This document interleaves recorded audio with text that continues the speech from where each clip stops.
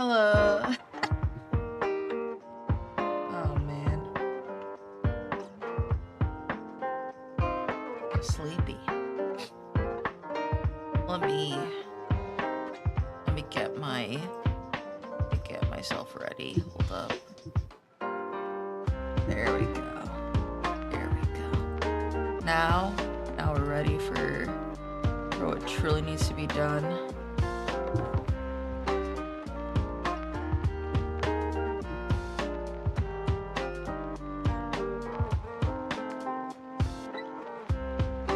There we go.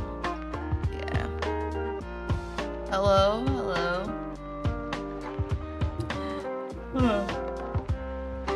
I've been very sleepy, but I've done my morning rituals, and I've even built up a new fit for you guys so that I truly look like a delivery person. You know? Oh, my voice. But yeah. Hello. So some plans, some intended plans. Let me get my mic here. Oh, there we go. Some intended plans I have in store. As for those who are on Twitter, notice that I actually put up a schedule. I know. I'm very spontaneous and sick or something happens, but I've put up a schedule and I've stuck to it as of right now. Until there's short, just interspersed games I could put up in between that time, we're gonna just be playing Final Fantasy. It's the easiest game for me to play, so if you don't mind that, then we're Gucci, but yeah. There's plenty of games I would like to play, but my attention span is so short. I'm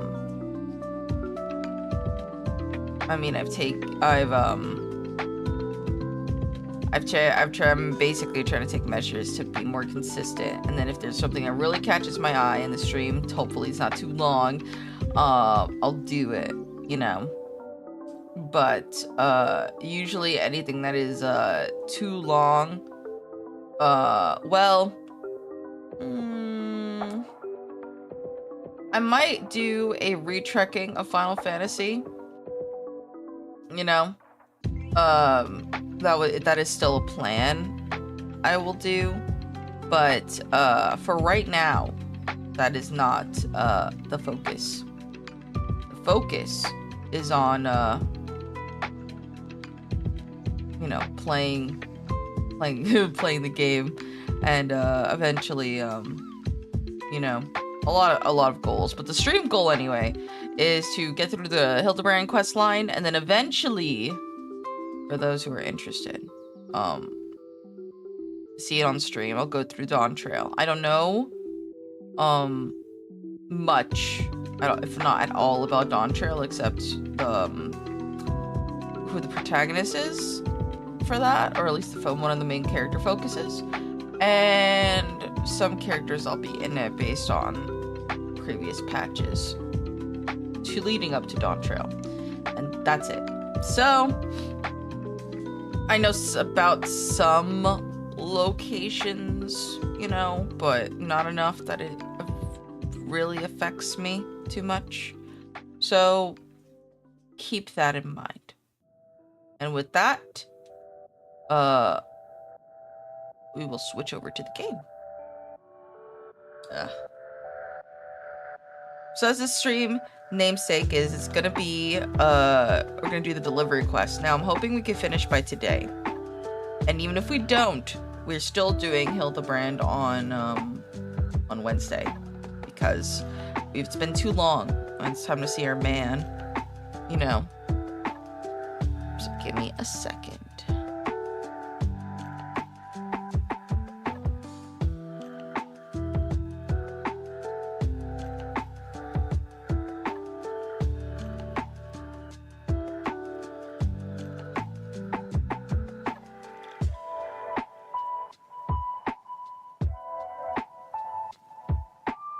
this a little more compact for my sake. There we go. And then put this up a little bit more. There we go.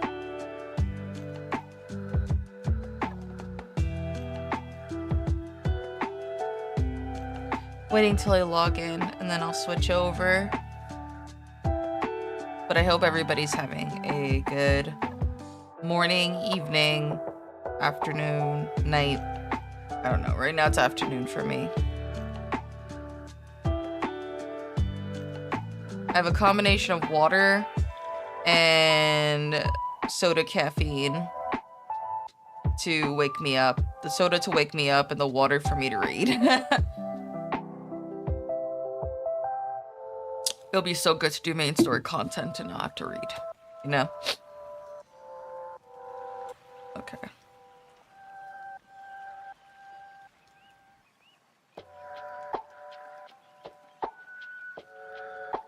All right, let me do some adjustments.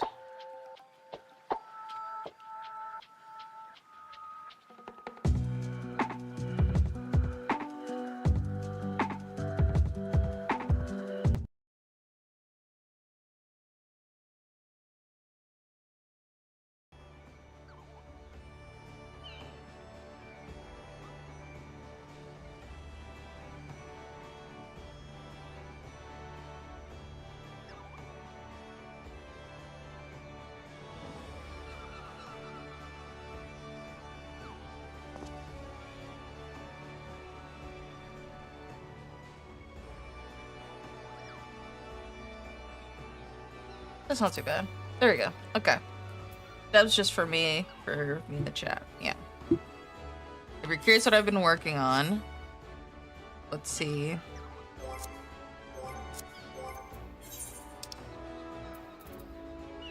I was doing a fetch quest for some people. Alright. I do not need a lot of these fucking things, I'm gonna be honest. I'm like debating to put them away. I probably will. Actually, what am I doing? I have a saddle pack that I've recently emptied out. I'm just gonna put this stuff in here for now.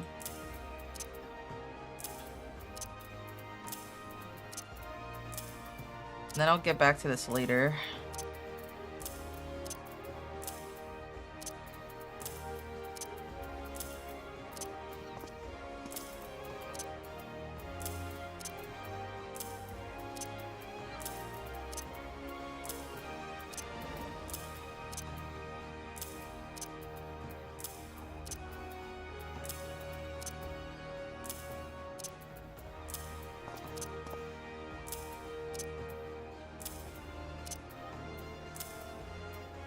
One of these days I want to get the Alexander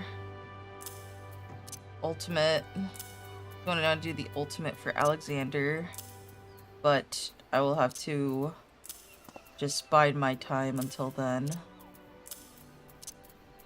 So many of these resources.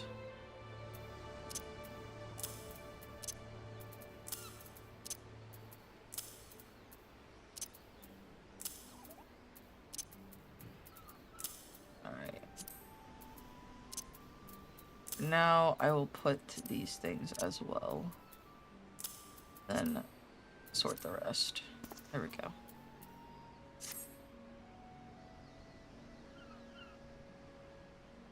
Let's see.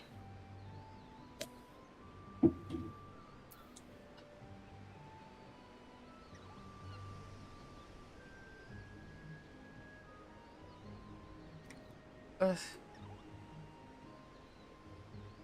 Let me check some things.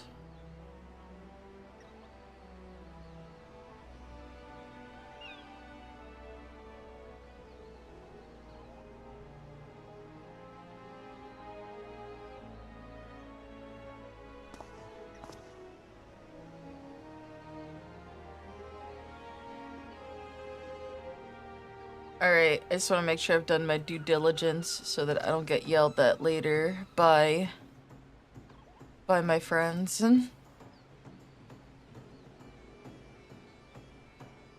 have I remembered to put an announcement?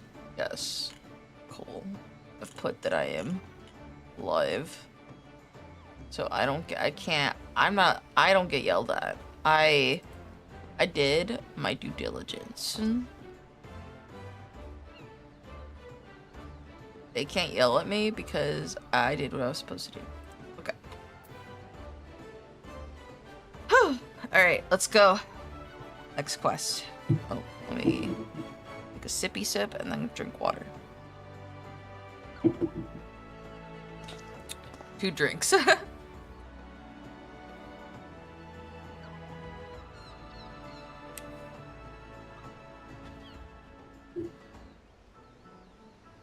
Okay. Deputy post Moogle eyes his letter sack, visibly trembling. Let me see how far we've gone. I think last time we played, we finished all of the letters just from, I believe all of them were just, 2.1.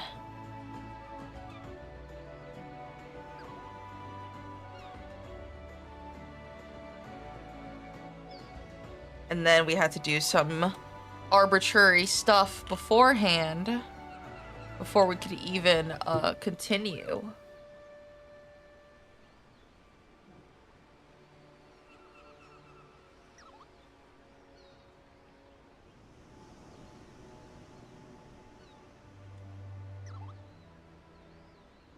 Oh, we're still doing 2.3. Okay, Moogle Quest came out in 2.3. We're still doing 2.3 because I had to do prerequisites. Because some of these quests have prerequisites. That's funny.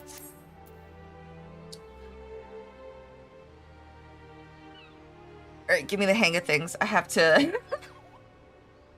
I have to get back in the zone of reading. Well, if it isn't my most accomplished assistant, you truly could have not have come at a better time. I have just the perfect assignment for you. This parcel must be delivered to Babarset, a naturalist doing research on a fauna at Dunstan's. That was like a mini burp. Dunstan's spire in the central shroud. Brains, beauty, grace. Why I envy you for being able to bask in her brilliance. Oh, so that fucking bitch from last time, probably. Sadly, my supervisory duties demand that I remain in this spot. No, it doesn't.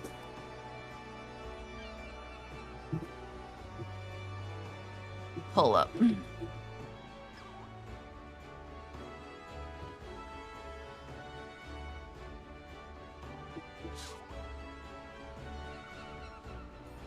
Sorry, had to spook my cats because they're being silly right now. Anyhow, you might want to hurry with the package and try not to mind the smell. Kupo! And you won't give us any other quests until we do this one. Okay. Let's see. As you can see, I use a combination of both my mouse and keyboard because I'm lazy.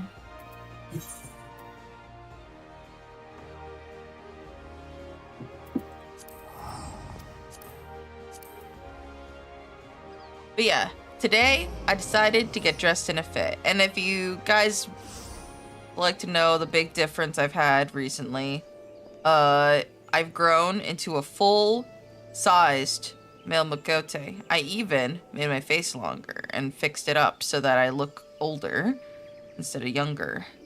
And I know there is another outfit that is better suited to be a delivery outfit.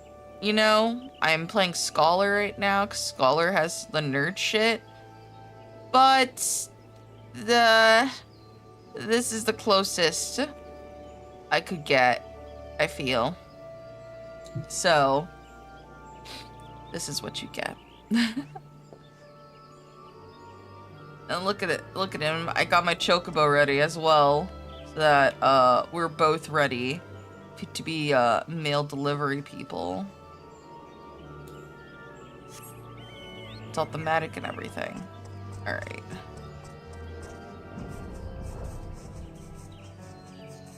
Let's go to wherever this woman is and deliver the mail, and hopefully she doesn't just brush us off. Well, she probably will for sure.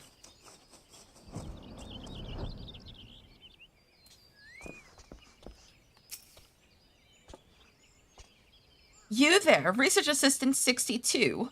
Or was it 26? Bah! Who even cares what your number is? You're late. Hand over my package at once. Here you go. Here's your stinky package.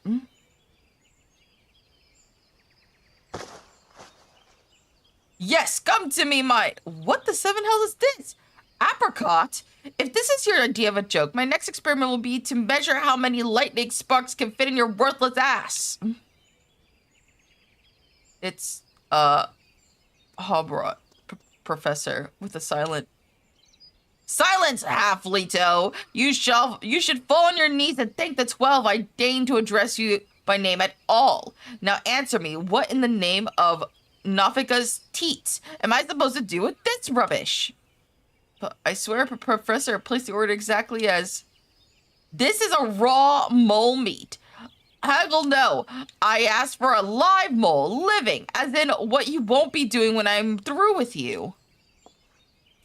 Gah. Research Assistant number 832. Time to prove that you're the only one around here worth your weight in gob droppings. My current research project is to study the behavior of those troublesome talpids, moles, to a layman such as yourself. You need not concern yourself with the specifics of my research, which would be far beyond your feeble mind. You need only know that I require one live mole pup, and I require it now. The blank stare on your face tells me that you lack even the common knowledge that royal plantations of Udal are known to be infested with filthy creatures, and that any half-wit botanist who works there could educate you as to how to capture one. I am not making myself clear. Research Assistant 777. You, the royal plantations, a live mole pup, to me, now. Okay. Good luck, buddy.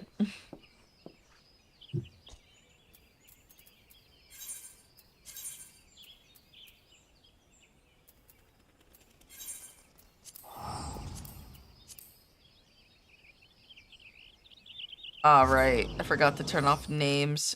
Give me uno momento. System.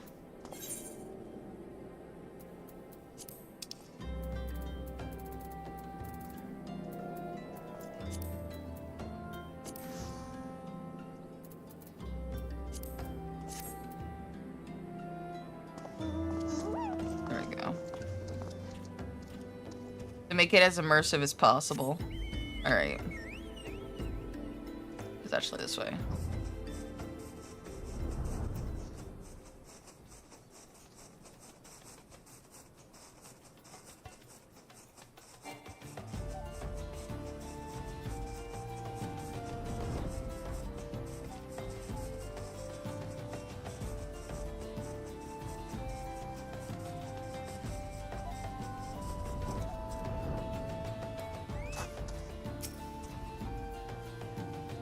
Looking to nab yourself a mole, are you? You hear no argument from me. You little buggers. Believe them to their own devices and they're more than happy to eat us out of house and home. Fortunately, they're more belly than brains. Simple enough to snag one if you have the right tools. First of all, you're going to want to set the bundle of weed atop one of their mole holes. Then take this flintstone and set the weeds aflame. Smoke will flood the tunnel, and the moles will come bursting to the surface for a breath of fresh air. Mind you, I said moles, plural. Your little pup won't put up much of a fight, but his mother won't be too keen to part with her young. You best brace yourself for a fight. Okay.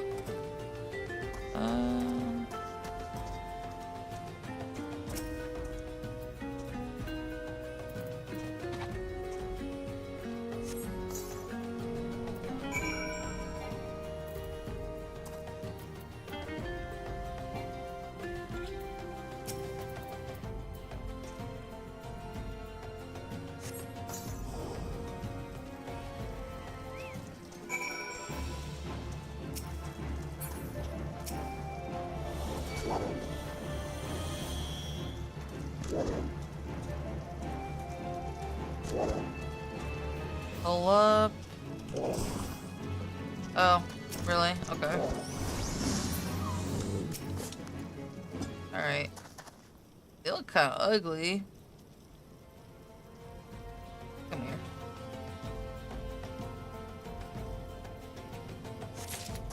Alright. Alright, let's deliver to this woman.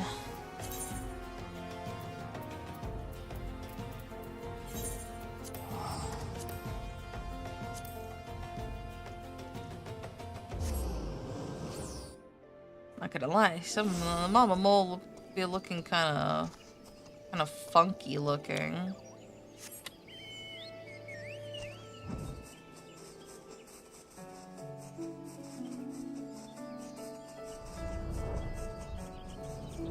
I haven't touched the Aosia books in quite a bit, but I've made some shelf space for them.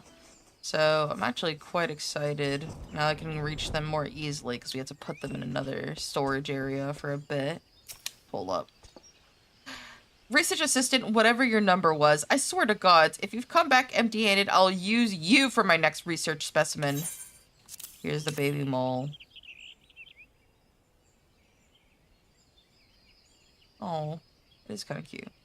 Well, look at this, a mole pup. A scrawny little runt if I ever saw one. But what can I say? My experience with certain research assistants has left me with a soft spot for half-wits, monsters, and ugly things. Don't worry, my mishapen beauty. I'll be very, very gentle. Apricot, you'd best be taking notes. Die, foul vermin! Die, die, die! Professor, what are you doing to the poor beast? This episode's with USA. In Nofika's name, Professor, have mercy.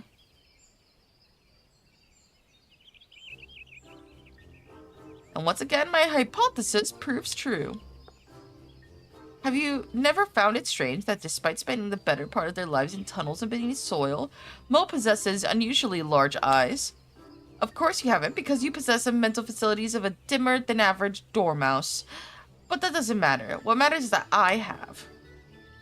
My self-styled teacher at Tulun hoisted that their eyes grow large as they might better see their prey in the darkness, but I thought, no, I knew different. I theorized their eyes, regardless of their size, were nay useless.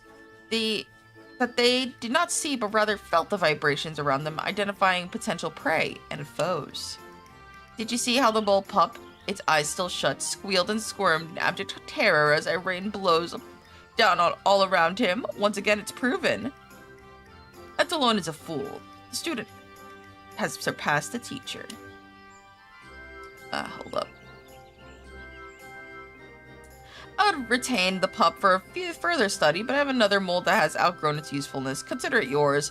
What should you do with it? How should I know? Burn it, vivisect it, vivisect it? Skin it, eat it for all I cared. Just get it and yourself out of my sight. Research calls. Poor mole. Oh.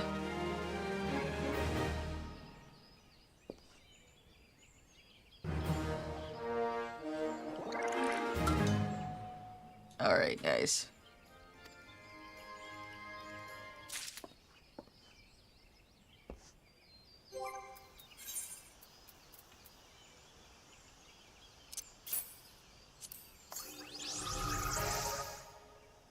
Now I'm a mole minion. Alright. Gotta get back to Limsa so we can pick up our next delivery duty. My Chocobo is not concerned with what we could possibly get next.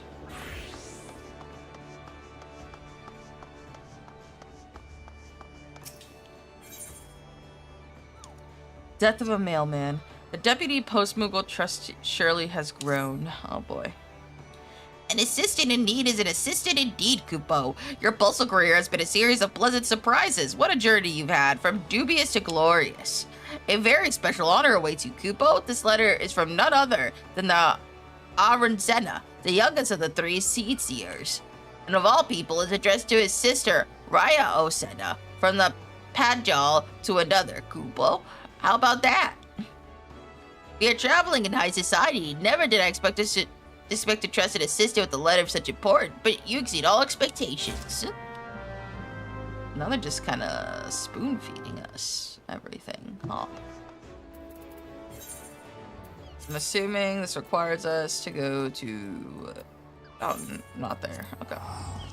I thought we were going to go directly to Gridania and see over there where they usually are in front of the... Or nearby the amphitheater. Actually, I don't know if they're nearby the amphitheater. It's been a bit. Either way, come on. Up top.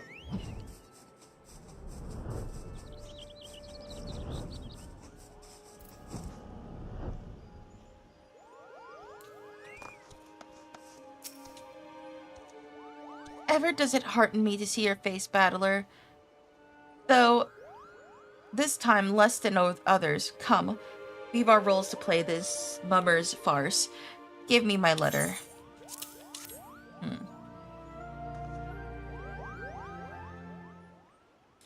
And there it is, the letter from my brother. Thank you for the delivery and the certainty. No delivery could be of graver import than a missive between two of the seed seers. Yet here stands a mere assistant letter carrier, not the deputy pulse Moogle. Curious, is it not, brother? We are in a rare accord, dear sister. There is something amiss with the post Moogle, a secret sorrow that has driven him from his duty. You are bemused, battler, and soon to grow vexed for want of an account.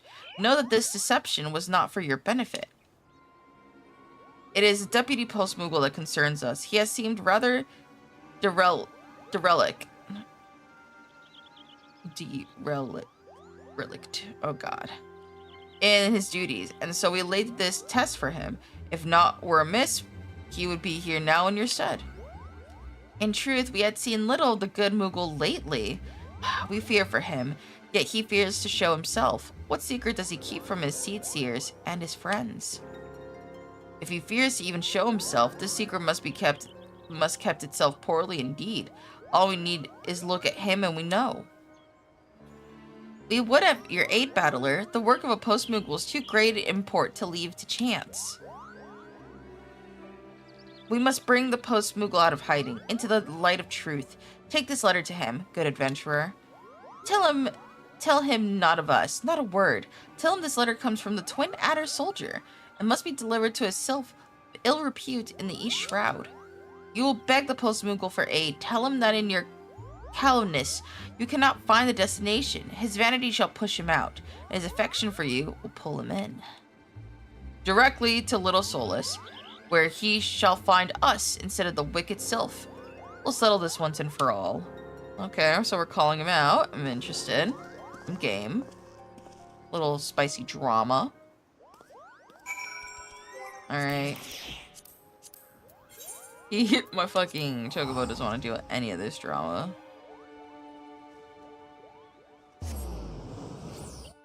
Let's see.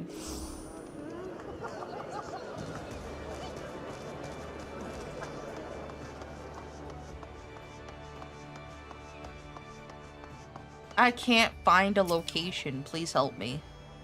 Did you deliver it as it should? Did the delivery go as it should? Such an important letter, such exalted company. How I miss Kupo. What's this? A difficult letter to deliver, did you say? Yeah, could you help me deliver this? A letter from a Twin Adder soldier to Deluxio, a most notorious sylph, Kupo, and you were right to come to me. This is a difficult delivery indeed. But I'm not familiar with the Moonspore Grove, Kupo. I barely know the name. Moonspore Stove? Clo? No idea where to find this Deluxio. None. I wish I could help, but I regret to tell you I cannot. Simply, I cannot go with you to Moonspore Grove, Kupo. But you know how to say it. Why not? Because, Kupo. Because out of the grove, there may be spores. Yes, that's right. I have allergies, Kupo. But if my sister needs me, I suppose I must go. Deliveries must be made and sacrifices too. Very well. A little solace we shall meet. Let us go then, you and I, where the moon spores fly. Together we shall seek Deluxio, Kupo. Alright, so you managed to actually,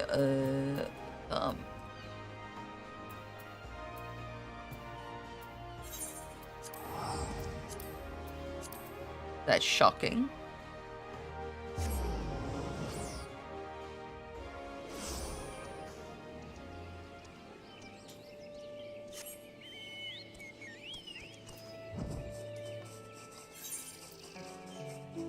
That's like at the very entrance, so it's fine.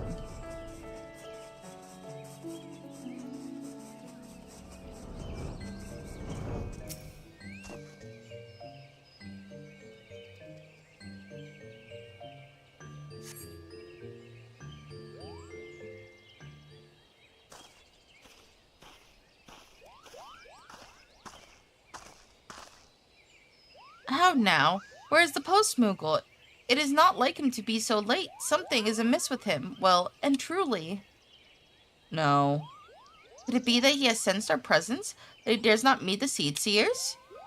He is near, sister. Beyond that, I cannot say exactly where he is. And the element of something has them stirring.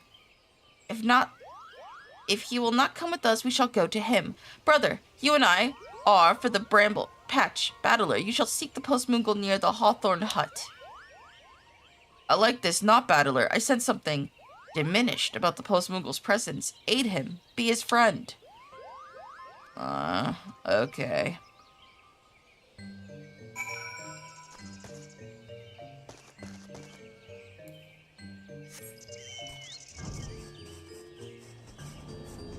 Post Moogle would get himself in this. Oh my god, is he passed out on the ground? I can't believe the Post Moogle's like white girl wasted.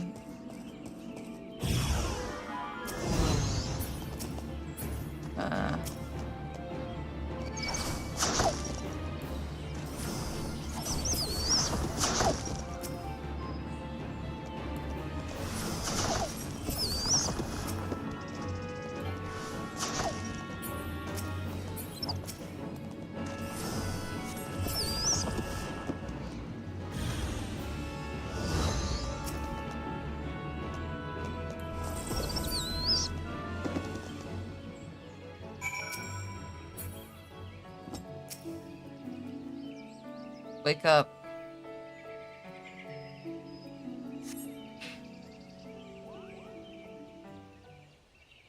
My faithful assistant. Thank you, Chocobo. I just laid down for a nap when those things took me unawares. But everything is fine. Fine. Come. We must go to Little Solace, Chocobo. How now? For someone working so little these days, you seem awfully tired. You think you could deceive the Padjals, Deputy Post Moogle?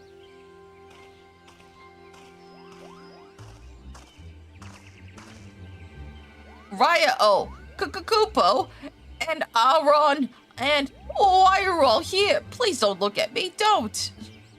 I shall look at whomever in however manner I see fit, though I may say that a privilege does not extend to everyone in present company. My apologies, my humblest apologies, Seedseers. I'm not feeling very well, Chocobo. With your leave, I must return to my home.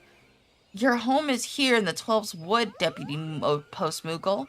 If you think your friend would allow you to fly on those shredded wings, you must think very little of us indeed. It was a wind chill, was it not? Your life has been in the 12's Wood. How could you know of such structures? You managed to survive the collision, but the injury was great. Oh, you poor brave fool. That was why you suddenly took it on an assistant. 'Twas so you might heal. Why would you not tell us, not seek our help? Why hide your hurts from our brother and me, and this good adventurer? You withheld it even from your fellow Moogles. Please don't take away my cape and satchel, Chocobo. Please, it's my life. If I can't be a Post Moogle, I don't want to live, Chocobo. Please don't ground me. My faithful assistant, understand, Chocobo? I beg you, help me. Tell them not to ground me. I can handle things till he recovers. Do I understand you correctly? You will serve as needed without being named the deputy letter carrier yourself, so the honor of the post remains with your injured friend. I mean, honestly, I would just take it. I would just take it from him. and the rest may be enough to mend his injuries, or it may not. Still, do we not owe much to our friend, and I shall personally look into Moogle medicine for a cure. What would he not do for a friend in need? Whether adventurer or seer, we are all your friends, and you are the deputy post Moogle still, granted or no. But you will rest, or I shall know the reason why, and Battler is to keep the letters flying to all reaches of the realm. The Moogle shall also help. Any small deliveries within the 12's Wood are your honored responsibility, my good Moogles. But sister, surely we need more carriers for letters leaving the 12's Wood. Battler's an adventurer with other duties after all. My brother is right. Moogles, send word to our cohorts throughout the forest. We seek post Moogles with hearts and stout enough to face the wider world. Now, my dear Deputy Post Moogle, we must tend to your injuries. Battler, you are no longer an assistant but a carrier grown. See to your duties and to the novices who will look to you for aid. Oh boy. Ah. Oh no. We have to help other people?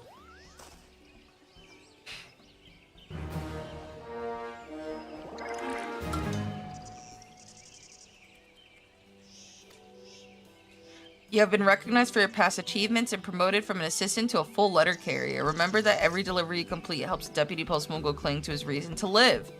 And congratulations on your promotion! Oh my god, crazy. Alright, but what do I fucking do? Hold up.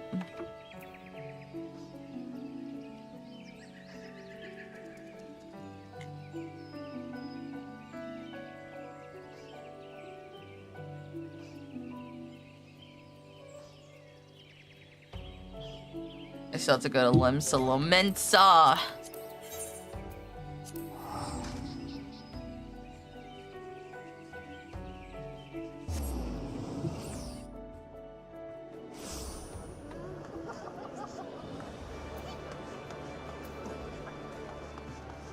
Oh, there he is.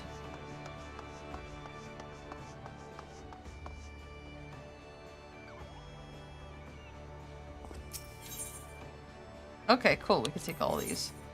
The Deputy Post Moogle will ask you the urgent delivery, Al Amigo. Well, if it isn't the adventure I was waiting for, Kupo, have I got an assignment and a half for you today? Why you? Because, my friend, there is no one better suited for the task. I hold in my pouch a letter with your name on it. Hold up. Not literally, of course. I mean simply that I have a missive from the Kira in Little Al Amigo and would have to take it to her. It's from her father, and I've been told it must go out. Post haste. Why are you laughing? I wasn't. Anyhow, Kihira is as lovely a girl as you'd ever wish to meet. Wise in the ways of alchemy, and so kind she gives away medicine to ailing Alamigan refugees, and free of cost no less. But Kihira has known almost no rest on her crusade, and I worry she's working herself into the ground. It would break a post Moogle's heart to deliver a letter with ill tidings to such a saint. So if the message brings anything but joy to Kihira, would you be a dear and aid her with every ounce of strength you have, Kupo? Alright, well, I'll pick up the other one. Well, if it isn't my obedience, trusted assistant. Yeah, you're so hurt and you're so sick. You know, like you didn't, you know, we're stupid and shred your wings probably on the way to helping me instead of doing your job. Back for more? I've got something a little more demanding for you this time. It's nothing less than a demand for satisfaction, Kupo. That's right. Fabris and the Dole want a duel with Anselm Larkskull to the death, no doubt. They're a pair of the most barnacle-brained pirates that ever got washed ashore. They're always cracking each other's heads open over something or other down at the Candlekeep Quay. When Anselm's at a loose end, which is the majority of the time, you'll find him loitering around in Limsa Lomensa. So go and say hello, and make sure he gets Fabra's challenge. And don't forget, a prudent post person always sees his mission through the bitter end. Good luck, Kupo. Alright, I think we're finally at 2 point... 2.4?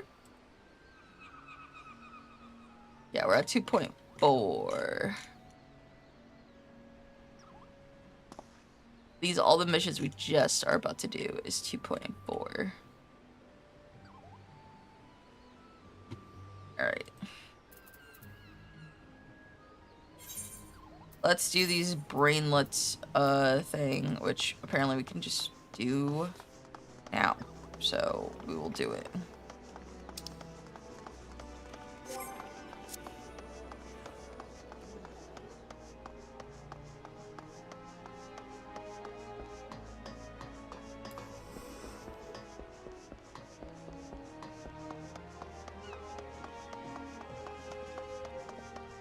Hey, letter. We are the Arty pirates. We sail the stormy seas with bird muck on our shoulders and woodworm on our knees. You got business with me, lad? If I owe you coin, come back when these fellers are done tussling and I'm done drinking, whenever that may be. Oh, here's your fucking letter. What in the seven L's? I found myself some new women. What make that ale wench look like a puddle of puke? You can keep her for herself for all I care. You and her were made for each other. Fabris, you blown hard bastard, thinks I'm going to take that line down, does he? There's a wench down in Candlekeep Quay, me and I'm being scraping over for a while. Ain't like she's a knockout or nothing, but a puddle of puke? The dog's got nerve. Any road, I know a woman will blow these wenches out, is out in the water. We'll be needing an arbiter for our little shindig.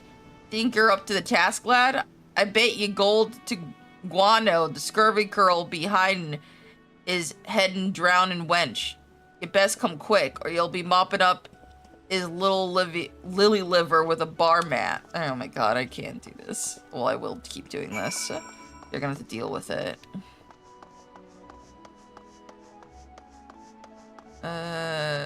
Will be here. Yes.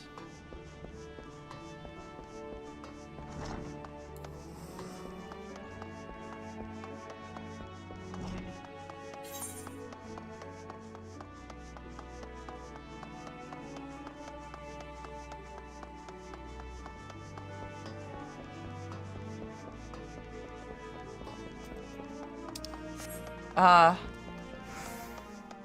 they're starting shit. Let's see. You got here just in time, lad. Any more of this contemptible sneak shite, and I'd have gutted him in the minnows. I can't read the rest. So you're the arbiter that this bilge rat told me about. Good day to you, lad. The name's Fabris. There's some as call me Fabris the Dull, but don't let that name fool you.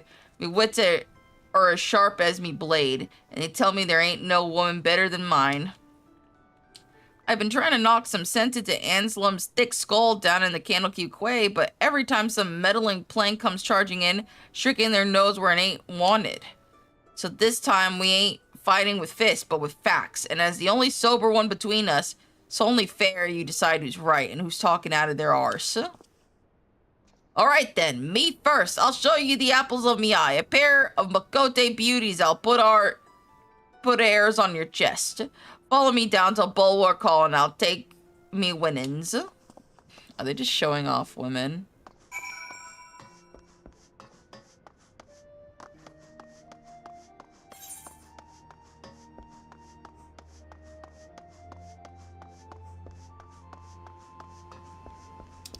Okay.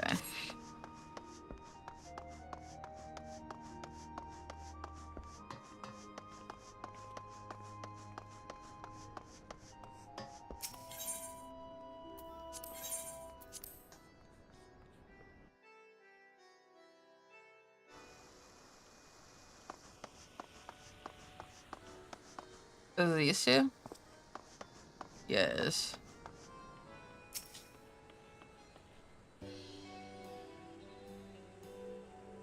Ain't that a sight for bloodshot eyes?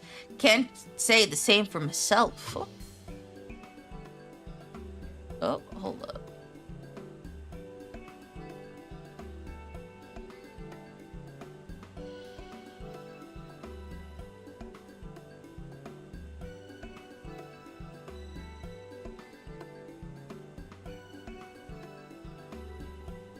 There we go.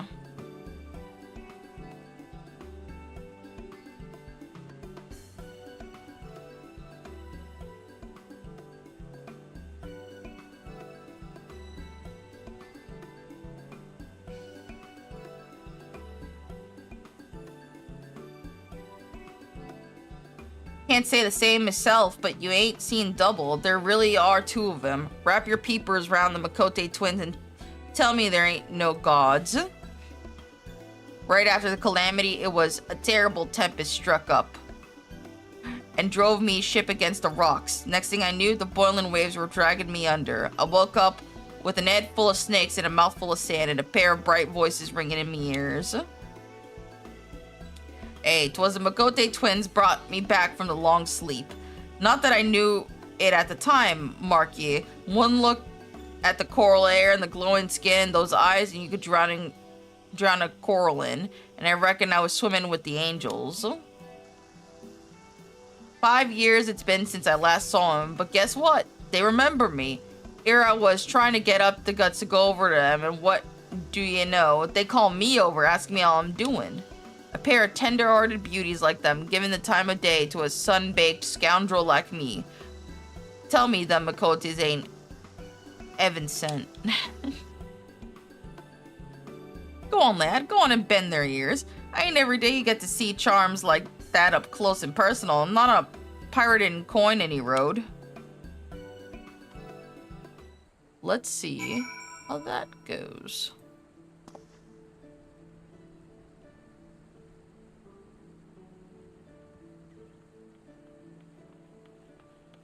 Moogle mail. I am. I'm on the follow-up patch right now. And make sure that stream is looking funky. Good. People are yelling in chat some wild stuff, at least in game. Yeah, right now these guys are just like trying to prove that the women they're into are like hotter than the others. So this guy's like, these two Makotes are super hot. Hold up.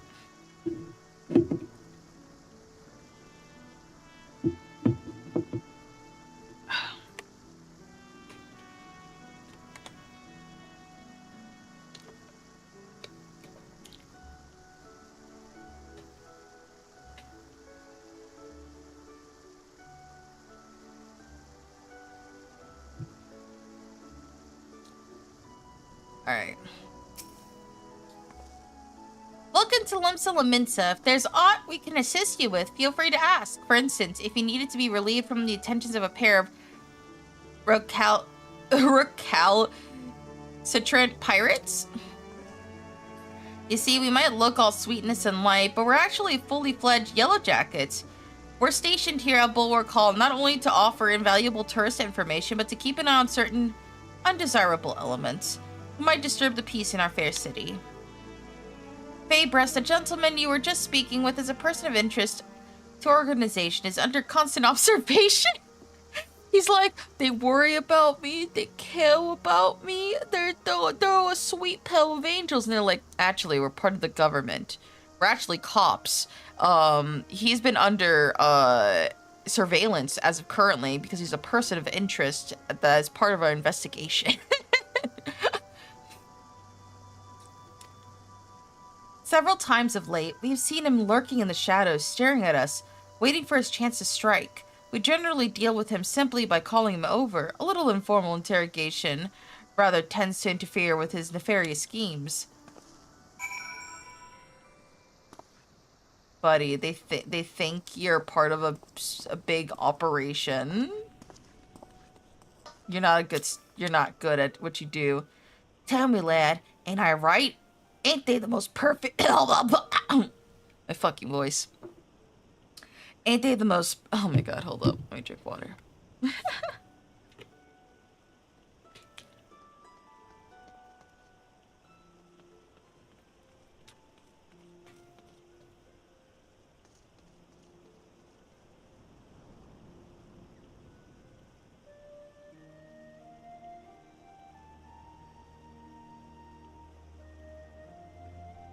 There we go.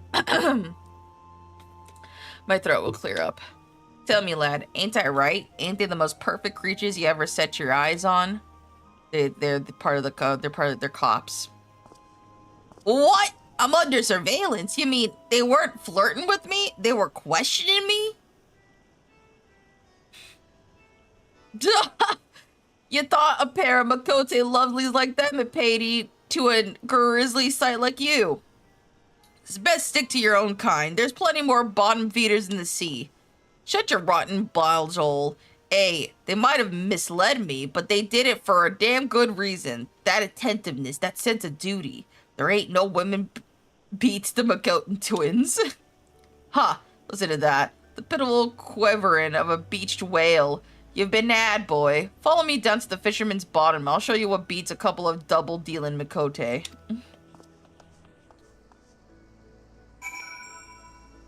I'm sorry you were objectified while doing your fucking job. Oh, brother. Okay. Alright, let's see if we can go through this area real quick.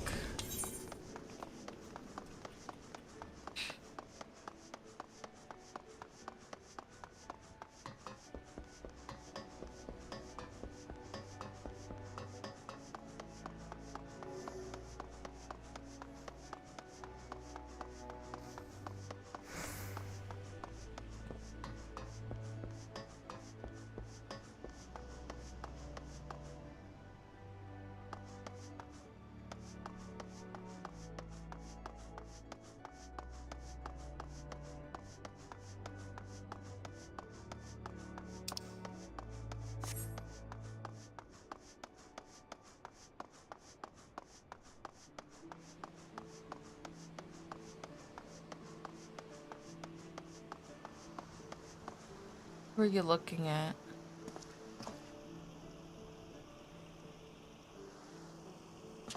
Who is it?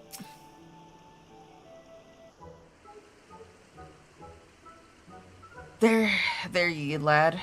Time to settle this little Barney once and for all. I give ye Sissipu, a bleeding paragon of womankind.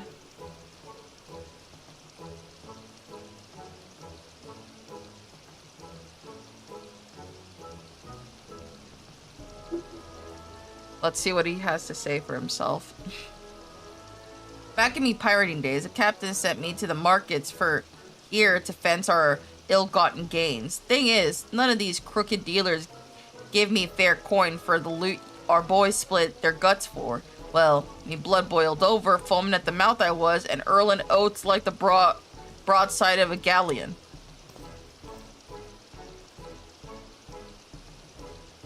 And that's when Sissipu stepped in, men twice her size are cowered in fear, but she squares right up to me, a raging pirate in full cry. Don't be a baby, she says. Get a grip, she says. Fair shook me to the core, it did. If any scoundrel should even think about doing Sissipu down, I'll fetch him and punch him up the bracket.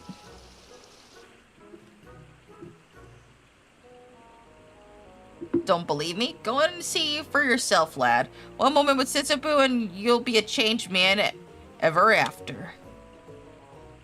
Am I like having the bros quest because I'm a dude? I can't tell. Or they probably would have done this if there was a woman. Like, oh, you know, some perspective. Hello again, battler. What's the matter? Have you got your tackle in a twist? Say, Anselm sent you. What's the belligerent boy up to this time? He's like simping over you. Ha! So he's got you choosing between me and those Makote twins up in Bulwark Hall? That silly sod's always squabbling over something. You tell him from me that he's got the whole thing topsy-turvy. Much as I'm pleased to be put on a pedestal, there's no way of judging when it comes to matters of taste. After all, it's like they say, one man's marlin is another man's mud skipper. The world's like a ship. You've got your captain, your mates, your bosuns, your deckhands. Everyone's got their own talents, their own skills. You'll be a long time looking for a sailor who can run the whole boat on his own. You need to back off, dude. You did it? You lucky bugger? You talked with Sissipu. So, how was it? Is your life changed forever? Everyone's got taste. There's no way of judging. Everyone's got their own talent. Well, blow smoke up me arse and call me Kipper. If that ain't the most wisest thing I've heard all me life, that settles it. Suzupu beats the twins, hands down. Okay. Alright, that's enough. Time for you to make up your mind, Arbiter. But not here. It ain't fair with Suzupu right there in your face. Let's move over to the docks. Then you can give us your verdict. This is what I've been waiting for. Time to wipe that smirk off Fabra's face. Come and let us know when you've made your decision. Oh boy, which women do I objectify? Let's look, let's talk with them.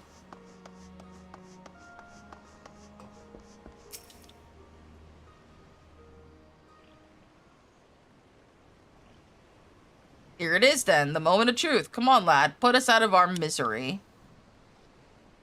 Tell us, Arbiter, which of us is the right of it? Is Suzupu the best, or the Makote twins?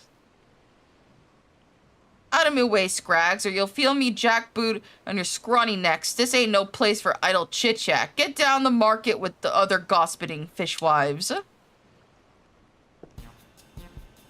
Captain Rosewen. Well, if it ain't a pair of washed-up pirates. Listen here, boys. If anyone tells you to quit your drinking, and you're wenching, and you're bawling, give them a cuff from me, or I'll keyhole you myself. Once a pirate, always a pirate. You build up your scores on deck, then settle them on shore. That's pirate justice. Don't stand around bickering. Let your fists do the talking.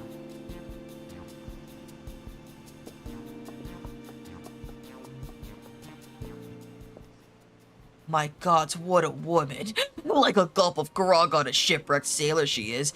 All this time I've been pining after the twins. I took me eyes off the real treasure. Hey, Suzupu's many things, but she sure as hell ain't an ard drinking, ard fighting pirate captain. Follow her to the bottom of the ocean, I would. I'm sorry to intrude on your little daydreams, but I really must advise you to come to your senses. Oh, it's a guy. Maybe. Yes, maybe. The only thing a boorish haired Dan like her would give you is a nice collection of lumps to decorate those thick skull of yours. Captain Carvalian.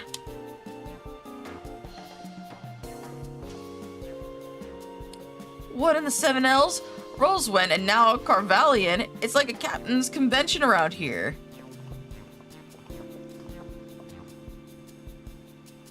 Oi, Carvalian, you stinking scrote. What are you saying about me? Nothing, my dear. Simply removing the scales from these poor fellows' eyes. Mark my words, gentlemen. An animal starved of affection grows desperate, and in that desperation, dangerous. Hey, who you calling desperate? I could have any man I want. The fools queuing up for come from here to Thanalan to try their luck with me, and not one of them fits to lick me boots. That's how it is. I should have known a goddess like her wouldn't look twice at a second-rate deck scrubber like me. Now when there's a living legend like Captain Carvalian around. Now, my good man, I think we have a most grievous misunderstanding. I'm as green as a goblin. What I wouldn't give to be a pirate king off to a secret rendezvous with me Corsair queen. Like something out of a fairy tale it is. A rendezvous? Have you lost your mind? I do believe I wasted quite enough time with you imbeciles. I have important business to attend to.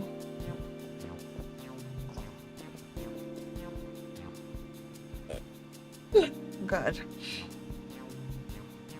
I thought I finally found the woman of me dreams, but all I got was a rude awakening. Maybe you're right, Ansela. Maybe I'm better off sticking to me own kind. Hey, when you got a competition like that, it'll stand a chance. Suzupu's right. There ain't no point chasing after perfect women. I reckon I'll take another crack at me ale wench. And it ain't so bad waking up to a puddle of puke if you'd had a good night out. Whoa. Your ale wench? Ya beef-witted barnacle? That wench is mine! Let's take a leaf out of Captain Rosewen's book. Settle this with our fists. Once a pirate, always a pirate. Thanks for your help, lad. It's high time we heading back to the Candlekeep Quay. Come down if you ever want to see a pirate justice in action. Until then, fair winds to you, and Godspeed.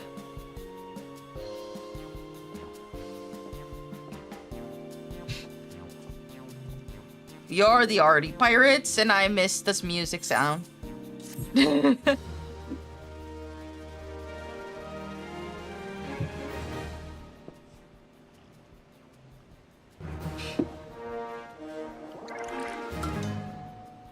Nice.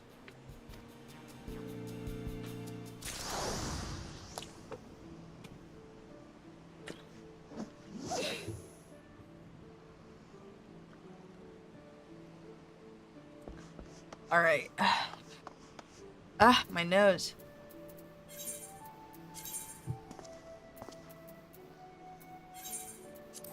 Let's go to Little Amigo.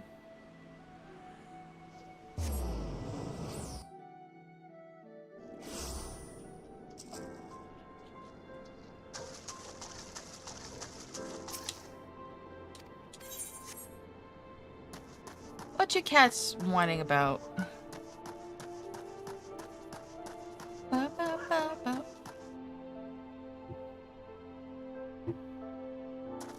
Sorry, I have to pet my cat. They're so very lonely if I don't look at them.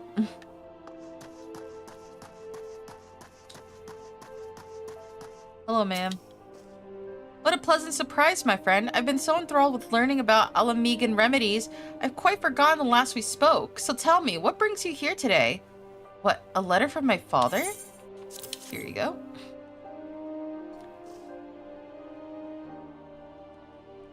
Dearest daughter, I fear I'm not long for this world. My belly grows worse every passing day, and I have something I must give you before my time here draws to a close. I had no idea my father was ill, let alone with a mortal ailment of the stomach. Our relationship is fraught. I shan't deny it, but neither will I idly watch him die. Well, I just learned of a remedy that ought to be potent enough to cure even the green rot, and I need only Trader Vetch roots to brew it. Battler, gather me some of that from Zanrak to the south. Three bunches, please. I would give all I have to do the plucking myself, and I fear the Amalja would make terribly short work of one so weak as I. What have the long bells spent studying Alamigan medicine been for, if not this? I swear to you, my father will not perish. Not if I ought to say about it. Alright, so I'm gonna get on my Chocobo. Is there a opening? There is. Okay. Oh, darn it. I thought I could fly out. But it was all an illusion. Nope. It was this way.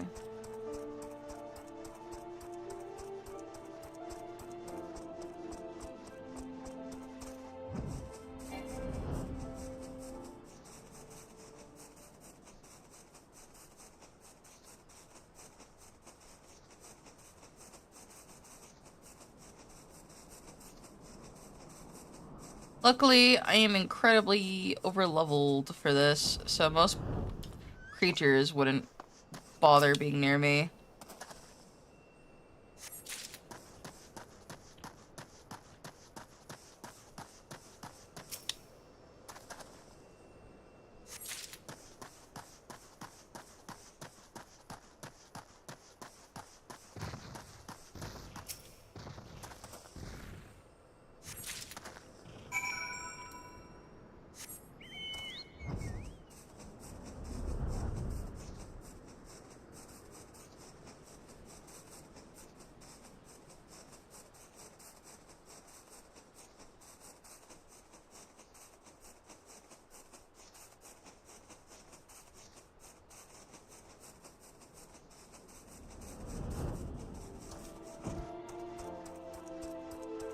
And we're here. Here's your stuff. I am most relieved to see you have returned unharmed. And what of the Trader Vetch roots? Here you go. Thank goodness, so I will take no small time to grind and step these tubers. At least now I have completed my draught. Yet I find little comfort in that thought. Visions of my father all alone in agony weigh all too heavily upon my mind for that. He is simply too proud to ask for aid of those around him, especially now that he has puts home behind him to organize his merchants from the High Bridge. Please, Battler, would you go and be a friend to him where none else can? I promise I shan't be more than a few moms behind you with the remedy. Where the fuck is he?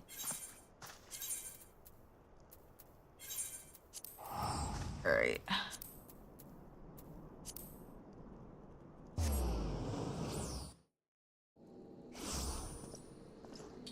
I wonder if I should have done these quests when I make my new character.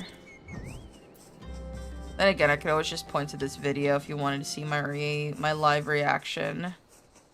My blind reaction to that.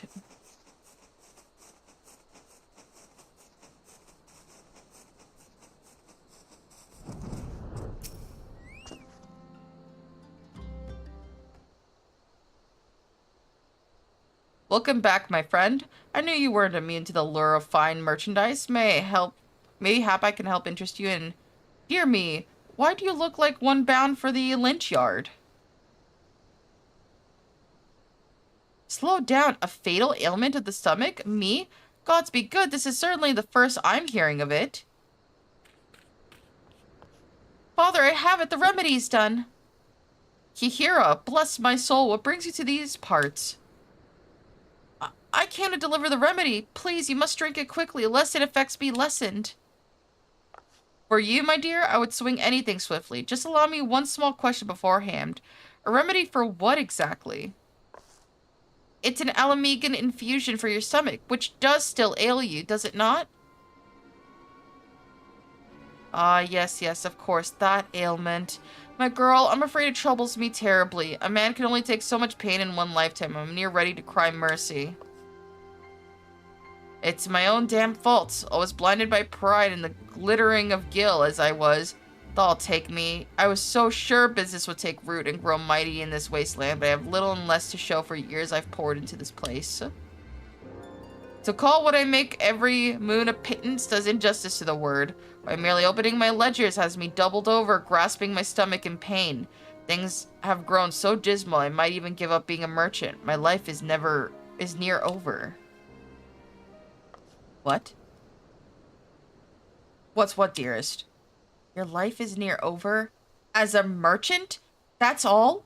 You have no mortal sickness of the stomach? Nor are you headed for an early grave? An early grave? Psh, why would you possibly think that? But I'd forgotten you make every molehill into a mountain. Kihira, really, my girl, you ought to have the thicker skin by now. I was merely concerned for your health, father. Good gods, no one has ever perished from a stomach ache. But no matter, I am glad you're here, even if you come on a fool's errand. I've a good gift for you. Please take it. No. What's that? Speak up, Pyokirio. I want nothing from you now, nor anything to do with you ever again. What in the name of the 12 has gotten into her? She thought you were dying. Hold up. My cat is crying. Yes, cowboy.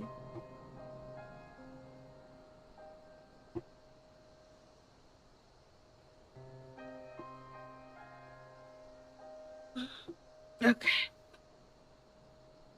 But I never meant... Good gods, is that really what I wrote? Kihira has the right of it then. I've been a complete arse of a father, leading her so astray with that letter. What was I thinking, calling her too sensitive? Thou'll take me, I must find her at once and apologize. But which way did she... Bloody hells! No, that's him. Bloody hells, Kihira just ran due south, straight towards the Amalja encampment.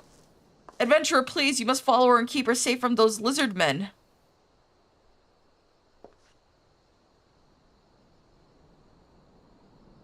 Alright, let's go.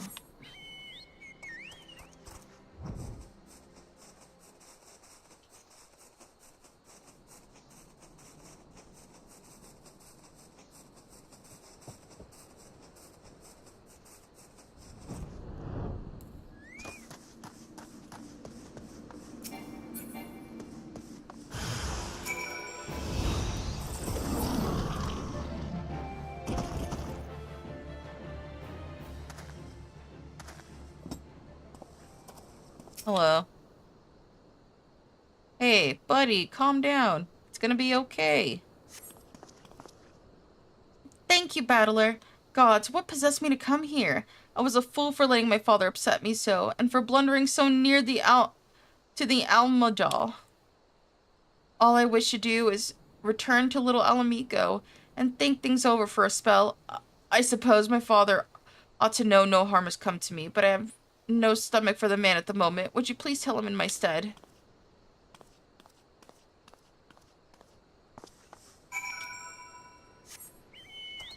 Alright.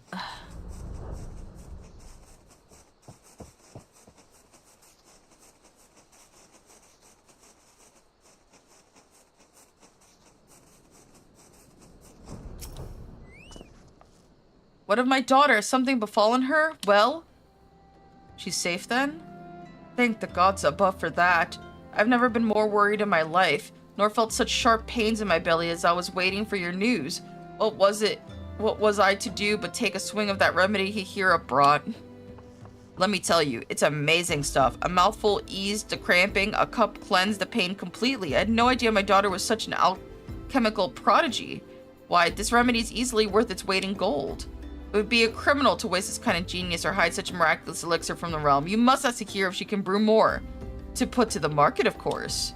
I'm not asking this to line my own coffers, mind you. No, my daughter created the best, and the whole realm will be all the better for having access to it. Just think of the lives it could save if the remedy were available to all Eorzea through my network.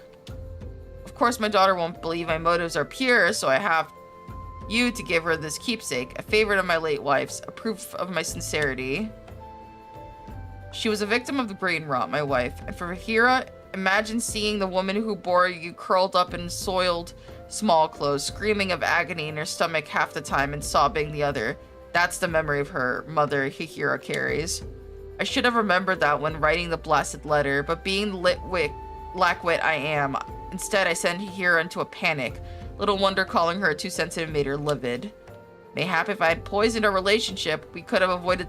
If I hadn't poisoned our relationship, we could have avoided the ugly business altogether. If only I had not driven the girl away by calling her a naive child all those years ago. All she wanted to do was heal the ailing and little Alamigo after all. You don't want for alchemical knowledge, but whence comes the gil for your grand crusade, I asked her. You'll die among the beggars you tried to save if you're foolish enough to pursue such lofty ideas with no coin in your pocket. Wonderful fatherly advice, eh? Thank the 12 Hihira wasn't so easily swayed by my folly, and look at the healer she's become, crafter of the remedies fit to save the realm, and trusted friend to the Alamigan refugees she lives with in ways few Uldans ever have been. Hihira has grown into a wise and kind woman as her mother was, and hasn't gone an ounce of my avarice. She's more than earned my respect and my blessing to live as she sees fit. So when you give her this neck piece, Battler, make her understand how proud she's made me. Understood. That's very sweet. You know, despite him being an ass.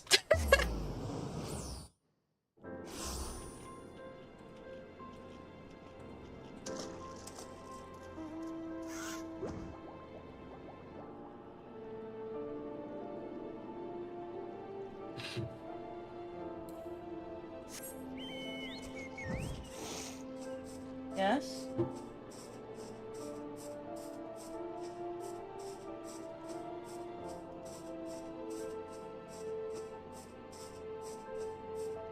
Sorry. I had to give my baby boy attention. Here you go. My father has learned I am well. Did he have aught else to say? He's proud of you. Here's the item. How odd. I know I've seen this before, but I cannot remember where. It's your mom's. My father is proud of me? If that be true, his heart has grown less cold and calculating, and that he kept my mother's favorite neck piece for all this time. My mother was the gentlest of souls, all tender smiles. and wise words.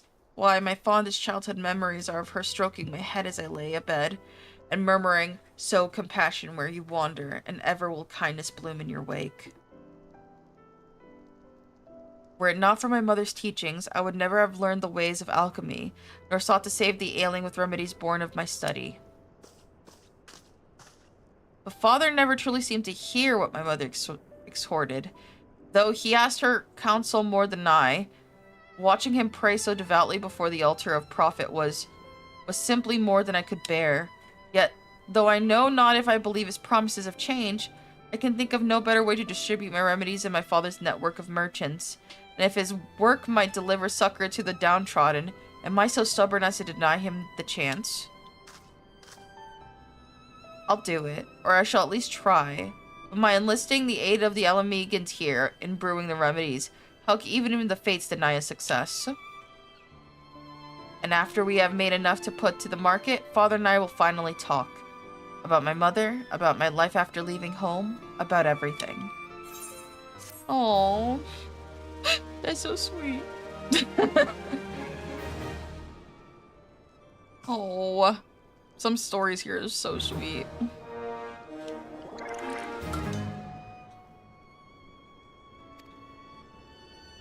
I'm gonna end up liking NPCs that I never fucking thought about. This is what's gonna happen. I'm gonna fucking look at myself and be like, "You're dumb. Emotionally stinted." What, you cat mom crying over NPCs? You stupid baby casual crying over NPCs? Oh, big baby. I'm just making fun of my own feelings. Alright.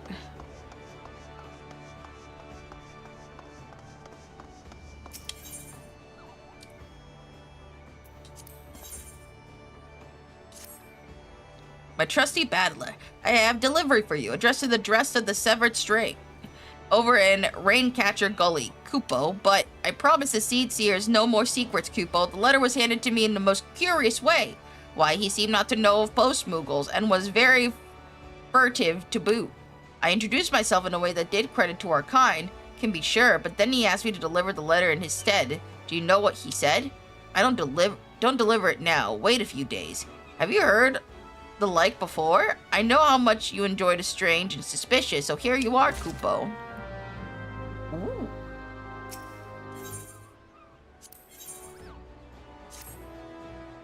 My trusty comrade, I have an interesting delivery for you. A regular missive for an irregular addressee, a traveling merchant, Kupo. This Mal Lindsay ranges alone through the realm. I used to take the letters to her mother, but I hear she's quite ill again. The time of the year, Mal Lindsay likely plies her trade on Sweet Bloom Pier in the East Shroud. Best check there first, Kupo. Battler, my lovely lackey. Your timing is perfect, Kupo. Look at what I just found, crumpled up in the bottom of... look what just popped up in my post bag. My fucking throat. It's an official epistle from those doughty defenders of Udal, the Brass Blades. Needless to say, it must be delivered without delay. You recognize the seal? Any post-Moogle worth his salt knows what it signifies, an appeal for assistance. The Blades are not wont to ask for help, mind you. What they want, they usually take by force. These petitions are only sent when their inquiries lead them outside their jurisdiction. This one's addressed to Kokobuki, master of the Thaumaturge Guild. Those blades are nothing if not plucky, I must say. If I suspected the Thaumaturge of any manner of wrongdoing, I would stay well away. So, hurry to Old Doll, Kupo, and deliver the message before it's too late. We're going to go to the Thaumaturge Guild, because this guy is late.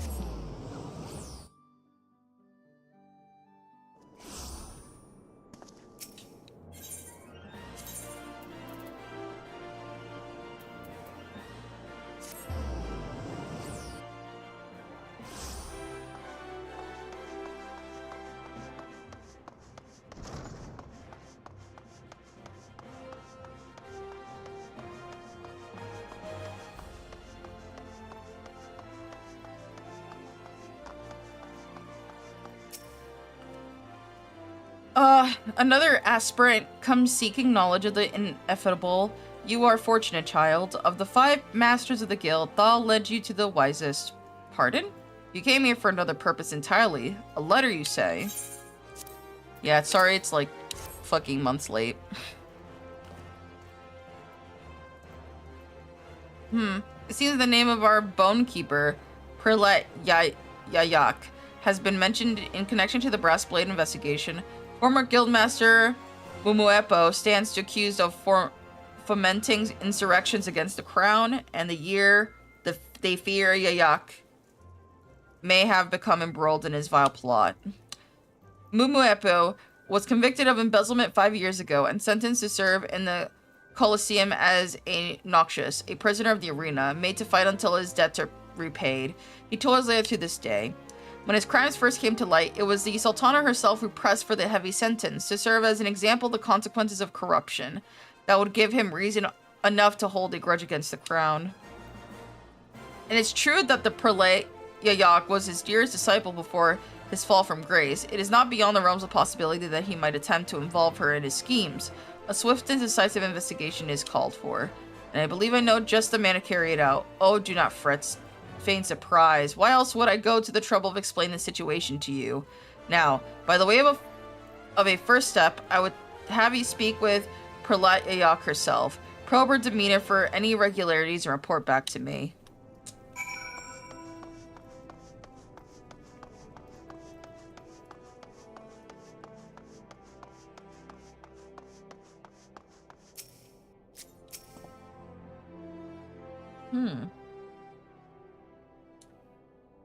How dare you speak to me like that? Get out of my sight before I give you reason to regret your presumption. Oh, my presumption. I only presume to be able to enroll in a guild without being turned away by a bloody receptionist of all people. Your guildmaster will hear of this. You mark my words.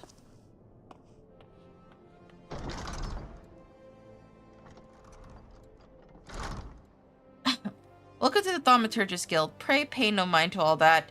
It is a guild matter, not that impertinent young fool has any place in this guild. I find that I am...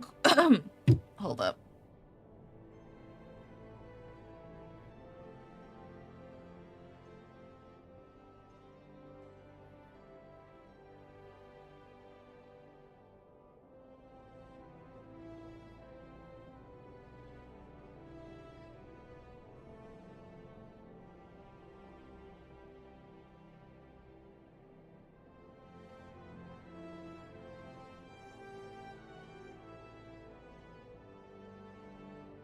Alright, back. I find that I'm quite at loss as to how to deal with the latest crop of initiates. Most are wholly oblivious to the dangers of thaumaturgy. They imagine our art as a pastime and would blindly embark on the path to oblivion without a moment's hesitation. If only they knew. I was here long before the brothers who serve as guildmasters today. For nigh on 15 years have I stood on this desk, ushering unsuspecting novices into the abyss. I have seen too many souls corrupted by the powers they did not understand and could not control, so I have taken a stand. Any aspiring initiate who I adjudge to lack the necessary aptitude, I turn away. If that goes beyond a prelate's prerogative, so be it. Too often have I seen the spark of enthusiasm in a novice's eye turn into a conflagration that consumes him. I could not simply continue to stand by and do nothing. You may report my conduct to Guildmaster if you wish. I believe that's what I have done. What I have done is right, and will take full responsibility for my actions. It is for the Council of Guildmasters to decide whether or not my conduct goes against the dicta of the guild. Final judgment on the matter would fall to the eldest of the brothers, Master Chocobo, I think. All right.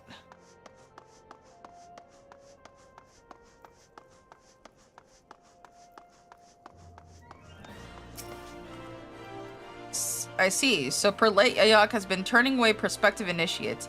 I wonder why the number of new guild members has fallen so sharply. Now I know. Could this be a bitter fruit of Umoepo's unseen labor? Might he be working through Ayaks to deprave the guild of new blood? thereby to participate in our eventual downfall? My guy, she's just worried about people dying. If so, it has been for naught. For while the quantity of recruits has undoubtedly fallen, their quality of sword. Each one is blessed with a natural aptitude for ethereal manipulation. Be that as it may, we cannot be sure of Ayak's true motives. Have we not told him what she said, or is he ignoring it?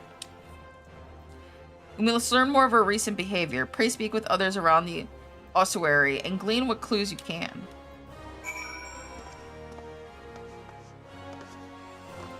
Oh god. The Guild of the Lalafels.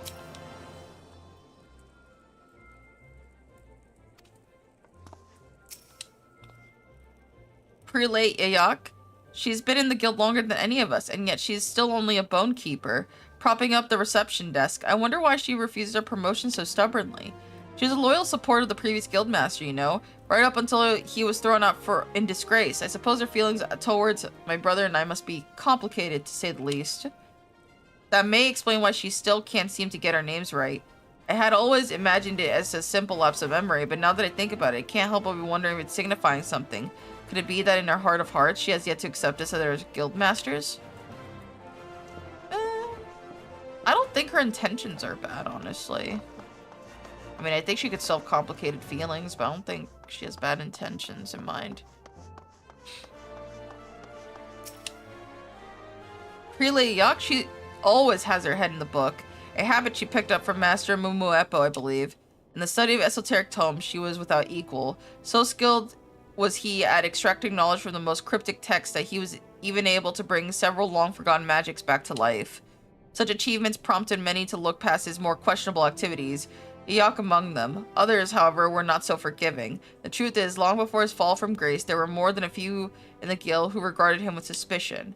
Not Yak, though. She was always been such an earnest, single-minded person, completely devoted to deepening her understanding of thaumaturgy. She saw only her master's genius. Hold up.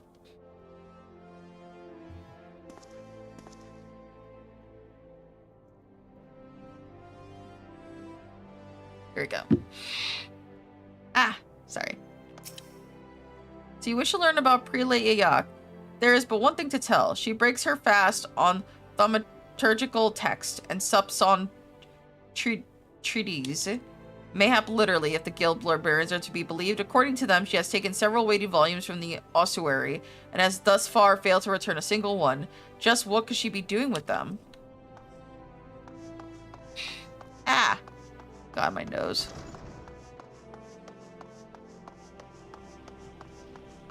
Really gotta go far out for this one.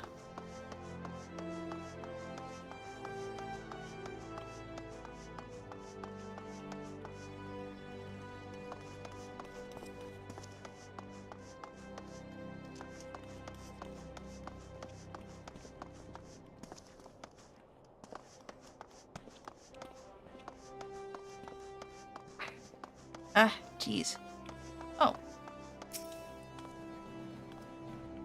Oh, good. I'm good for money, I swear. Just give me a few more days. What?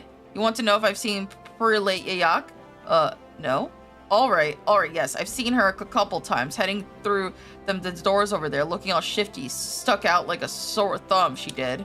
That was the back way to the Coliseum Sea, and she don't look like no fighter. It takes you to down where they lock up them noxious fellers, I think. Maybe she's been paying one of them a visit? Okay. I still think that none of it is in bad intentions. I'd rather not she get locked up.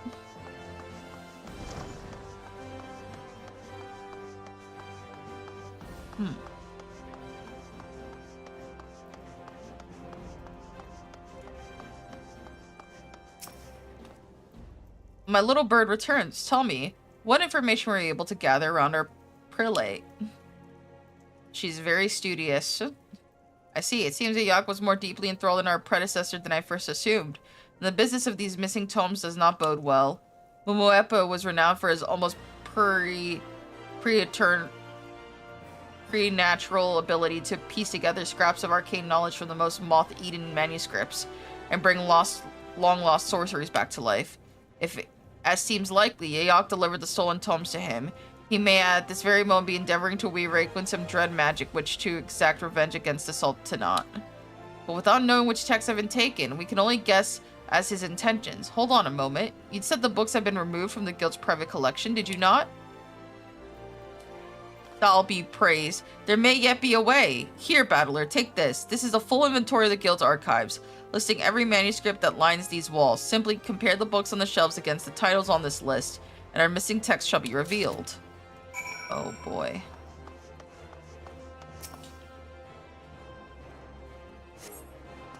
The cry from the depths appear to be missing.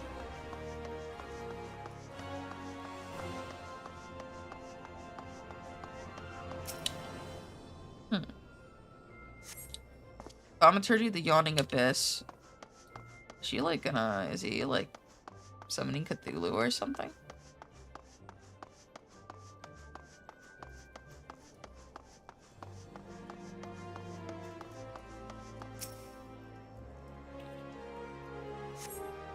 A copy of Troth of Kings is missing.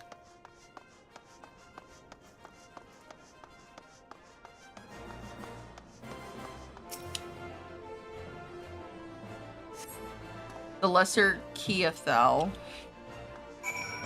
Huh.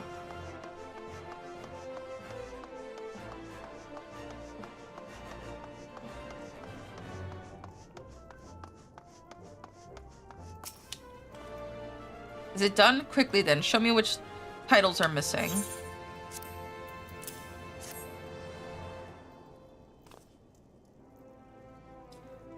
It is as I feared. All the missing volumes are works which held a special fascination with our former guild master.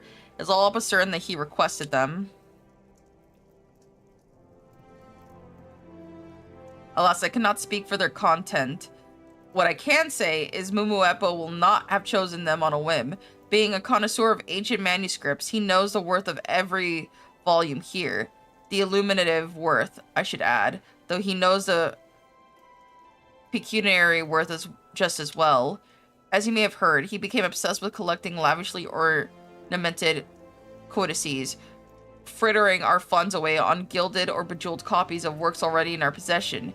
We'd even buy works of little scholarly value, providing they were rare enough to drive up the price. By the end, the walls of his study were awash with golden gems, and he would stare at them for hours, wrapped in silent adoration. In his lust for luster, he emptied first the guild's coffers, then his own, being driven at last to the villainous peculation that would prove his undoing.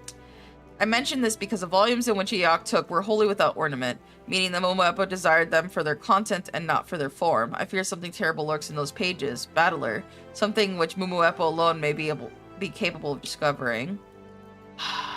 There is nothing for it. The prelate must be made to talk.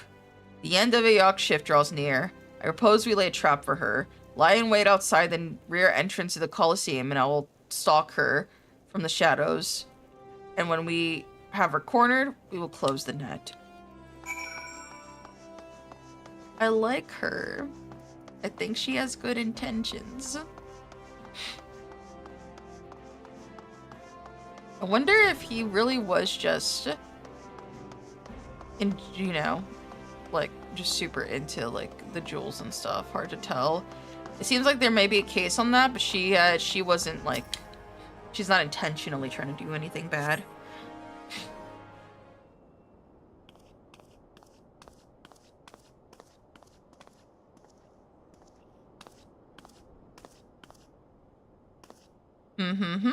Heading back to the guild so soon. A lot? What? Master Chocobo. Chocobuki. Prelate Yayok, you stand accused of treason. The brass blades have passed certain information to me which suggests that you have been conspiring with Mumuepo to incite rebellion against the crown.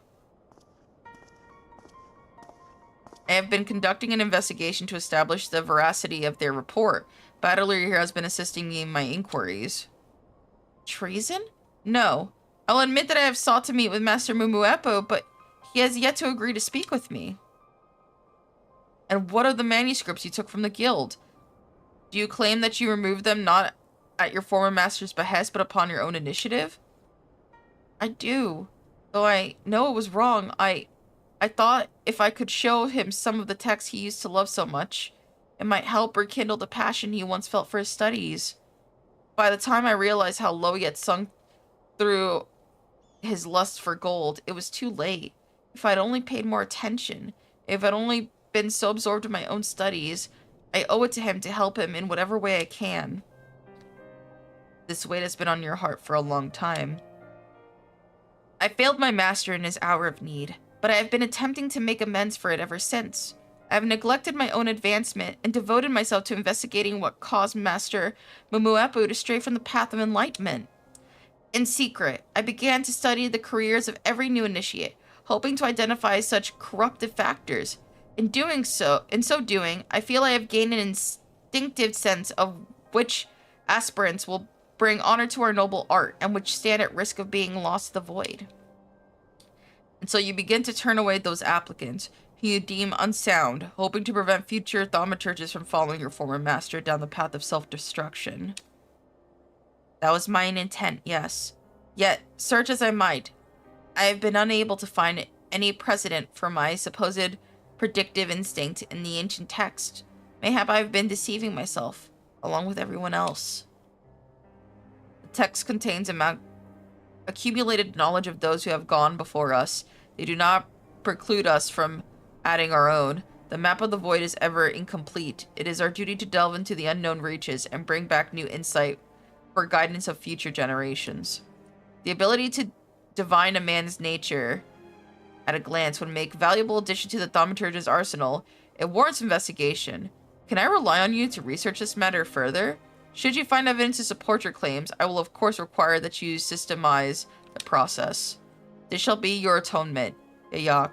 A fresh opportunity to resume your studies. Though the mistakes of the past cannot be undone, mayhap through this, the mistake of the future can yet be prevented. Thank you, Master. If it can be of any assistance to the guild, I shall devote myself to this research with all my heart. Thank you, Battler, for helping bring the truth of this matter to light. Rest assured that I shall instruct the brass blades that our suspicion regarding Prelat Yayak are completely unfounded. But for now, let us return to the ossuary. It is past time the fruits of Prelat Yayak's labor were shared with the guild, not only for the benefit of the thaumaturges today, but for the thaumaturges yet to come. Oh, that's cute.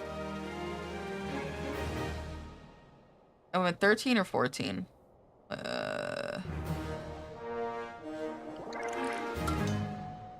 16. I'm so off. With your successful delivery, your reputation has grown. This quest really has you learning about people's day to day. I like it. I actually really like these quests. This makes me want to go back and actually just not skip lines of dialogue, you know.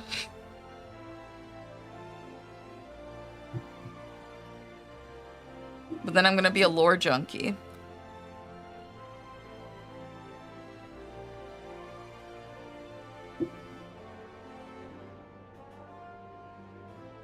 Alright, let's see this one. We'll go do the other one last. That one was like the most elusive and vague.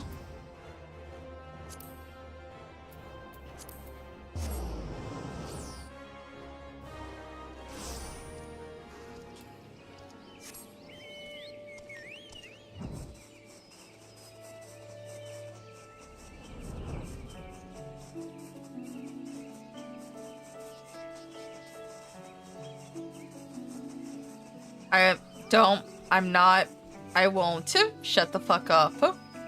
There's already a ton of videos that talk about lore. It's for my own pleasure more than anything.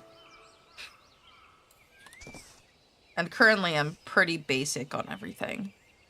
I'm gonna be honest, the confession is that I have to reread the Omega Raid because I glazed over a bit and now I'm kind of like, I shouldn't glaze over. You know. Hail, adventurer. Some melting mushrooms for you today. Put you in mind to play? Or honey still in the comb? To still thoughts of home? A letter for me. Gil. Nothing but cold, Gil. Damn you, Hurrah. Lest you think me ungrateful, adventurer, keep in mind that this is from my sister. My sister. And still she thinks it meet to send nary a word. Urha ran off after mother's second illness. She was ailing and I was but a child. Yet Urha left us to fend for ourselves. Or so I thought then. 2 moons later she began sending Gil. But never a word. Not once. Mother ails no more. I was by her side. Urha's Gil bought her tea of silvervine, and mine a soft, clean bed, and a fine troop of mourning women. I am alone now, and grown, no longer a bewildered child that waits in hope. I must find Urha, and I know I cannot ask the whalers. Menfina has sent you to me. She was last seen in the South Shroud. Go to these spots I've marked on the map. If you find her, give her this letter. Her name is Urha Lizette, or was at any rate. This collar I wear is matched for her own. She still has it, I'm sure. We keepers of the moon are sentimental. Alright.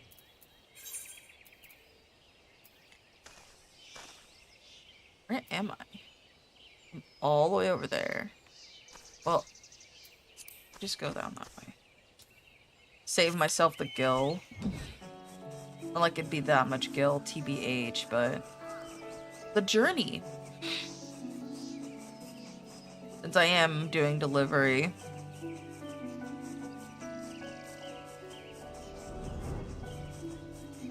I like the stories. I definitely have some standouts more than others, but a lot of these are very sweet, I should say.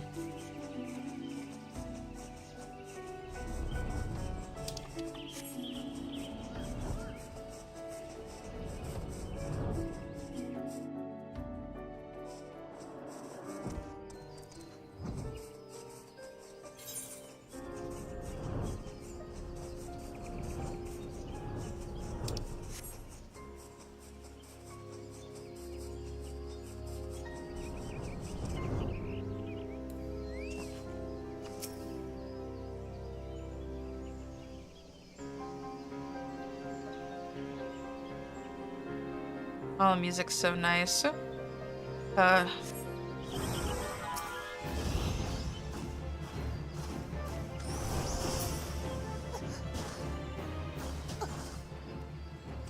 Alright.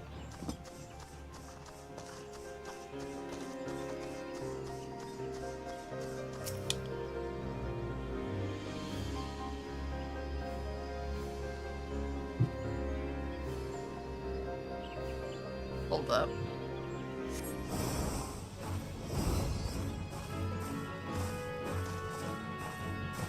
Oh. Wow, that hurt.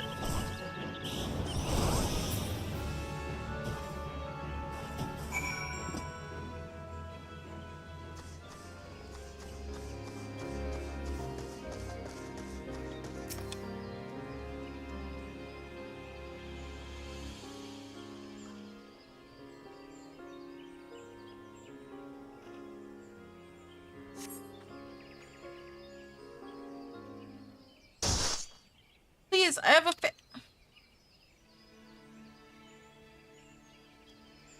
Die, wailing little lancer. We recognize no laws, neither of men nor of elementals. What we want, we take. That is freedom. That is our way. Who goes there? That is a very specific necklace. Probably another whaler that wants a dance. My lady, touch me not. Let him join his friend and family, man. Don't want to play, eh? Then you should stay in the barracks. Yeah, you should stop this. How do you know my name? Here's a letter from your sister. No bloody whaler to carry a letter from my baby sister. Give it here and don't get no fresh ideas.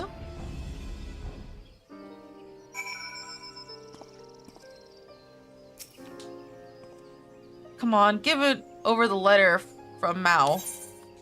Here you go. It's really her. No other soul would know about, but I'll be missed if I stay any longer. Meet me at Earth's Gift. I got things I need to say. Alright. Let's go on foot.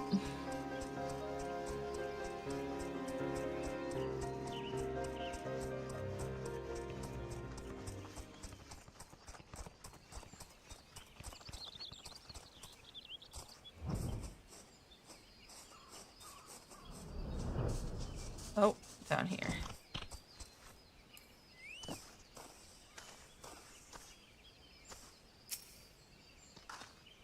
There you are. Have to sneak around a bit, case that wasn't clear. The king's law says we have no family outside the forest, but I guess that's almost true, for me anyway, if Ma's gone.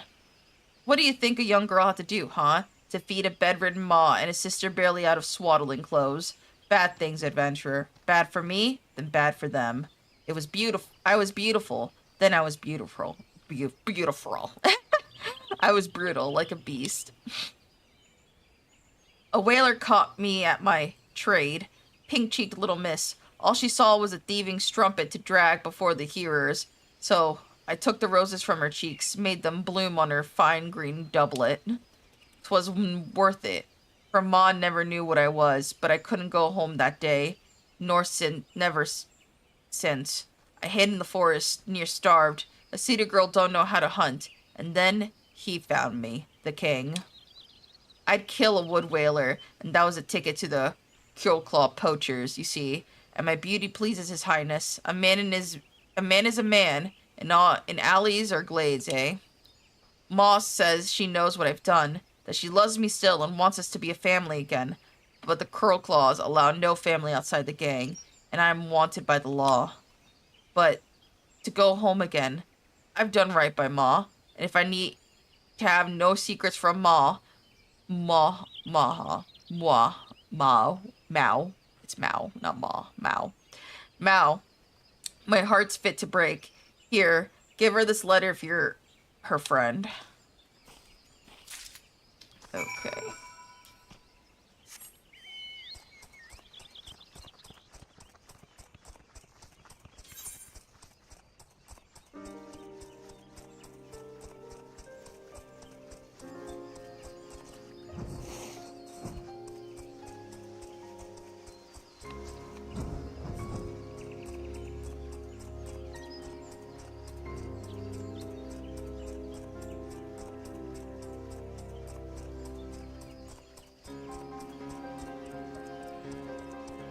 I'm actually really excited to do a playthrough. Ah, my nose, God. Hold up.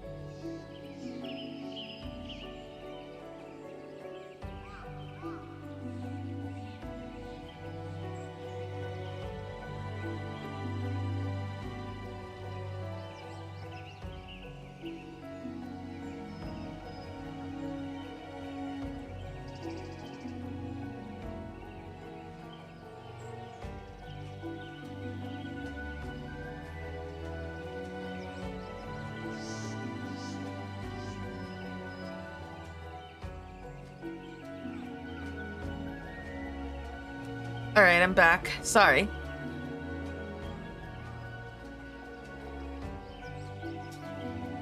Alright, not this way. We will travel by foot. To kind of just have to hug the forest here.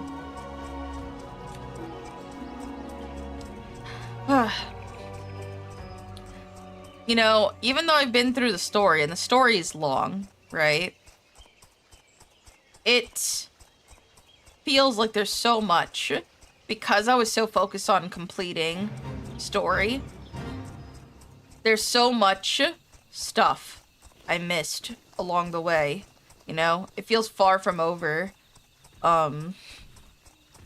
Unfortunately, if I want to do serious, like, rating stuff, I probably should consider continuing the story, you know? But I hesitate, you know?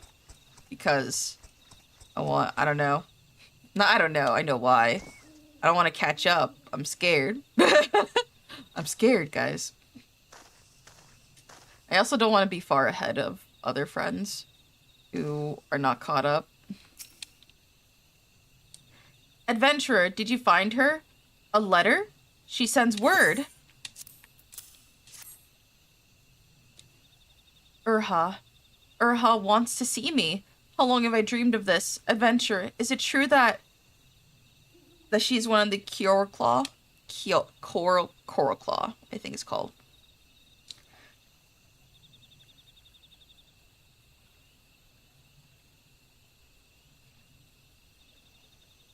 It sucks that I'm a bit sickly. I feared it was so. The man, the one who calls himself the king of the Coral Claws, King Poach, growing fat on a stolen family. The men of the Keepers of the Moon live a wanderer's life, for they are at their best in small doses. Women and children keep the hearth, ply various trades, accept game and visits from the menfolk. But King Poach denies women this God's-given rule over matters of family. He forces women to live with him, forbids them to see their sisters, mothers, aunts. Most unnaturally, they lie with him and him alone. He calls this abomination of a family the Coral Claws, and thumbs his nose at the elemental's will. He goads his poachers to slay a whaler, to bind them to the gang. So terrible are their crimes that all Keepers of the Moon feel the suspicion and fear cast their way. I have known for some time that Mother and I lived on ill-gotten gil, but Mother is gone, and I have no need of coin earned in blood and malice. What I do need is my sister, the only family left to me. It is my turn to save my sister now. She says she will meet me in the upper paths. Come with me and help me persuade her to leave the Coral Claws. What?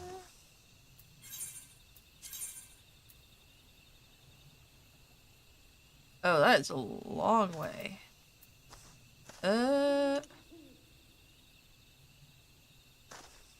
Well, it's time to take the long path.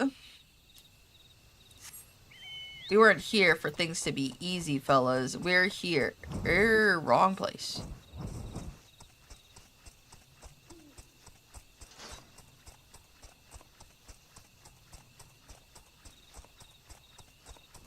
If we wanted things to be easy, I would just teleport. But I want to try to enjoy the ride. I think I generally know where to go. Actually, no. South Shore. But yeah. I want to do some rating stuff eventually. I was watching a video yesterday on how to get started on that, and I had to look deep inside myself. I can't keep messing with multiple classes and being like a master of none, you know.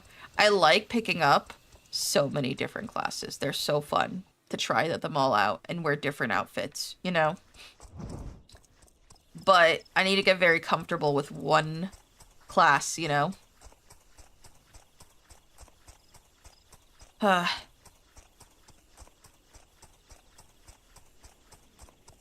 can always just do Summoner. It'll be fairly easy. I can always just do Summoner and not think, you know.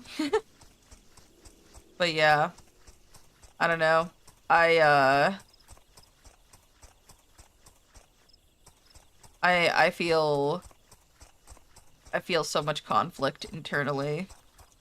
I want to start doing harder content, but to help with doing harder content, you know, especially ones that are current, I have to catch up, you know?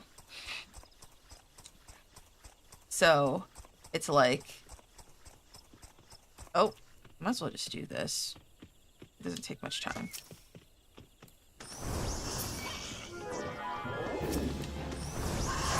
Sorry, buddy.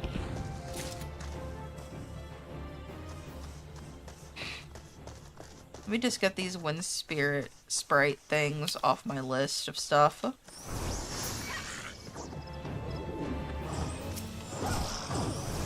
Okay, buddy. I'm sorry. I think I need to do one more. I'm sure it'll spawn again. Ah! My nose. What's she saying? Mao, is that really you? Well, how you've grown. You look like Ma. I'm so sorry you had to go through that alone. You could have come home to us, Ra. Ma would have understood. Everything you did for us. I know it. It doesn't matter what happened. We have each other. I couldn't have Ma know. I became a thief and a killer, just so I didn't have to be that. What a world, huh? But it's all right now. Yes, it is, Ra. I can take care of you now. I have no debts thanks to you, and even have a little put by. We'll travel together, go where no one knows the past. All you have to do is come with me right now. That is all. Be free of the past and live again. I'll take care of everything else. Hush. Adventurer, we're being watched. Thicket over there. We Coral Claws don't forgive divided loyalties. Mao, I've got to get you out of here. Adventurer, you don't leave this clearing, you understand me? We'll make for Eastern Thanalan. Come find us after.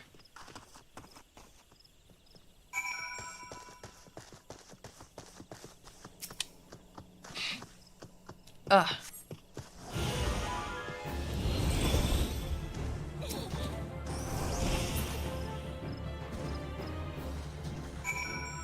Yep. Alright.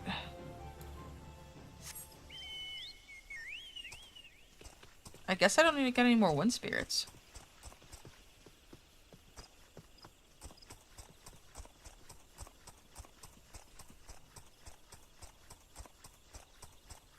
Oh, wrong way.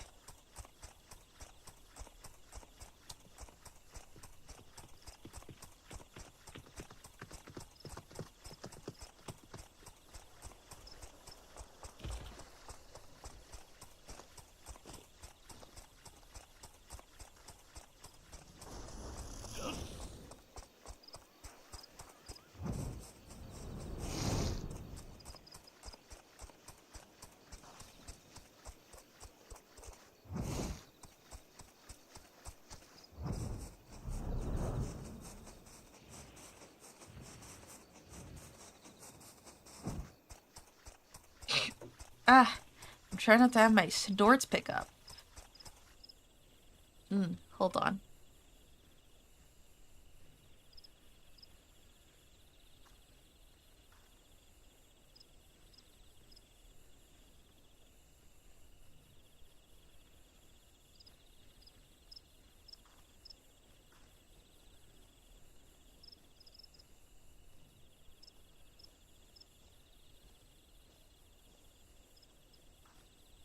Alright.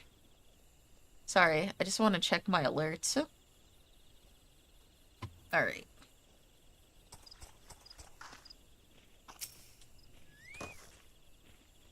Adventurer, what now?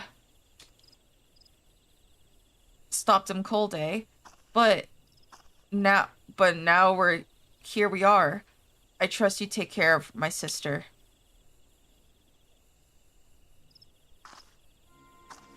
You there.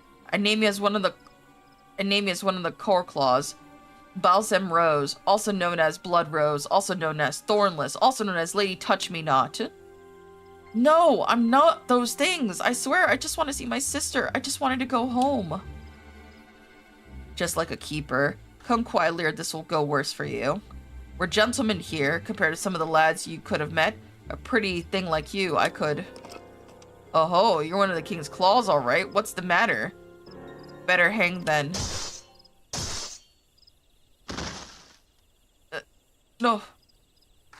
Your Highness? What scum? Thought you'd have my woman defile my thornless rose? Here, place... Her place with me and no other. Come, my love. My sweet king, does that mean you'll take me back? You'll keep me safe? I couldn't stand it again. I can't. Please, I can't. Of course I'll take you back, Urha. Nobody will ever misuse you again. If you accept my protection, you are a flower, and flowers must be rooted in one place. Come. No, Ra! Look at what he's taken! You don't even have a name anymore! You're not your own! And not the one Ma gave you! Come home, Urha. Lize, come home to me. Careful, adventurer. Little sister there has a pert face. I could cut it off before you say, Gods have mercy. Baby sister, you see how it is. If I went with you, I'd blight your life, sure as 7 hells. I've done bad things for so long. I've got nothing good to give. You are good, Ra. Loving and brave. To keep sneaking us the money when I didn't know you had more than whalers to fear. Please, there must be a way. My place is with him, Ma. He's the only one who can keep me safe from worse things. Going home, it was just a dream. As long as I'm with the king, nobody will touch me again. See? She has the right of it, young one. We're free spirits here. Not that either of you understand. Go back to your ledgers and duties. You have my leave. Adventurer, you'll guide her out of these parts? Mao, you're the only good thing I ever had a hand in. Just remember that. Goodbye, baby sister. Urha! That's... Oh. You know, it's funny, because I thought darker themes do show up as the story goes along. But I notice a lot of dark themes have always been here. They just weren't, prevalent. I feel like they were all tucked away in, like, side stories. You know. Ugh, darn my nose. Menfina be good. Does she think he loves her? How can she? No, I cannot judge her. That look in her eyes when the whaler mocked her. All those women in the Coral Claw gang, the king's harem, do they all seek shelter from worse things? A roof of bones, walls of blood. Ma used to say we can't see the moon while the sun is in the sky. So it might be with King Poach, I think. If he were taken, Urha, we'll see there are other lives, better loves. I must believe that. If I'm to save my sister, I need skill in arms. Whaler or poacher, I'll not stand helpless again while a man talks of how I shall suffer for his pleasure. Keep killing poachers, adventurer. I will put the king of Crow Claws in chains and free Urha from hers. I swear it on my mother's grave and on my sister's broken heart, and ask the elementals to bless this pledge.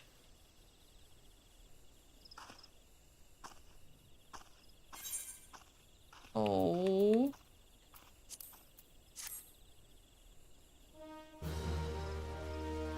That's... oh.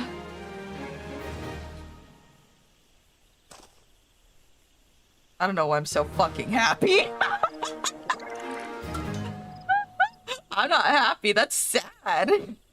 I think that's the first, like, genuine sad thing that, like, it ended and it was just sad, you know? Oh. Alright. Oh.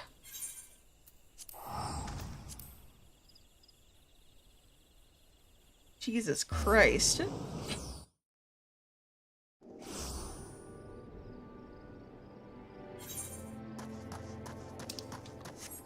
Alright.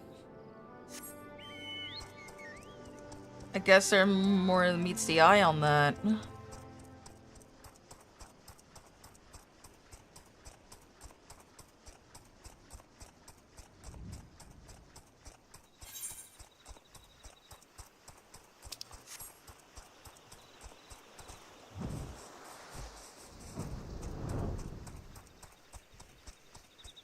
So red over here.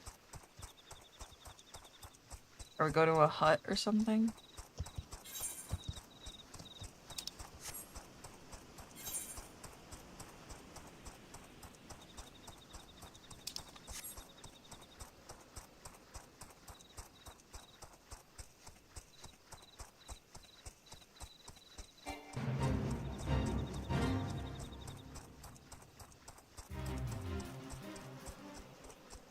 Oh, I guess I am. It's right there.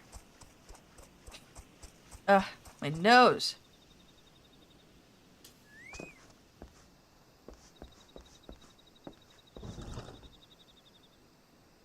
Zoom in a little bit, make it thematic.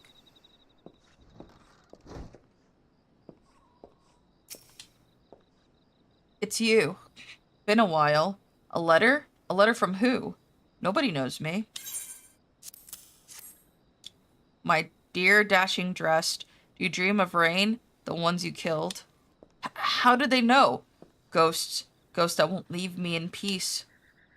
Haunting me before they kill me. No, no, no. I won't let them. I'll run. I'll start over somewhere else. Help me. There's a leather sack hidden east of here. A peaceful spot surrounded by rocks, trees. My savings, Gil to go home with. Home to. My family. Get it for me. Help me. Dude, if it's like... Depends on like... what it is. I'll just fucking give you the money.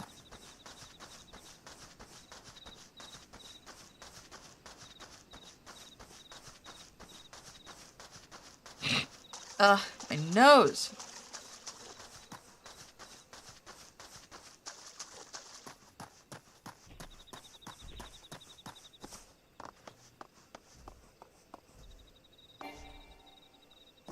There it is.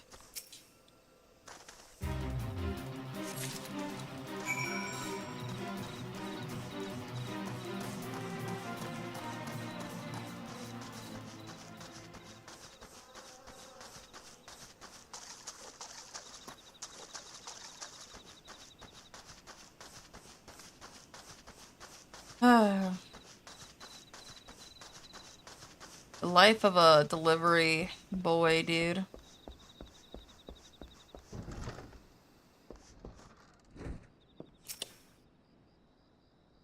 Did you find it? Did you find the leather sack? Here you go, buddy. Thank the... But let me look inside. Must be sure. What? No. No. No. Just a dream. A dream. Let me wake. Wake. Wake. Oh, God's mercy. Have mercy. You see it too. No. No dream. A bloody helm. Black blood. Old blood. Item in me. By the majesty of Garlemald, never to desert. Item in me. Ghost, ghost, ghost. 3 years, not a single night of peace, and now they rise. Help me. They're watching right now. I have to get out of here. Go somewhere else, just a short while. Then I can go home. I'll go out to the back after you go out the front. Meet me near the abandoned house in Lower Lanosia. You know, the Cobalt Squat, the House of Sticks. So is this a Garland? Must be careful. Go after you leave. Okay. That would explain why he's freaking out. Garlemald is the evil empire on the map that wants to, like, basically rule over all the other countries.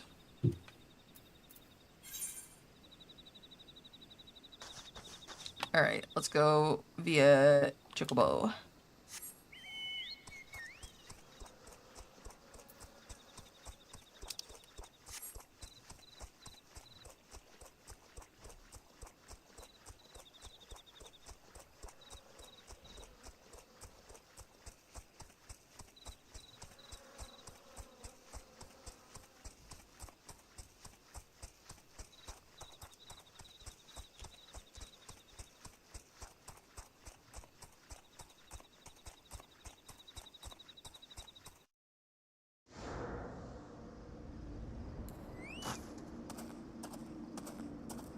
Ah, my nose. You'll clean that helm tonight, worm. Lick the blood and brains off of it while we drink the wine bought with your paltry hoard. Once a craven, always a craven. Flushed out like a rabbit with the letter. With that letter. Isn't that what desert conies do? Dash. You died. You all died. Not all, just most. 3 good soldiers survived, and you. Figured you were dead until I saw you skulking by the water a week ago. Do you think we don't dream of rain, worm? What honor is in saving an ambush, eh? 3 years of disdain. The end when we hand over a deserter to the Cudgel man.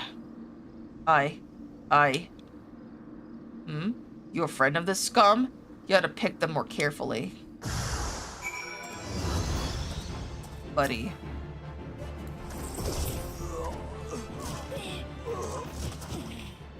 Sorry. What's up? Come on, get up.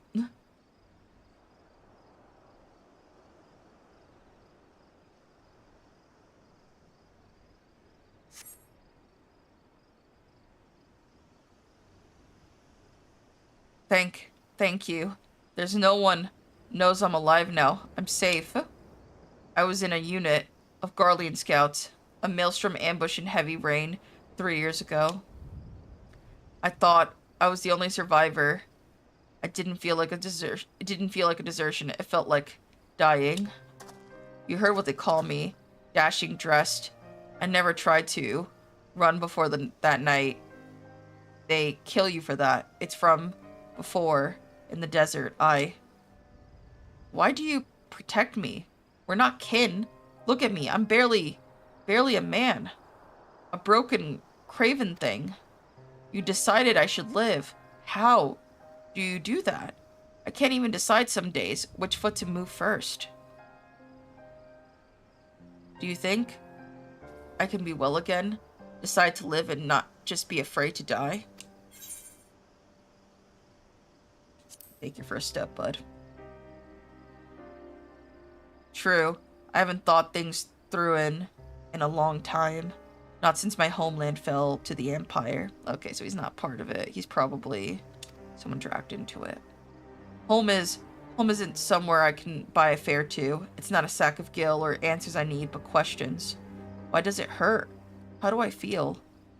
I will see my children again, but it's not the time yet. I think though it will come. That's a start. Wow. He's been fairly grim. Yeah, leveled up! Yeah! 18! 2 more levels so we get the big 2-0. Alright, fellas, let's go to Limsa for our next batch of quests. I can't believe it. It's just like, oh, this is so sad. Dude, we leveled up, though. Okay.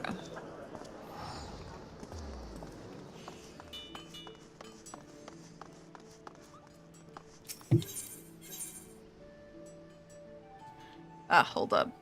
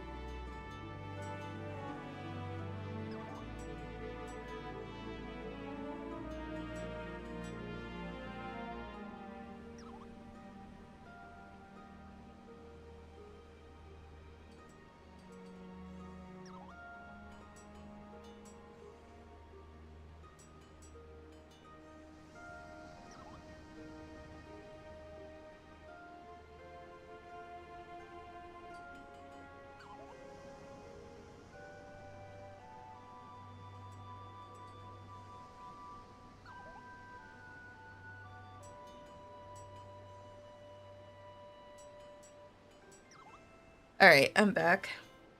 Sorry, I had to blow my nose real quick.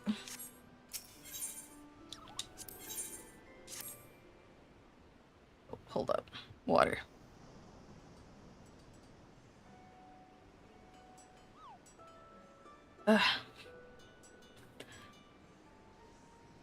Well met once again, Battler. Since you've been such an obscene assistant, I've got a reward for you, Kupo. No drunkards and ruffians to contend with this time. Just rest and relaxation. You've said this before. Tell me, Battler, what comes to mind when you think of Limsa Lominsa after pirates, wharf rats, and watered-down grog, that is? Fish, Kupo. There's nobody fisher. I mean, that in the nicest sense of the word, than Wawalago, the Master Fisherman's Guild. Wawalago has been pitting his wits against the slipperiest fish in the 5 seas for longer than anyone can remember. Why, he's not unlike a fish himself, drifting along in the stream of life without a care in the world. So I thought it'd be nice if you went down, got to know him, laid down your weapons, put aside your worries, and take it easy for once. Oh, and while you're at it, you can take along this letter. I mean, you're going there either way, right? It's like catching 2 fish with 1 whirler. Oh, yeah. Alright, what's the other one? Battler, the very vassal I was looking for, Kupo. I need you to take this letter to Gina's Spire in the North Shroud, the wood where your dear leader, that's me, was born and raised. It needs to be delivered to my Mulcot, a leader in the White Rams. Officially, they're an offshoot of the good God's Quiver, but in practice, they're Miss Mulcot's private army. The exile call her the Black Cat. Whenever she crosses their path, they're sure to meet an unfortunate end, Kupo. Truth be told, this isn't the first time we've tried to deliver this letter. I entrusted it to another subordinate of mine, a delivery Moogle on his very first mission, but he got chased away by the birdmen and fluttered back, hiding his face under his pom-pom. He simply wasn't cut for such a trying task. But who is, I thought? Who best to dispatch an exile-infested forest? Explain the letter's lateness to the fiery-tempered Miss Mulcot. Guess Dill's name sprang to mind. Here's a letter, Battler. Off you pop, Kupo. Alright, so we gotta get to her because she's pissy. Oh, brother. Okay.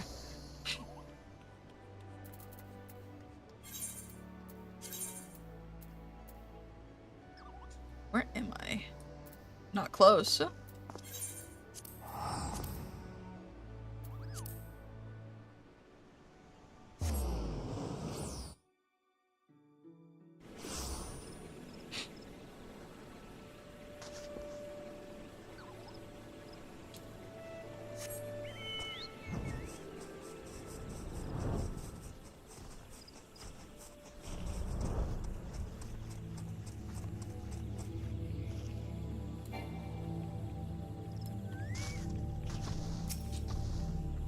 You seek Mia Mulcot? I am she, instructor of the God's Quiver, commander of the White Rams, and bane of any feathered fiend who dares poke his beak in the 12's wood. Battler, is it? What business? What business do you have with Meow? Apologies, a slip of the tongue. When I say with Meow, I mean with Meow. Ugh. Not Meow. Meow! Bah! What do you want? Let me see that. Oh, how wonderful. A letter from Lady Philota. The woman is like a mother to me, you see. I lost my parents when I was young, and it was she who raised me from the mewling bab. Her son was a great hero, a leader of the White Rams before me, but he too was lost in the line of duty. But let me see what news she has. She says she is to visit Falgord Float with her dear grandson, but by the date she gives, she had been here this very moment. It's strange that I have no word of their arrival. Perhaps she simply misread her calendar. After all, she speaks of the future, but these dates are past. Tell me, adventurer, when was a letter posted? Damn those incompetent Moogles. Never trust anything with wings, I say. Then these dates must be true. They should be here already. I smell the filthy hands of those blasted birdies in these. You must send out a search party. If they came via Gridania, might they have been ambushed in Treespeak? A band of Axel raid the area, but they're usually too chicken-hearted to approach the paths. I have a sentry there watching their movements. Go to him. Ask if he's seen anything untoward. Oh, and if you so happen to meet with any wee birdies, none shall weep if you snap their scrawny necks. Let's go.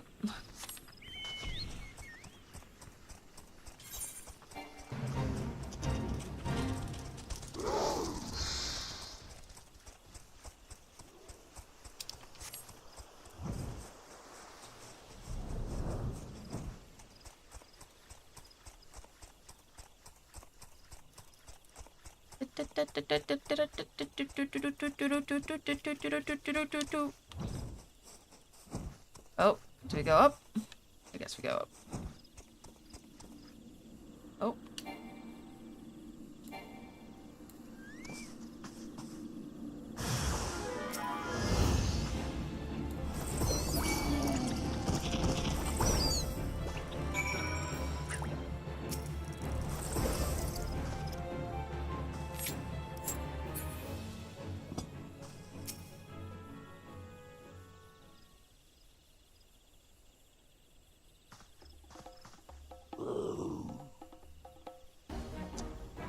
Squawk.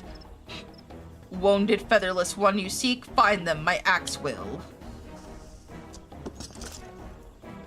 Hold it right there, you squawking scum.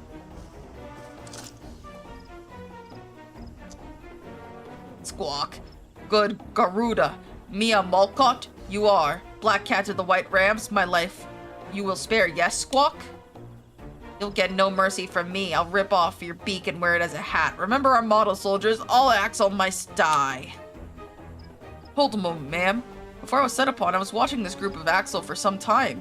They seem to be patrolling this area. Perhaps he knows of something that befell Lady Philota and her grandson. Alright, I'll bite. Listen up, you beaky bastard. Answer me truly, and I'll grant you a painless death. Have you seen a lady and a young boy pass through this area? Squawk. Searching for white-haired elder and girly-voiced hatchling. Featherless ones are. Seen them I have. Attacked by nasty beastie. Their caravan was. Ran from the beastie. They did. All Friday shaking. You lie! The only beasties around here would think of raiding a caravan are you and your craven kind. Caw, caw, caw. No, no, Blackbird. Only the truth I'm telling. Worth more than mine these featherless ones' lives are. Then maybe a deal we are making? My life you spare? Your featherless friend I catch. Release them to you. We will. Scratchless and sound. A deal we have? Catch them, and then hold them as hostages, no doubt. Say we kill the feather fool right now, and teach these Axels a lesson. Right, Battler?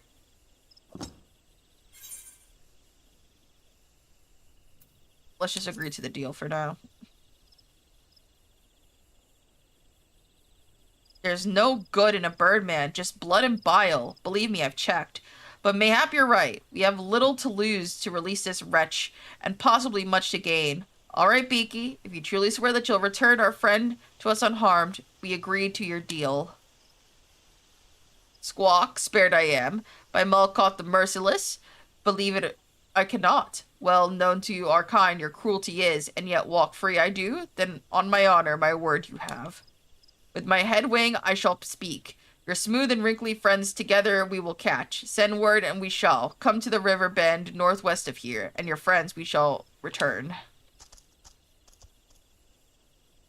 Ah, how I despise listening to their feathered brain prattle. The fool knows nothing, except how to delay his death with false promises. Still, I would have you follow him to his head wing, just to be sure. We shall return to the spire to see if the other parties have met with more success. Well, let's see.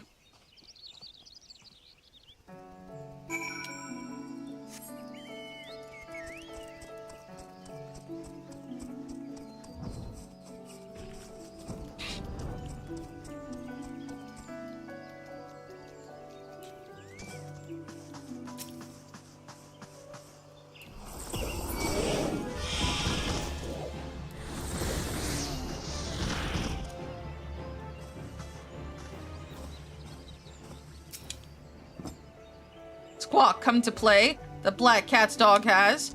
For his life, the sniveling wretched begged. No, true Axel, that one is. By my own talents, punished he shall be. His craven promises never we honor. But to what I say now, listen well, featherless one. Our hostages, your friends are. The old one, the young one. See them again, you would? Then do my bidding, you shall. With your borders we search, unharmed and unhindered. You will leave us, when do we are, and only then the hostages we shall release. We lie, you think? Then the truth we prove. Set free, the wrinkled one will be. Across the river you'll find her. On the cliffs a foul gourd float. A lasting truce with you?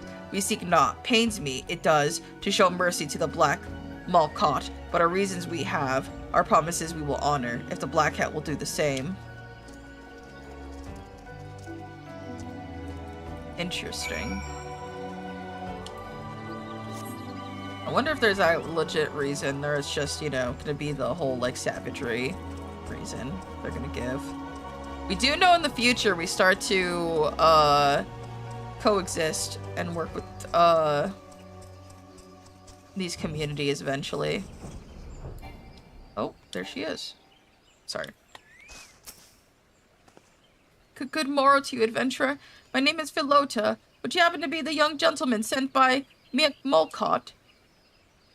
Then I thank you from the bottom of my heart. I was traveling with my young grandson from Gridania, but as we made our way through the tree speak, we were set up by an angered tyrant and our carriage was overturned. My grandson and I managed to escape, but we were separated from our guard.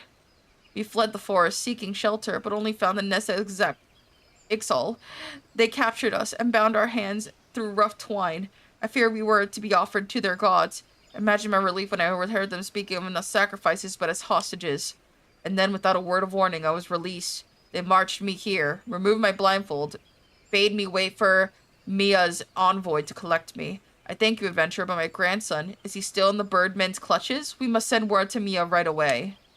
I pray you, adventurer. Return to Mia and relate to her all that I have told you. If anyone can save my grandson, it is she. Please do not worry about me. I can make my own way to Fall Gourd Float from here. The guards there will protect me.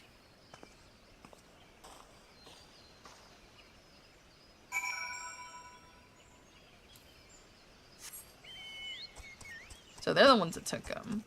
Not that I really had that much stake on, like, if they did or didn't.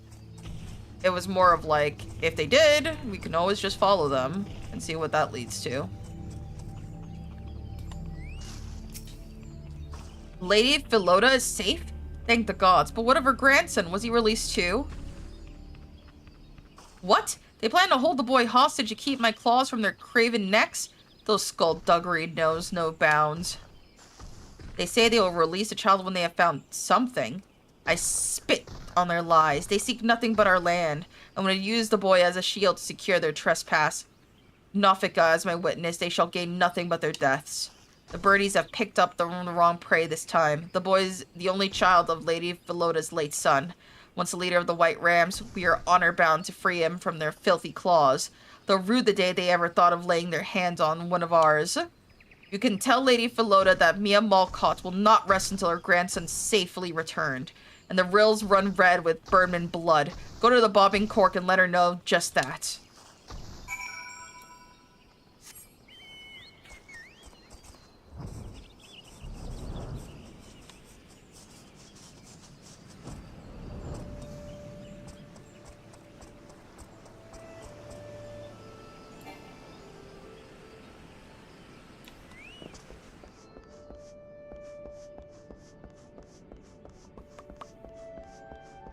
Oh.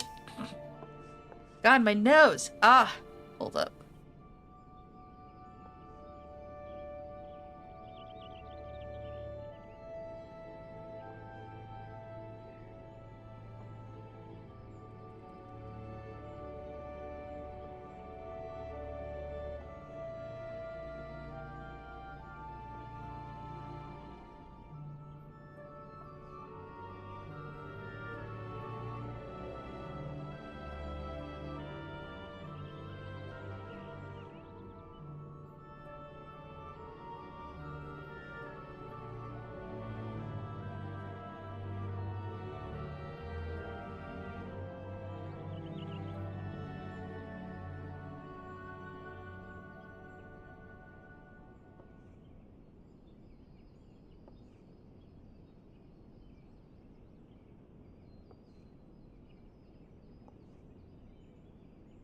Thank God I muted.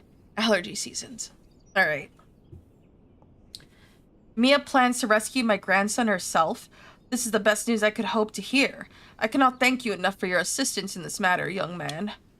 I have known Mia since she was but a mewling bab, and believe me when I say that I have full confidence she shall devote every energy to rescuing my grandson. If anyone can rescue him from those brutes, Mia can.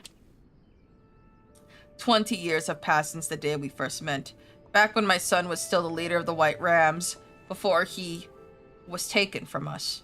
A report came in that a settlement was under Ixali attack, and he has raced to its defense. By the time he and his men arrived, the Ixal had already captured the village. My son refused to abandon it to their clutches and led a daring attempt to rescue the villagers. He finally succeeded in expelling the invaders, but their deadly work was done. Only one child emerged alive from the ruins, Mia. My son took the orphan girl under his wing, taught her bowmanship. She came to idolize him as a master, and perhaps a father. But now she is twice orphaned, and the exile took her only son as a hostage. I can well understand her fury. But this anger of hers, I fear may cloud her judgment in this case, and drive her to recklessness. I pray you, young man, return to her. Urge her not to be too rash in her plans. I could not live with myself if my grandson's safety to be bought with friendly blood.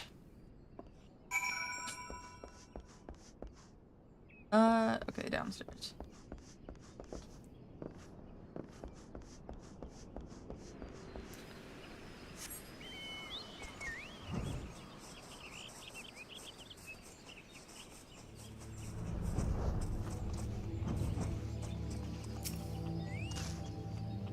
Lady Philota said that? Even her grandson held captive by the birdmen. She worries for the safety of our soldiers. Truly, the lady's consideration knows no bounds. But I fear the time for restraint is past. It sickens me to sit by while the birdmen prowl our forest, using one of our own as a shield. Their band has been sighted from this very spire, moving northwards. Do you realize what that means? The disassembling birdies return their logging grounds with Lady Philota's grandson in tow. So much for the honor of honesty.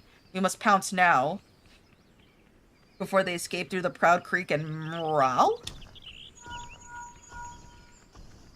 Hold on a moment. I have a word from my scouts. Yes? You have them in your sights. Then in my order unleash... What? They sent a messenger. They said they found what they were looking for and released the hostage immediately? Understood. Over and out.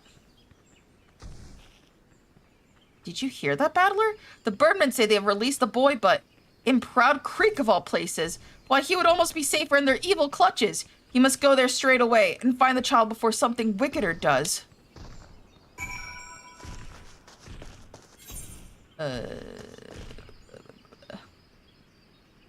How far? Oh, it's right above us, like here. Run.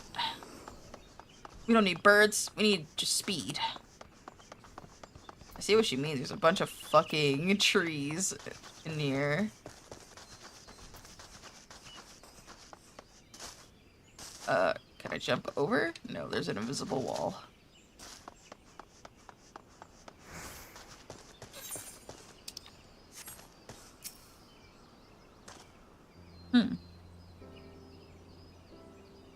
Are you a friend of Miss Mulcott? Thank you so much for coming to rescue me. Oh yes, I'm quite alright. They didn't hurt me. Only my pride. I was such a fool, stumbling straight into the Ixali camp. I'm sorry for causing everyone to go to such trouble to rescue me. Mia wouldn't have let herself get caught so easily, nor would my father. I'm just thankful the Ixal were true to their word. I overheard somewhat of what they were discussing. It seemed they were searching for a hatchling of theirs, the young of a chieftain who had disappeared from his nest. They had followed his trail into Treespeak.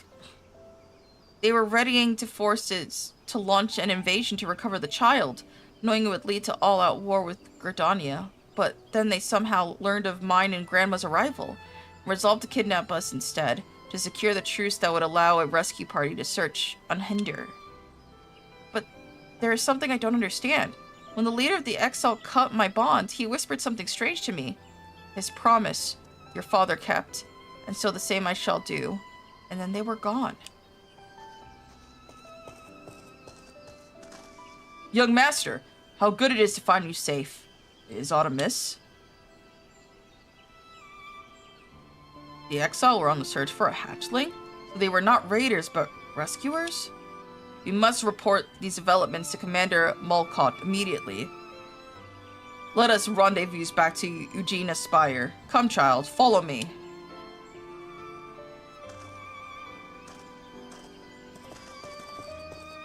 I guess his dad had connections with them.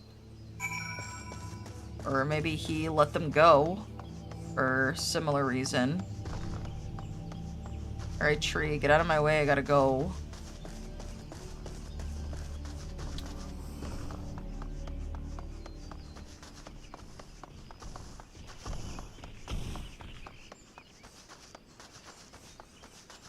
Let's see here.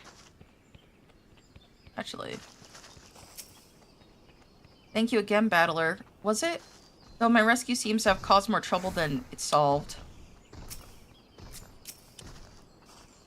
Well done, Battler. Now that we have the boy the birdies want for a shield, and a birdie without a shield is ripe for plucking.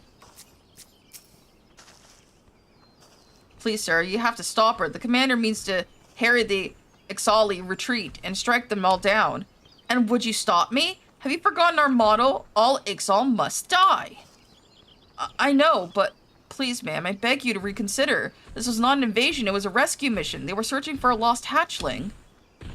And after all, they did keep their promise. They released the boy. Surely it is only right that we should honor our side of the agreement and allow them to leave. What agreement? Those were their conditions, and they only had the nerve to give them because they were holding the poor boy hostage. They invade our land, steal our children, and you would show them mercy? The only peace they'll get from me is that of the grave. Sir, you must help me. Go to the bobbing cork and bring back Lady Philota. She's the only one Commander Mulcott will listen to. There's something that bothers me about all this. It's what the Ixali chieftain said, something of promises kept in years long past. If anyone knows what he meant by it, Lady Philota will.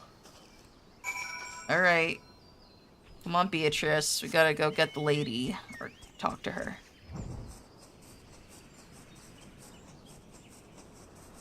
Would you, like, go in from a top area? Probably not. Well, I can do this.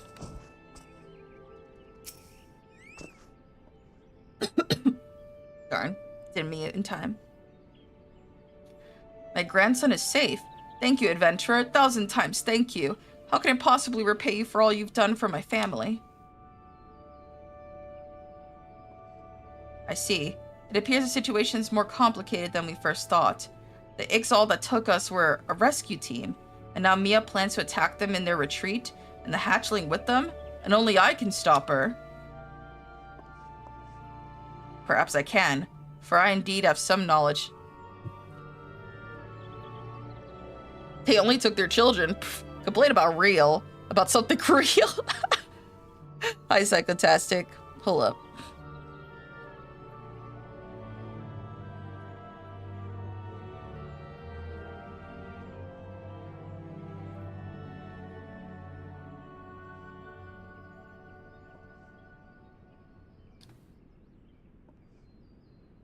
Perhaps I can, for I indeed have some knowledge of this promise. The Ixal spoke of. How strange that their fates should be brought together again like this. The elementals work in mysterious ways. Very well, I will talk with Mia. Would it be too much to ask you to do me a further kindness? Run ahead of Eugenia Spire and delay her from taking any drastic action. I will join you as soon as I can. The path is steep, and I'm afraid I'm not as young as I once was.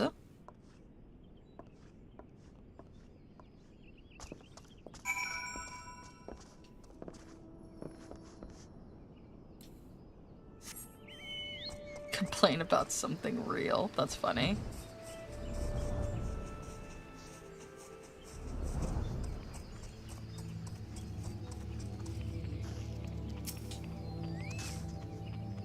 So, how's the weather?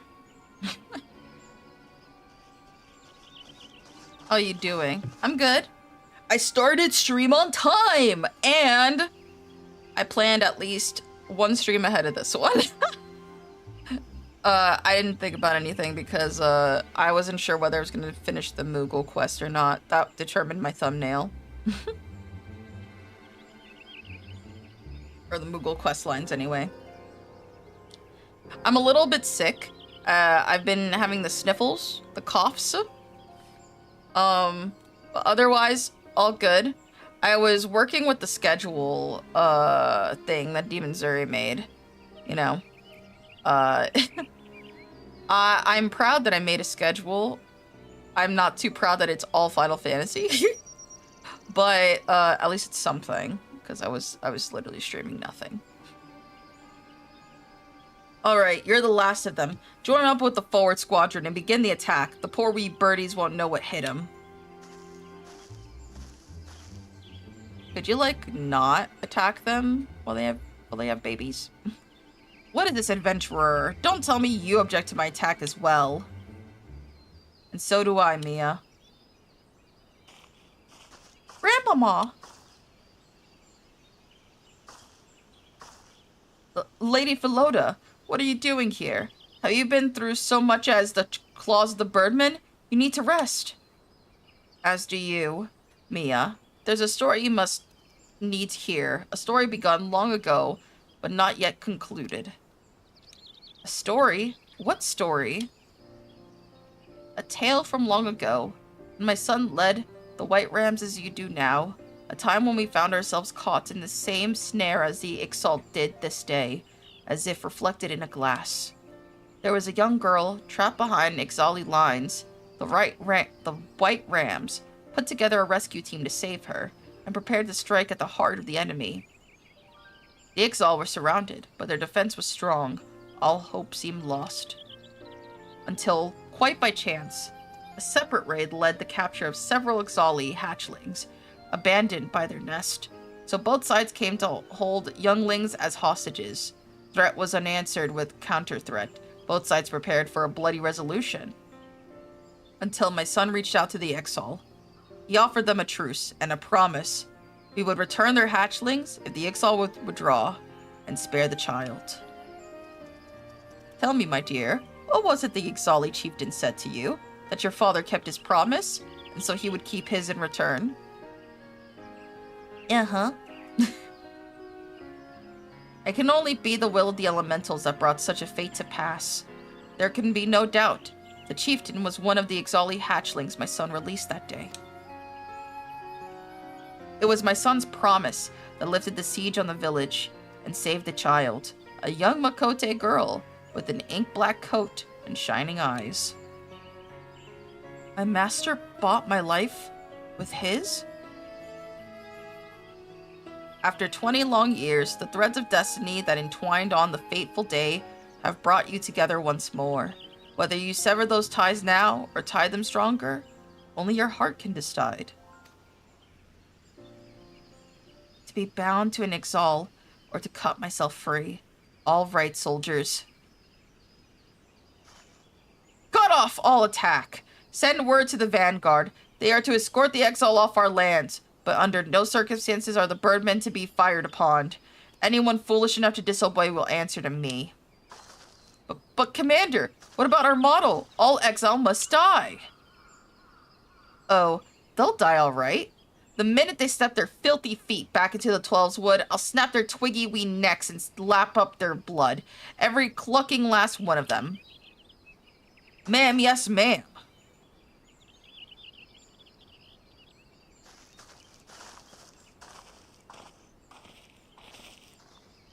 Huh. I did so want to push my claws into their beady little eyes, but it's not for me to put an end to what my master began. Battler, you came to me with a letter, but in the end you brought me something far more important. True compassion, the legacy of my master that I was far too quick to forget. There's only one thing I can say. Thank Meow. I will take the money, even though it's like pittance to what I usually earn. Hold up.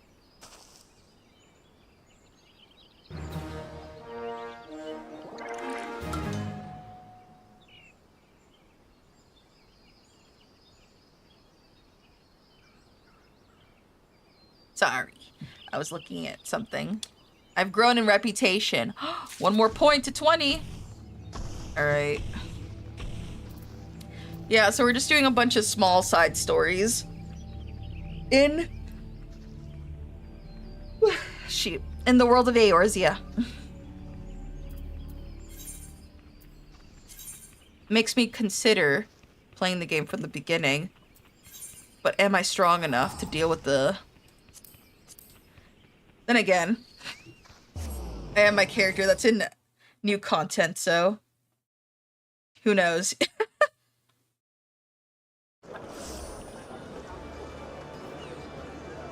Alright.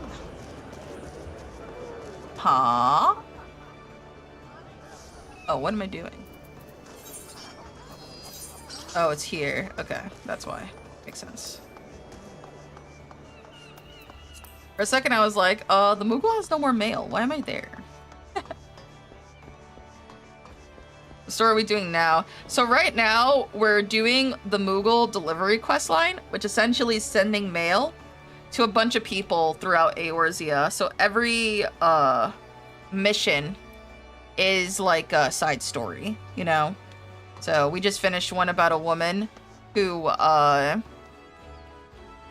some of them are pretty sad. We've had like a couple of them that did not have necessarily the most positive resolutions. Last one was not that bad. There was, it wasn't really even really bad. There was one before that that was like really, really like depressing. But this one was just a woman who had like a local beast tribe essentially, kept, you know, encroaching the territory, and she remembered them being monsters and would attack them, you know?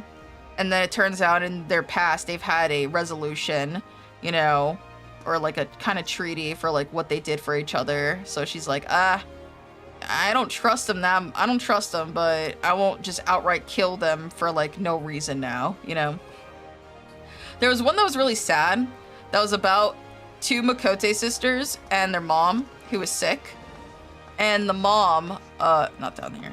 And the mom, you know, one of them, they were desperate for money and they were broke. So one of them went to a life of crime, you know, to steal money. But when they did that, they were like, well, I can't come back home. I'm a criminal. And so it's inferred that when she was on her own, she was being like sexually harassed essentially.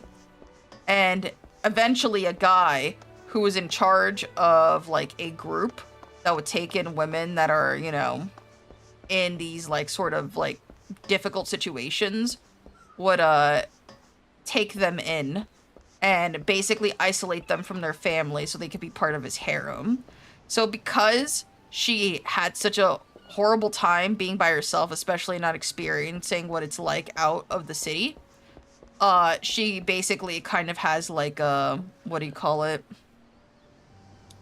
She's kind of like, is Stockholm Syndrome the word? She doesn't want to leave him because her sister knows what she did and their mom passed away, so she wants her sister back. That's what the letter is. Her sister sends a letter being like, hey, I want you to come back home. I know what you did. It doesn't matter. You know, I want you back. You're my sister and I love you. But when she tried to bring her back, the sister hesitated because the guy, he's called like the king or something, basically cuts women off from their families, their daughters, mothers, and sisters, essentially, like all that, to keep for himself as like a harem, a glorified harem. And her sister, basically, when she tried to save her and convince her to leave, we saw firsthand how there were guys that took advantage of the fact that she's considered to be a wanted criminal and basically implied that they were going to assault her right then and there before the king, you know, the guy she was with, came in and basically was like, don't worry, I'll protect you. You'll never be like sexually harassed or nothing will happen to you, essentially, as long as you're devoted to me. And her sister is like, basically got traumatized remembering what it was like before then, that she couldn't help herself but go back to him. And what he does is that when women are desperate and they're on the run or they're in a desperate situation, to make them part of his group, he'd make them commit like basically kill someone. So that way they're like officially criminals and they can't go back to regular society. You know, gaslight them essentially like, oh, you're a criminal, you can't go back to normal, you have to stay with me.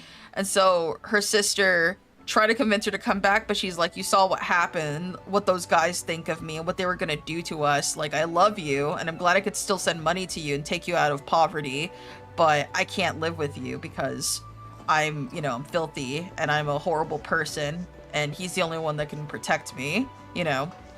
And it just kind of ended with her sister being like, I'm gonna find a way to get my sister back and like help the women that are there, because if my sister's in this situation, a lot of the other women seem like they're in a similar situation where they can't leave because they feel like it's hopeless.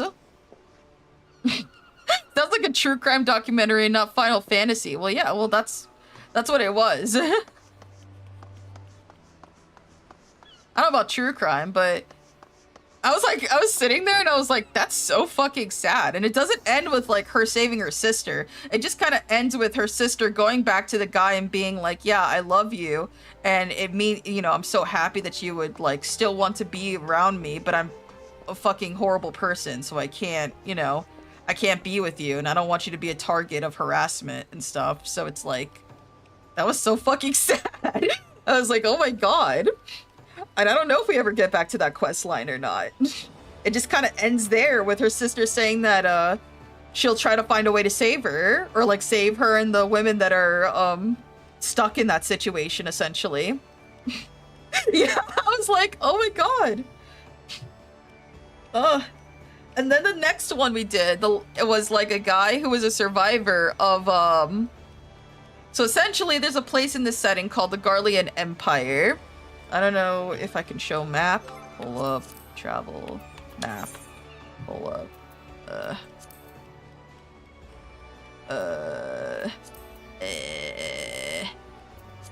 Can I show like a proper map or not? Hold up, I'm trying to see if I can.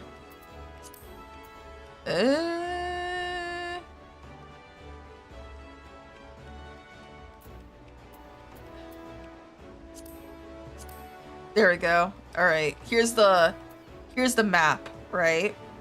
So this is the Garlean Empire. They're all the way over here, right?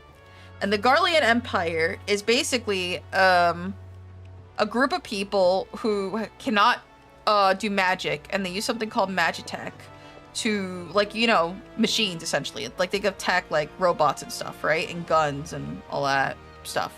So what happens is that they will take people from other regions, from different places, like around them, and they will recruit them to be part of them, or, you know, basically live in like a shittier situation, right? So there's this guy that was part of that. And during an invasion, he got scared and ran away when he noticed that the Garleans and stuff were like dead. And he like feels like shit and he's paranoid and he's like stuck inside like this hut that you have to find him in. And he finds out that someone's sending a letter being like, hey, we know what you did, motherfucker, what are you gonna do? And like you find out he has like a family and everything, but he can't bring himself to go back because, you know, like of like the crimes and stuff he's done previously. And so you encounter these guys, you know, you beat them because like we're the Warrior of Light and we're super strong. And then he's like, I don't know how you can do it, how you could just, you know, go on like that. I don't have the will to live because of all the horrible things that I did. And, you know, I am scared to see my children. And like with all the things I've committed, I don't know if it's worth it. I was a coward to the people that I was working under, and I'm a traitor to the people that I was with before. And I told him he just, you know, has to take the first step towards that. And he's like, yeah, I'll try to do that. That ended a little bit in a better resolution, you know, not like we'll see immediate progress or anything, but it was like really dark. I was like, oh, okay. All right. I was under the I was under the impression that this story got dark later on, right? But I'm fucking stupid. And this story was always dark because these stories are all the way back from the earliest starting patches of 2.0. So like 2.5, like 2.3 or 2.5 or something. Like between that, this is when these stories were said. So I feel like there was always these kind of stories. You just had to kind of like seek it out or like read between the lines in some of the stuff they talk about. But yeah. Those are the last few stories that you missed out on that I was like, huh, that's pretty fucking gnarly. Who wrote these? The writers of the game.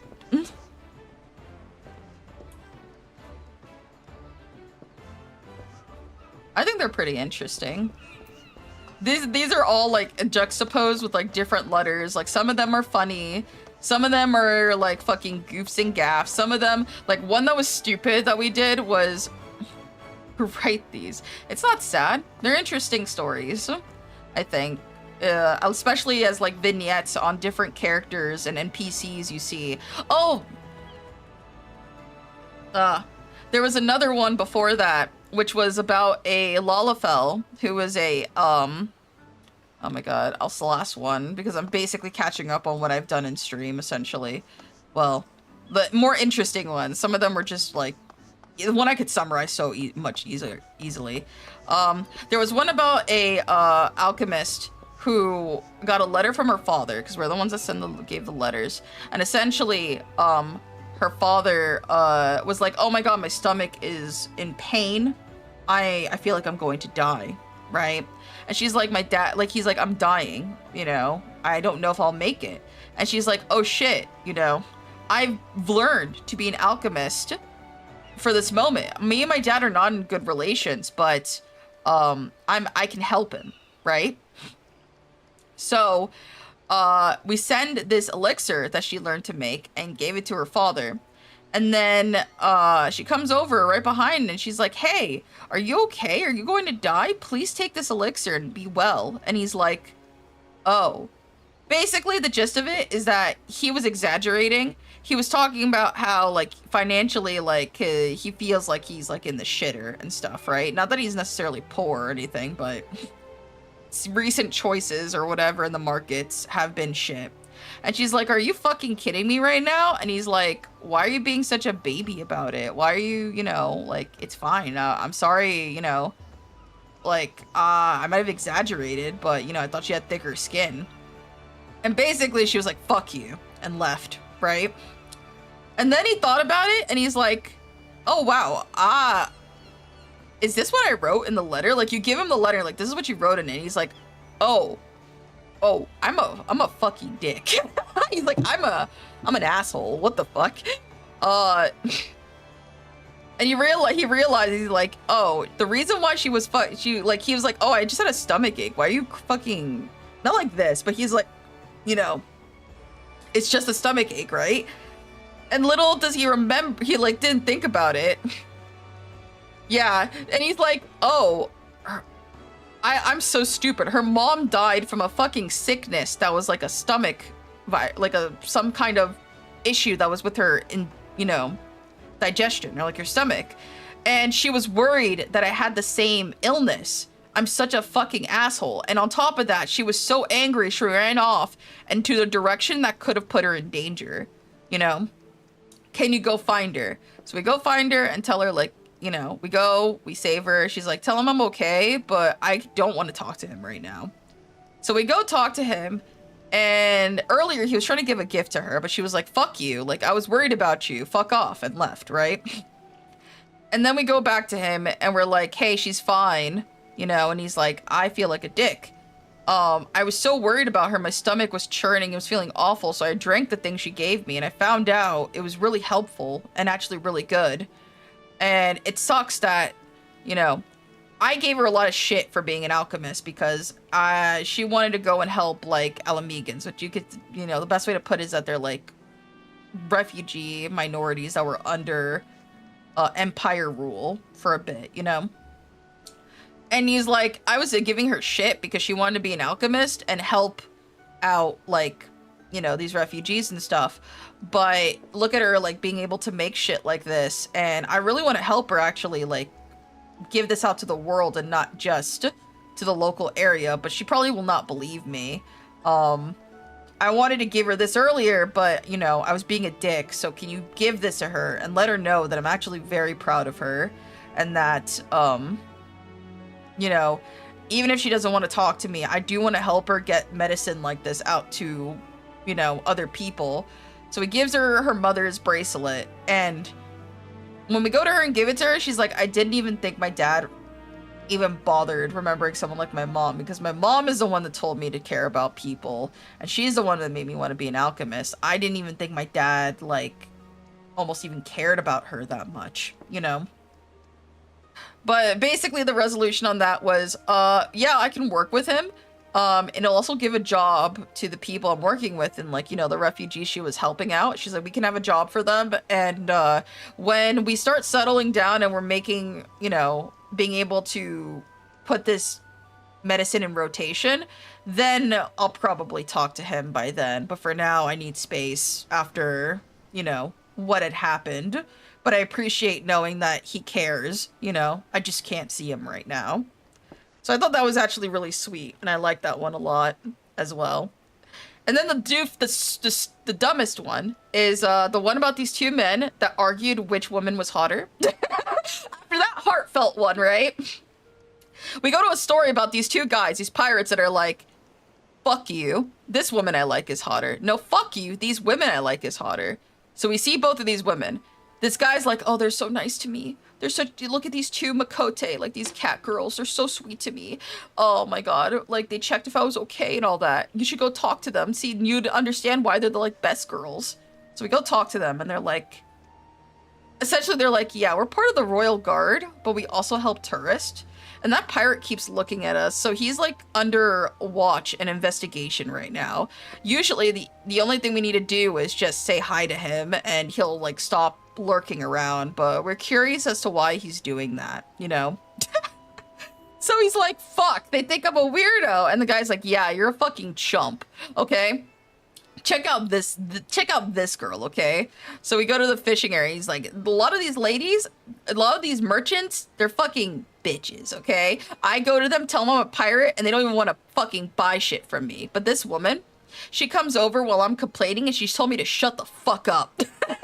To shut the fuck up and stop being a baby, you know? And dude, she's so raw for that, right? Go talk to her, right?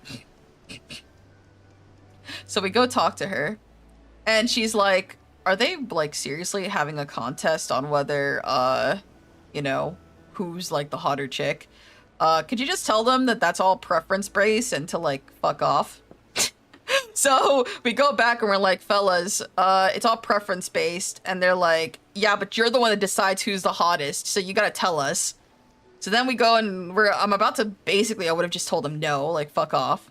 But then a fucking captain lady comes over and she's like, what the fuck are you doing arguing? If you're real pirates, just punch each other in the face, you know? And after she says that, they're both like, nah, dude, she's peak. Yeah, she's a pirate woman. She's so fucking peak, dude, you know? And then a dude who's like, she's a captain, and another captain comes over and it's like, guys, what the fuck are you talking about? And why do you even have an interest in her? Like, you guys literally just mind your own business and stuff. And they take it like, aw, bro, we never had a fucking chance, dude. She's got this fucking captain simping for her, and we thought we had a chance, and this guy's like, what the fuck are you talking about? What the fuck are you guys talking about? We thought we had a chance, but she's got fucking captains simping for her, right? And he's like, I'm gonna leave. You guys fucking need water dumped on your heads. So then he just leaves. And eventually the resolution they come with is, you know, we both have our preferences. We're both kind of shit, but we're shit together. And then it's literally goes to, what? No? Like, fuck you. No, I'm not shit. And also, like, I could totally get that woman at the barkeep better than you can. And he's like, no, I can't. They just go back to fighting again. And that's it. That's the entire story. So there you go. You're all caught up on all the short story. Oh, and I guess one more thing. We found out the quotations reason why the Moogle is not delivering the mail is because he shred his wings. But I have a suspicion that the Moogle's just lazy and he only shredded his wings when he went to go visit. Essentially, the people from where he lived is like, hey, he hasn't been delivering the mail. What is he hiding from us? So he goes in to try to deliver the mail. Well, he's not really. We're like, hey, we don't know where to go. We're like baiting him, right? So he can talk to the people that like are his friends. And he's a dumb fuck who falls asleep on the road and gets his wings shredded. And they're like, oh, you had your wings shredded. You worked so hard. That's why you weren't delivering mail. And he's like, yeah, but I don't want to lose my job as a delivery Moogle. So don't take it from me. And as the character we are, we're like, we will deliver the mail. And he can still keep the status as the delivery Moogle. And they're like, oh my god, Warrior of Light, you're so kind. You're so sweet. And this bitch still refers to us as like a slave or an apprentice. Even though we're not an apprentice, we're doing his fucking mail. So, yeah, he's a bitch. I don't... It has not changed my mind about Moogles at all. But here we are. This is the captain. This is the leader of the guild master for the Fisherman Guild. And now you're all caught up to the story of the fucking Moogle thing. At least the more interesting stories and stuff like that, and the general plot.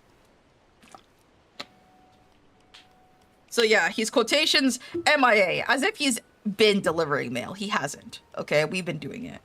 But yeah, we're now officially not his apprentice, but he still likes to refer to us occasionally, misslip us as a slave. So he's like a fucking brat. Alright. Fine night for fishing, isn't it, battler? Prop up your pole in the perfect position and then... Oh, you have a message marked for me. Here you go, chief. A missive from my old mate, Rorojaru. He's a trinket trader from Uldal who supplies a certain something that supports and strengthens the seafood stocks. Since we set some of his special supporters on the seabed, Fisherman's Bottom's been swimming with shrimp and groaning with gobbies. I heard neither hide nor hair from him since the calamity hit. It's heartening indeed to know that he's hale and healthy. It would seem the old dog's still desperate to do deals. Says he wants to trade one of his treasures for an infrequently found fish. Business must be bad if he's bartering his best brass for a bass. Any road. Perhaps you could do me a favor while I ready my rod. Rorojaru's boat should be berthed down by the docks. Could you head over and hand him this note? I've marked out a map where this fish he fancies could be found. Tell him to meet me there, and we'll do the deal. Alright.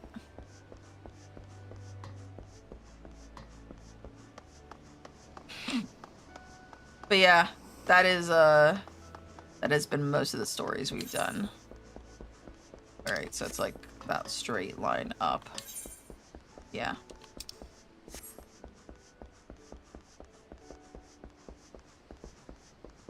And if it's a little laggy, it's because we're in a very populated location right now.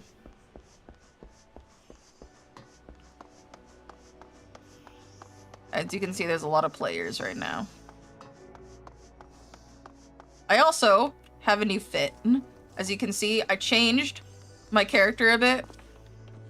These characters really are lovable. I like them. I like the side stories and stuff. So far, it's going smoothly. Yeah, so this game has two... So, in this game, there's something called Fantasia, which...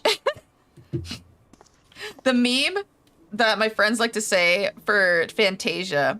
So Fantasia makes it so you could change your gender, your race, your whatever, right? Or like physical stuff, right? I recently used up, so you get 2 free ones in the game now. One you can get at level 1 if you're in Uldal, essentially, which is like one of the starting cities.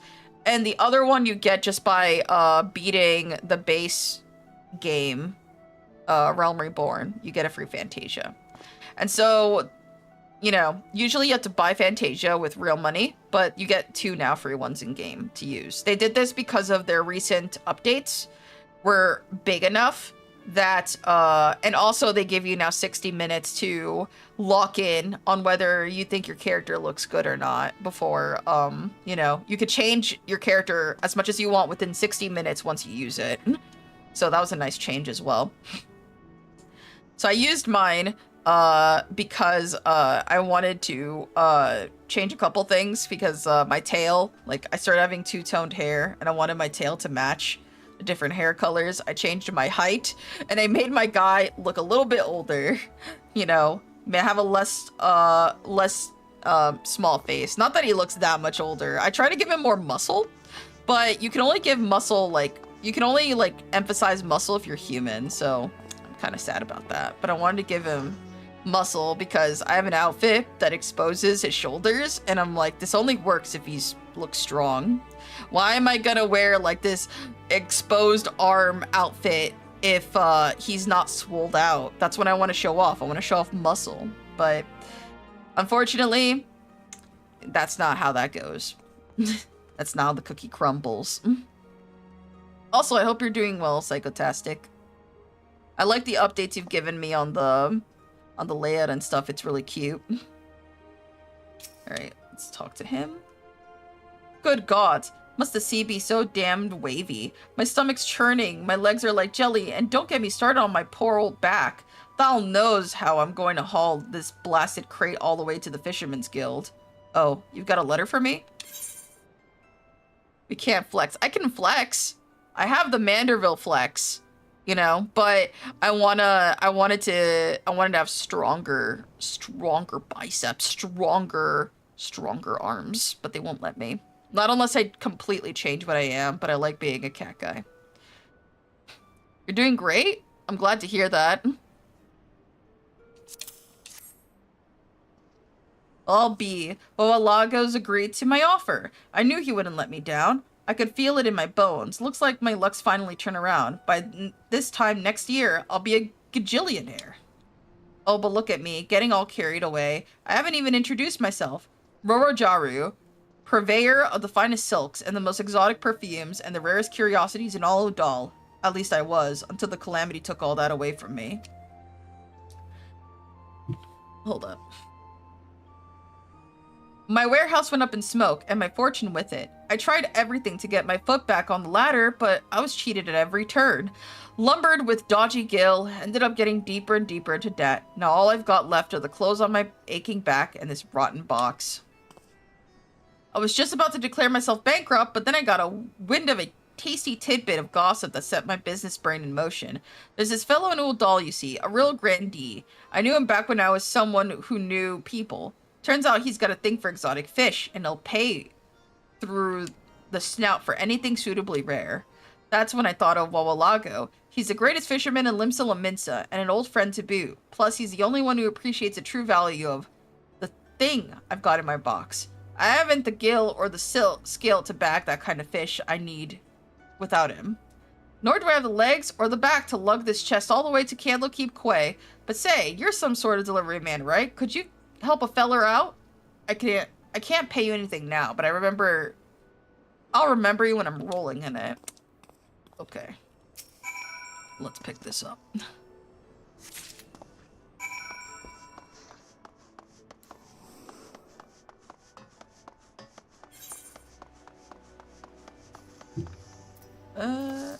Where is that? Where am I?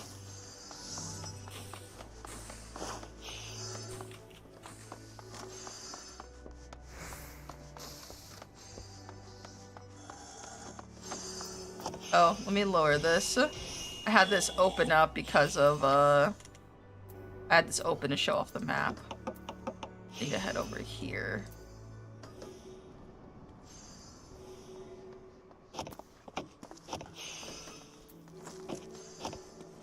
We're delivery guys, so...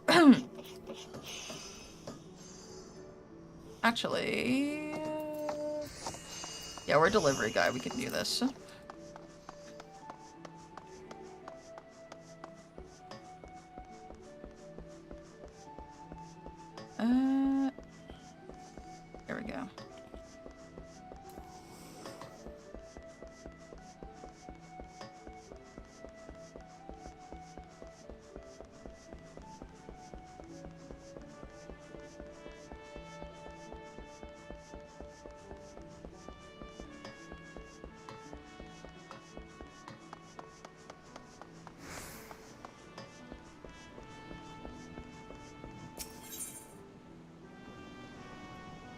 Where am I trying to go to?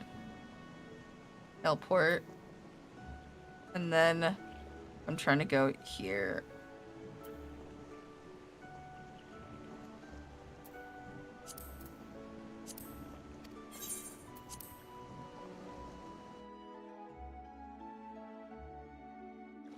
But yeah, I've just been playing Final Fantasy. Nothing too wild.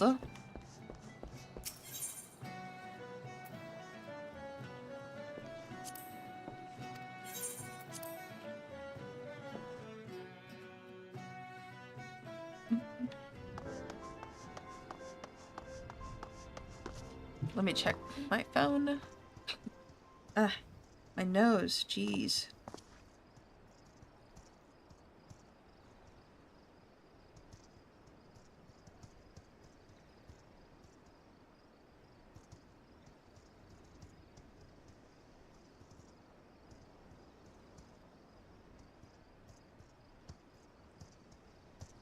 Let me put that as a reminder.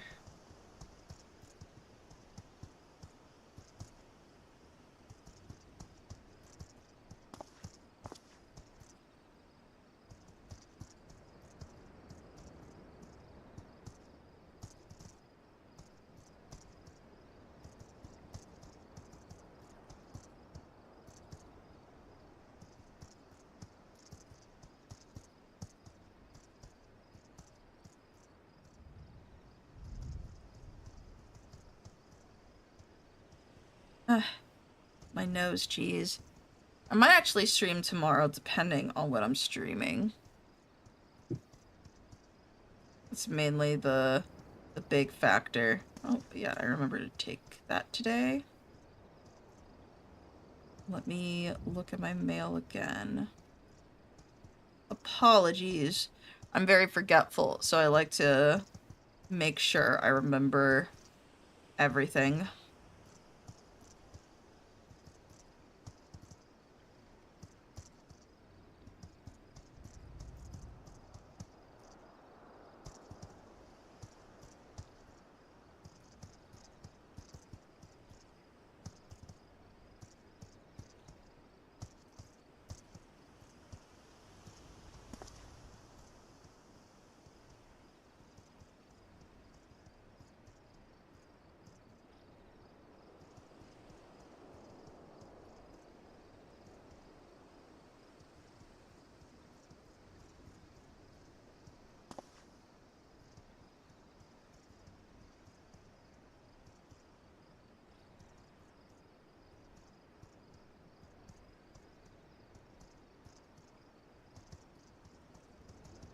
There we go.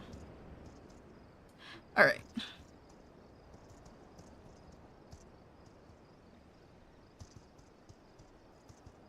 Just to make sure.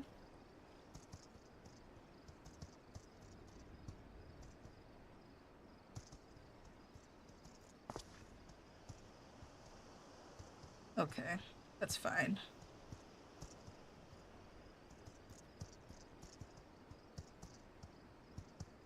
All right, done. Had to make sure to set my schedule stuff. I'm too forgetful to trust myself to remember later.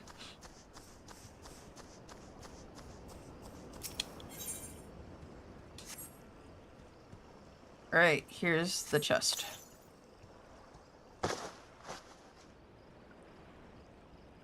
Thanks awfully for carrying the chest for me, Sonny. Don't know what I'd have done without you. Actually, I do. When I turned up empty-handed, Wawalago forced me to start fishing myself. If you're short of something to swap, you'll snare the scaly specimen solo, he said. Let's have a look at the gift you've got me. Blinking barnacles, it's beautiful. See it shine and shimmer, like the silvery scales of a sea serpent. The fish'll flock to bask in its brilliance of natty knickknacks like this. I knew it. The pawnbroker wouldn't trade it for toffee, but to a master fisherman, my supporter's worth more than money can buy. So, do we have a deal? Can I put down the rod now? Fine, fine. I'll fetch your fish for you. The rarest rare fortified Ray in Rotano, subject to you shoring up the shorefall in the settlement with the little light labor that is. Catch me a carp, or a coily, or any form of fish you can find, and I'll honor your order. The shortfall? You mean the supporter's not enough? Then I'm ruined. I was sitting here for ages and I didn't even get a nibble. There's no fish to be found in this accursed ocean. I dare to differ, my friend. Hold up.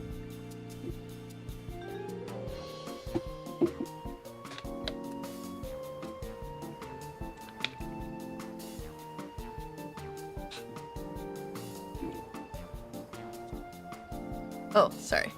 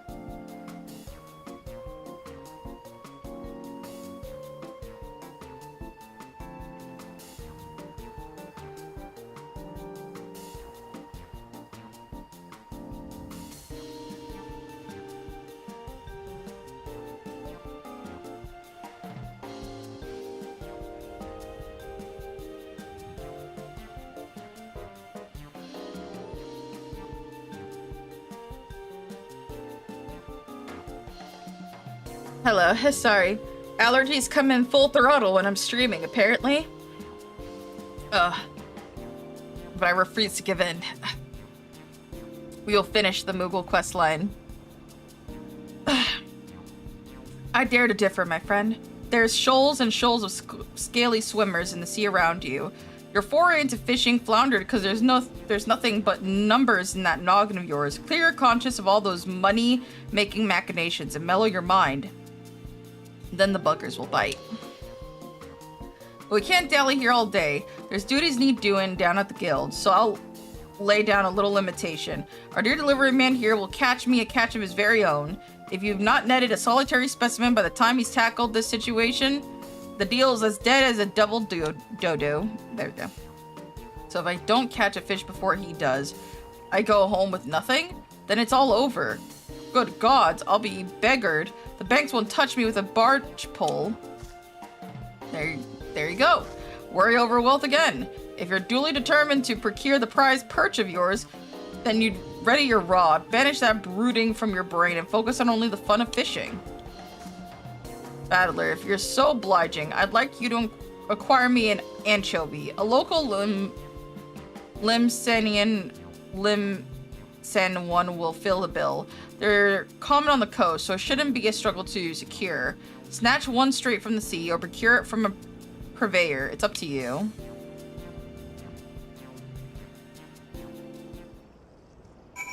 Do I have fishing ready?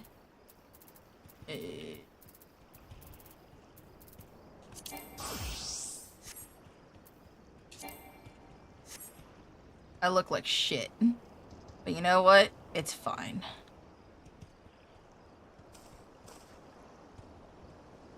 I have no bait.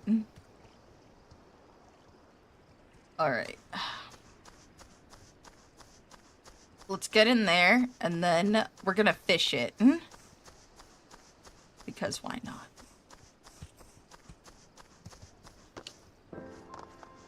Alright. Really? But I'm in a safe place. Okay. Well, it is what it is.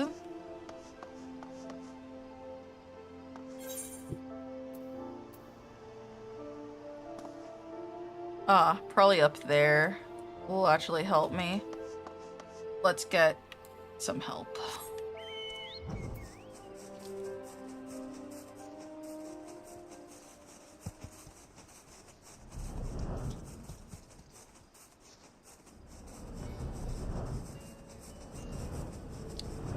Alright.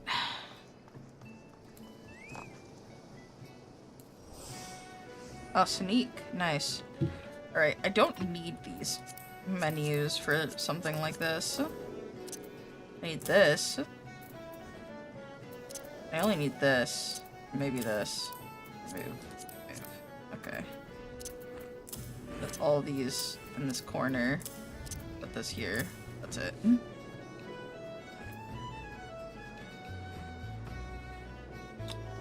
Okay.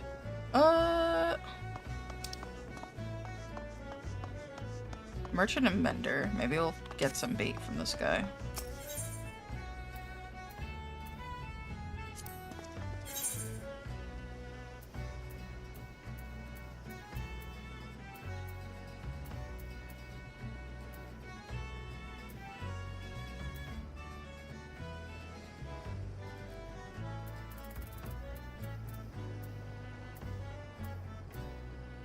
What level am I? I'm 10. Eh. Compare. Okay. Why not?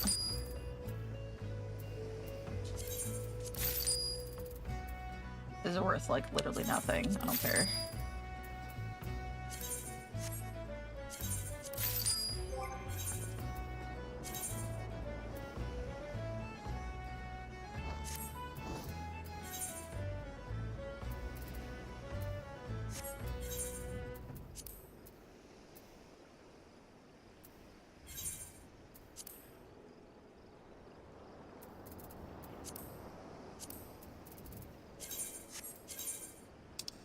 Let's see. We'll go with that.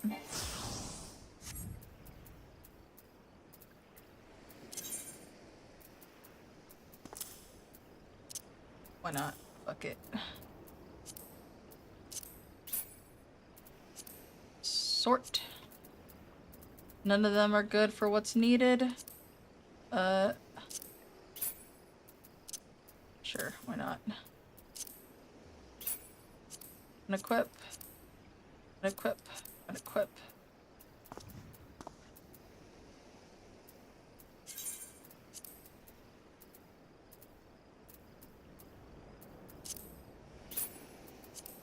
Sort.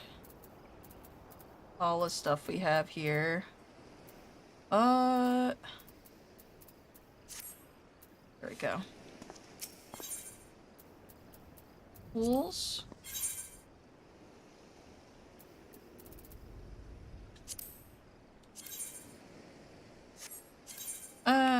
That's fine. I'll buy it. I don't care. I'll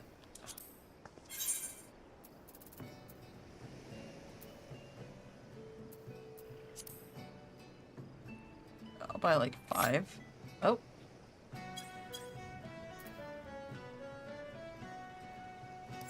There we go.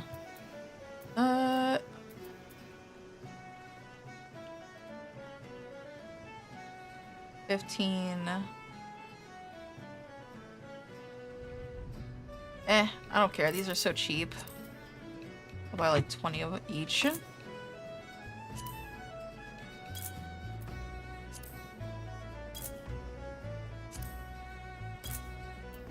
all about the side quests, baby. It's all about the side quests.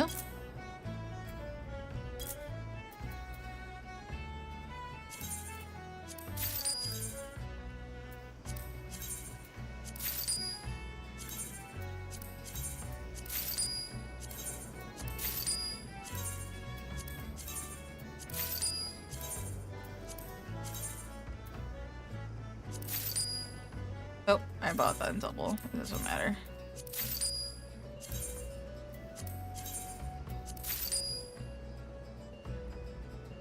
You know what? Why not?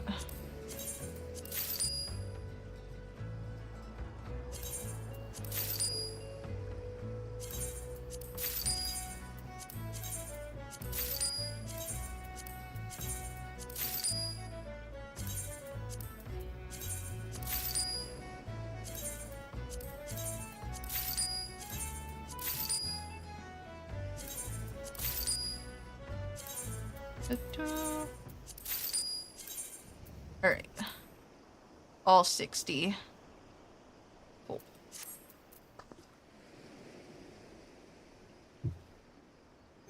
The inventory. Sort. Can I sell, actually?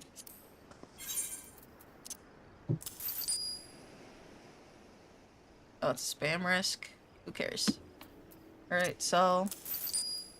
Sell.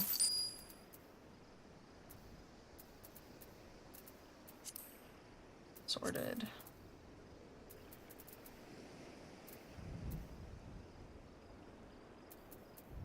All right.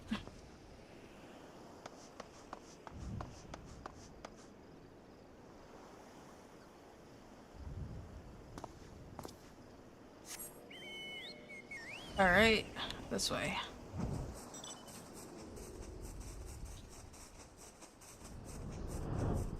We may not be in our delivery person attire, but it's good enough. Huh? All right.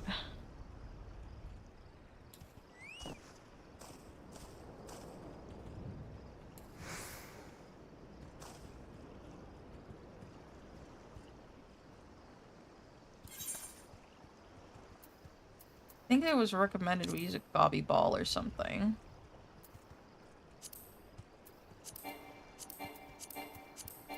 There we go.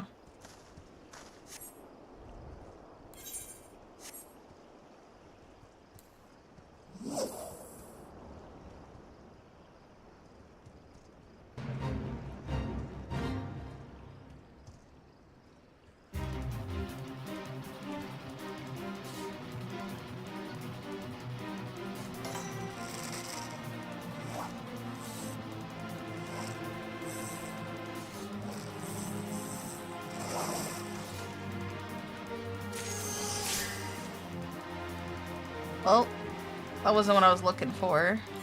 Let's try a different bait.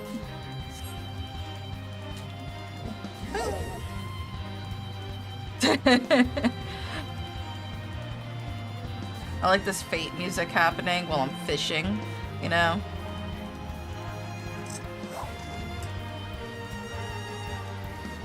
It's just not suited for this location. Okay, that's fine.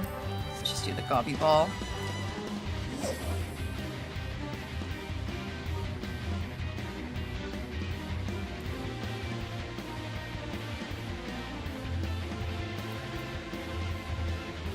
I should do that before I do that next time.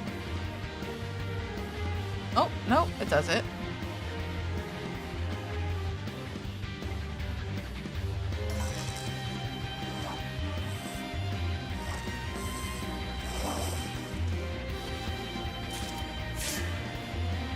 Oh.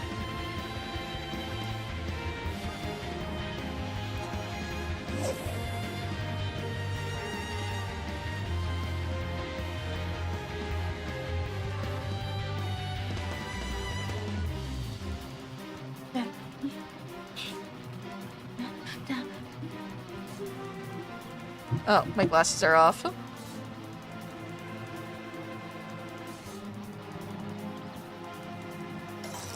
Oh, shoot.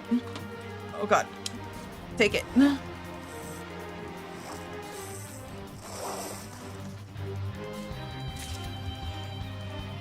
It's just another clam. Oh, hold up.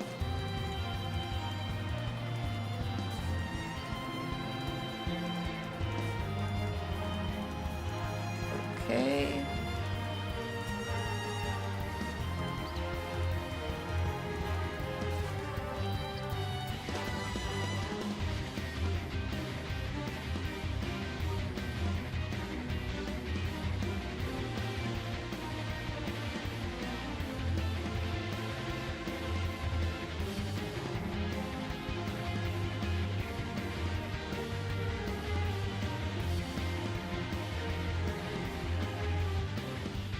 Okay. Let me see where you could actually get an anchovy.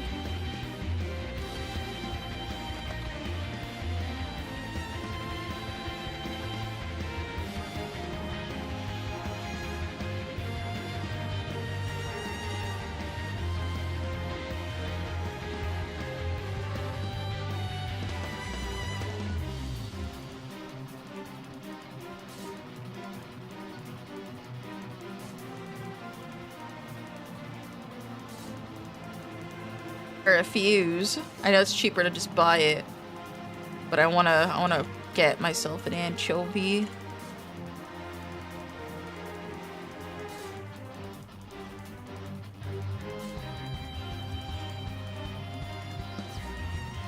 Let me check the map we're at. Alright. Lower God's Grip. Is it near here?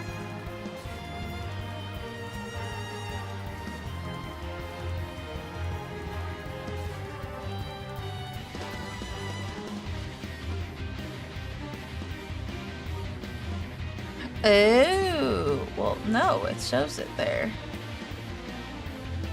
It should be around this area, but it's more like it's here at that area. Let me check this thing.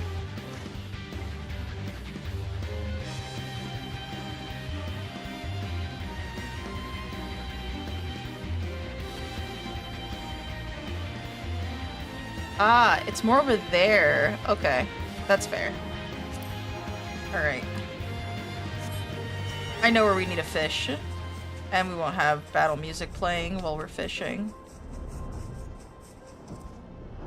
I think. I'll have to be at the docks. Because I need to be near the ocean.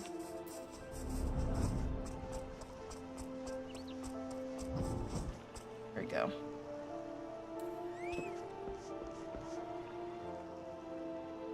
Alright.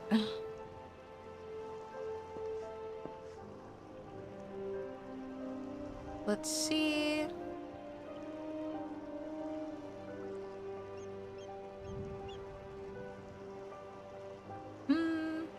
Hold up. Okay. Already have my bait picked. Let's go.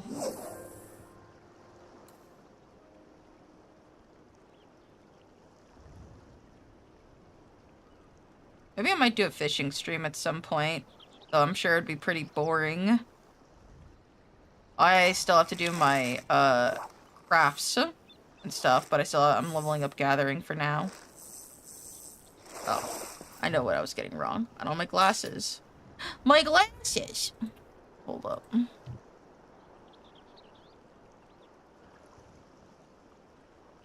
There we go. We got a flounder. Let's try again.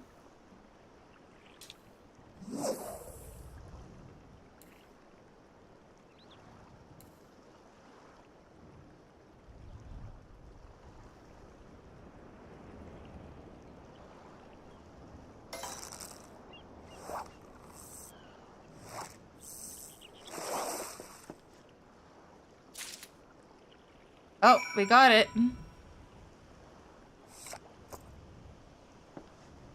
Nice. We're not gonna teleport. We're just gonna fly.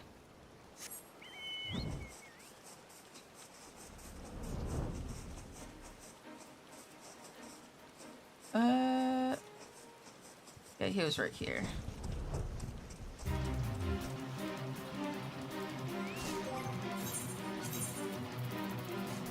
He was scholar. There we go. Oh, here we go. Let me give a little dance while they're freaking out. Oh. Oh. Yeah.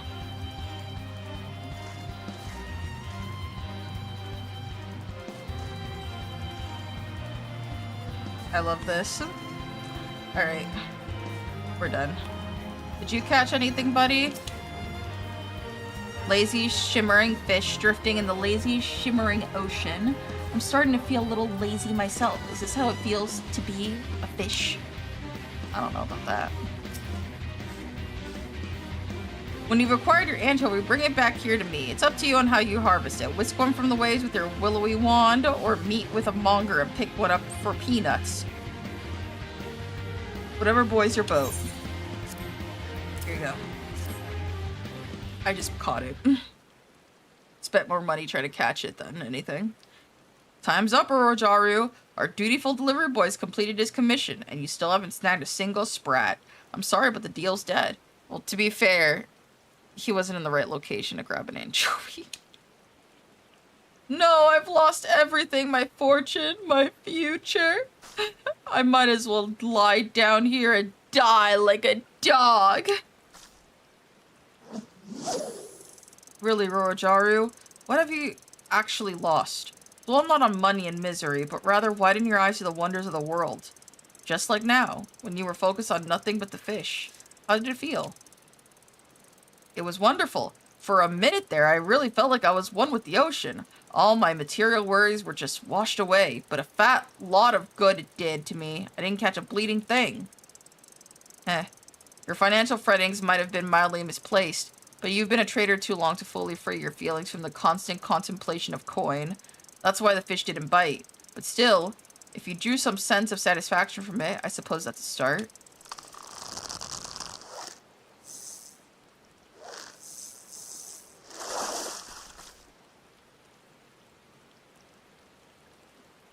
Holy mackerel! I mean, holy catfish!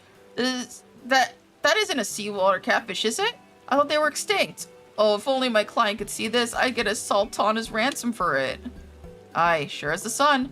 That's a saltwater catfish. There's some, as they say, the species snuffed in the calamity, but I heard word they were hiding here in the Candlekeep Quay. Seems the rumors are right. Take it, Rorojaru. Consider a prize for your persistence. Do with it what you will. Fisherman trying to be a psychologist, basically. What? Wait, Wawalago. What about your payment? Aren't you going to take my supporter? The shiny shorts of the fish go crazy for? The star-spangled sublicar shorts? Is this like shiny booty shorts? What, those? I've got hundreds of them at home. Just remember, Rorojaru, don't drag yourself down. Brooding over business. Free your mind from fretting over your fortune, your future, and try to think like a fish. But if it still doesn't solve your sorrows, never forget that you will always find friends at the Fisherman's Guild. However hard things seem, however low you may go.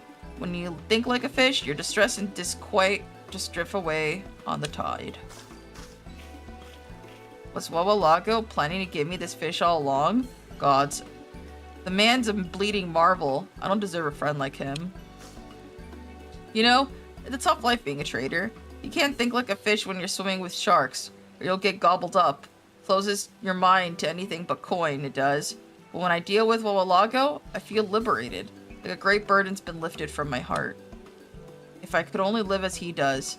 I've had my fill of dealing with crooks and swindlers, spending every waking moment obsessing over my bank balance, and agonizing over who's going to steal it from me. It's time I made a change.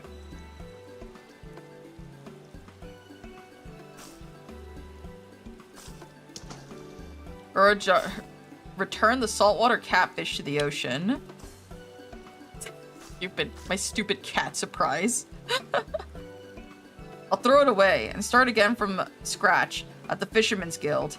Here, Battler, I hereby entrust you the entirety of the great Rorojaru's estate. The brilliant briefs no fish can resist.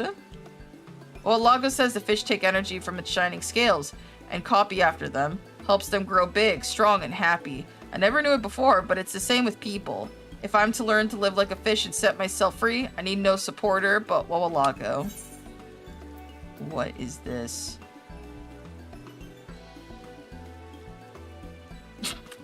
I'm gonna put this on immediately, hold up. It gives, like, a little bit, you know? Not a lot. I bubbled up! 20?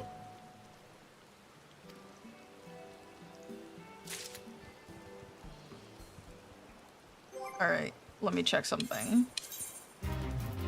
Oh, my character can't wear it because... Well, this one can.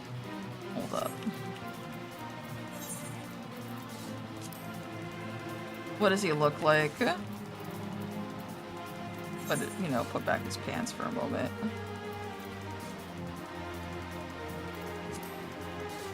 For now. But, let me see this. Armory.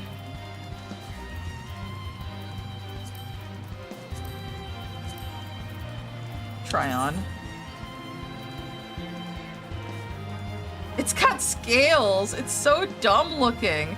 Dude, I can do like a Mermaid Man or Barnacle Boy cosplay with this in game. That's what it's gonna be used for. Perfect. Alright, I don't think I got anything else, so let's head back to... yeah, let's head back to Limsa.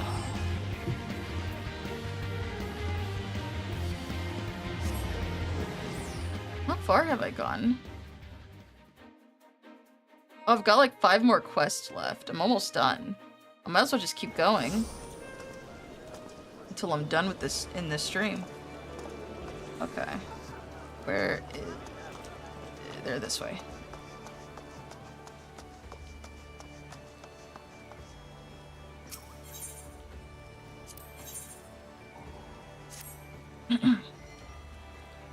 Oh, Battler, dear Battler, my unfortunate assistant. I'm afraid something rather awkward has come up, and I'm going to have to drop it right in your lap, Kupo. It's an urgent epistle from Bango Zango, vice chair of the Brigade Consortium. And Bango Zango must it be returned. It was to be delivered to one of Jijorun or Kikorn, who runs a trading post at the shores of Bronze Lake, but then I got there, and a slippery devil was nowhere to be found. To make matters worse, he neglected to leave a forwarding address, Kupo. I was going to break the news to Master Zango myself, but who am I to deny an up-and-coming delivery Makote such valuable experience? As it often our service fails its duty, so you'll have to be at your sycophantic best if he's to accept your apology. You'll find Mr. Zango just around the corner in the Octant. Good luck, Battler. The reputation of the Moogle Delivery Service rests on your shoulders, Kupo. I can steal your job. They just won't let me steal your job. Knowledge, my dear assistant, is the gift that keeps on giving. I've got letters today for fellows who embodies a notion. Professor Lambertient Kupo. He's an authority on Aether, known for his passion and absent-mindedness. I'm sure you've heard of him. Lately, everyone's talking about his theories. Now, such a renowned scholar has many students, and these letters come from his best and brightest. So your task, my friend, is to deliver the mail to Lambertent in Camp Drybone. Make sure to get it there promptly, as a good postman should, Kupo. You've been backlogged on so much mail. Hold up.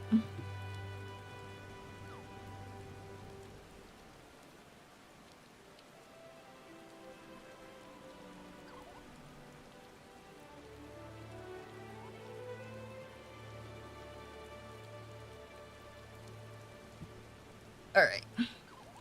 Let's head over. One of them is, I think, right there. Oh, brother. You really failed someone that was... Okay. Yes, I'm Bango Zango, second chair of the Brigade Consortium. And who are you, pray tell? If you have business with me, you'll need to make an appointment with my... What? My letter's been returned to the sender. Not known at this address? Gods damn it, I never should have trusted that double-dealing queercorn. The minute I threatened to call in his debts, the blasted rat does a moonlight lit. Forgive my outburst. It's Jijorun I'm angry with, not you. He borrowed a sizable sum of the consortium, but he's fallen behind on his repayments. This letter was to be our final demand. Sad to say, it seems the wretch has taken the money and ran. It's a sorry state for a once shrewd trader to find himself in. He was the first to set up a trading post in Upper Lenosia after the calamity, straddling the fence between everyone from the kobold to the maelstrom and raking in a pretty packet from all sides. He ran in with his brother, Memaroon, but they had a falling out some years back, a disagreement about the direction of the business, or so they say. Whatever the reason, it led to Memaroon striking out on his own and setting up his own little trading post in Oakwood. They've been rivals ever since. Perhaps that's when the rot set in. Memaroon's fortunes have gone from strength to strength, but Gigiroon? Well, the only thing he's gained in the past few years is an ever-increasing mountain of debt. I had every confidence he would turn it around, but it seems my faith was misplaced. And what faith it was! Were he to default on his loan, it would have serious implications for the consortium's finances. I need you to do me a favor, adventurer. Return to Upper Lenosha and collar this rat for me. Mayhap his brother has some idea where he scurried off to. Okay.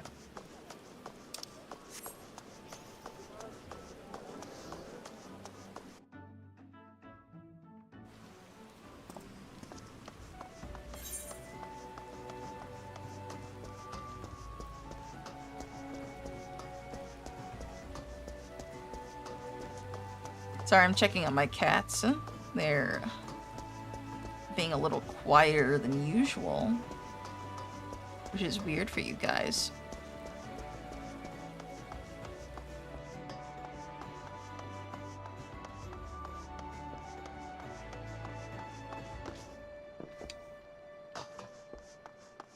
That is not for me to deal with. That's for my future self to deal with.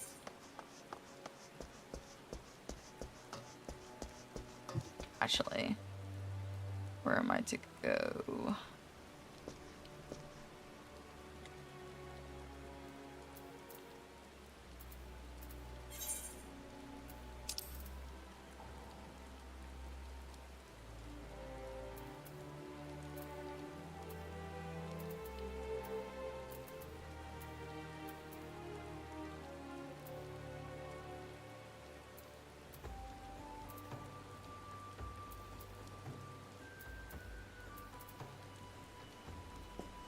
Okay.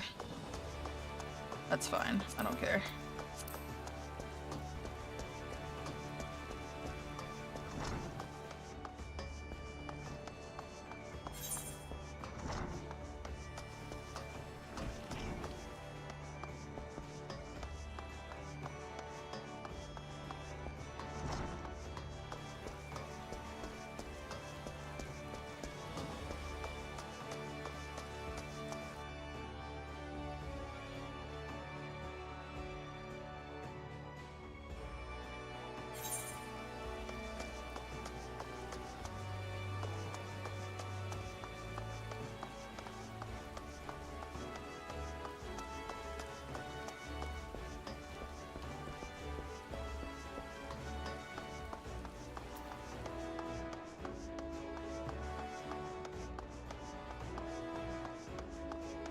But yeah, I've just been, playing this game and chilling.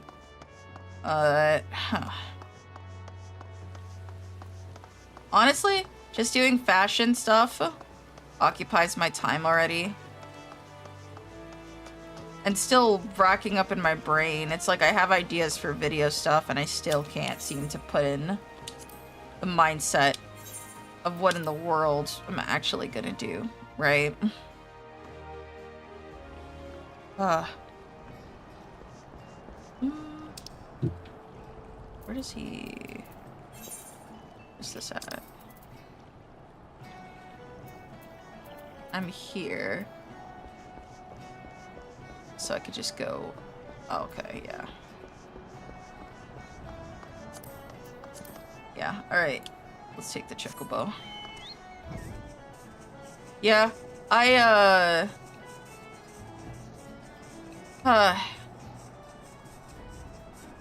I've just been doing my, dailies. Saving up money. Just looking around at houses around the game and stuff. Making video requires a lot of time just to write down the script. Yeah.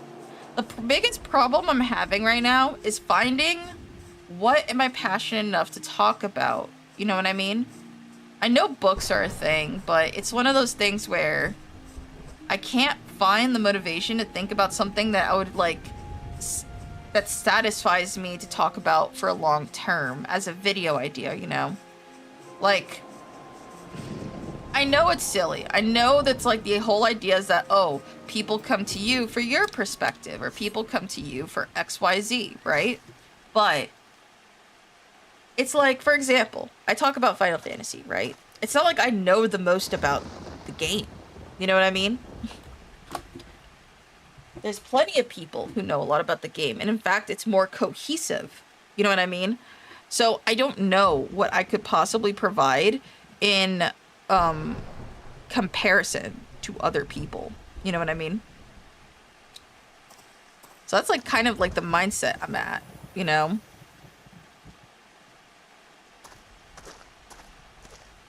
As I said, I've like debated on whether I should play the game. If I should play the game, how do you call? Yeah, I've debated if I should play the game all over again and kind of pick up the quest, every quest that's available within my level, you know? It's because that's kind of the way it's like diegetically supposed to be kind of picked up, but in the end you will learn with just practice. Yeah, it's true. I'm just trying to think like, what do I want to talk about? I know that the smart thing to do would be to do something short, you know? But I'm not sure. I know you could talk about a book, but in my opinion, talking about a book, unless it's a very short story, is like... So here's my thought process. Here's my problem, right? I wish you could see hand gestures. Here's my problem, right? So like, let's say I want to talk about something like the lottery, right? Like a short story, talk about it, whatever. My mindset is just talking about the lottery story in of itself. Everybody's read it, or at least a lot of people have. And so what would be the thing you'd want to do a video about? My brain would be like, well, if you want to talk about a short story like that, you'd want to talk about the history of the author, the context which this was written in, you know, what other things took inspiration from that. Was there like a purpose? Was there like a meaning necessarily, or an intent, like a specific intention the author had when creating it? What was the context for the author at the time? All those things, right? And you're like, yeah, Corner, just do a video on that. Well, that's what, you learn that in school. That's what your teacher tells you about that, you know? That's like doing a video on The Great Gatsby and talking about all the symbolism and meaning behind The Great Gatsby. And your teacher tells you that, or you take a cheat sheet and you watch my video, but you're not gonna watch it for entertainment value. You're watching it to get your fucking essay finished, or to like quickly learn or browse it for a test or something, you know? And I kind of want to do it from like, yeah, no, that's too much. Yeah, it's just one of those things where it's like, that's something your teacher teaches you, right? You need to do something much simpler. I know, but I don't like, maybe a book you just hate. Maybe. Ugh. But the thing, a book you hate, the only thing I can think of that I've had to sit through and read it that I've hated. So like,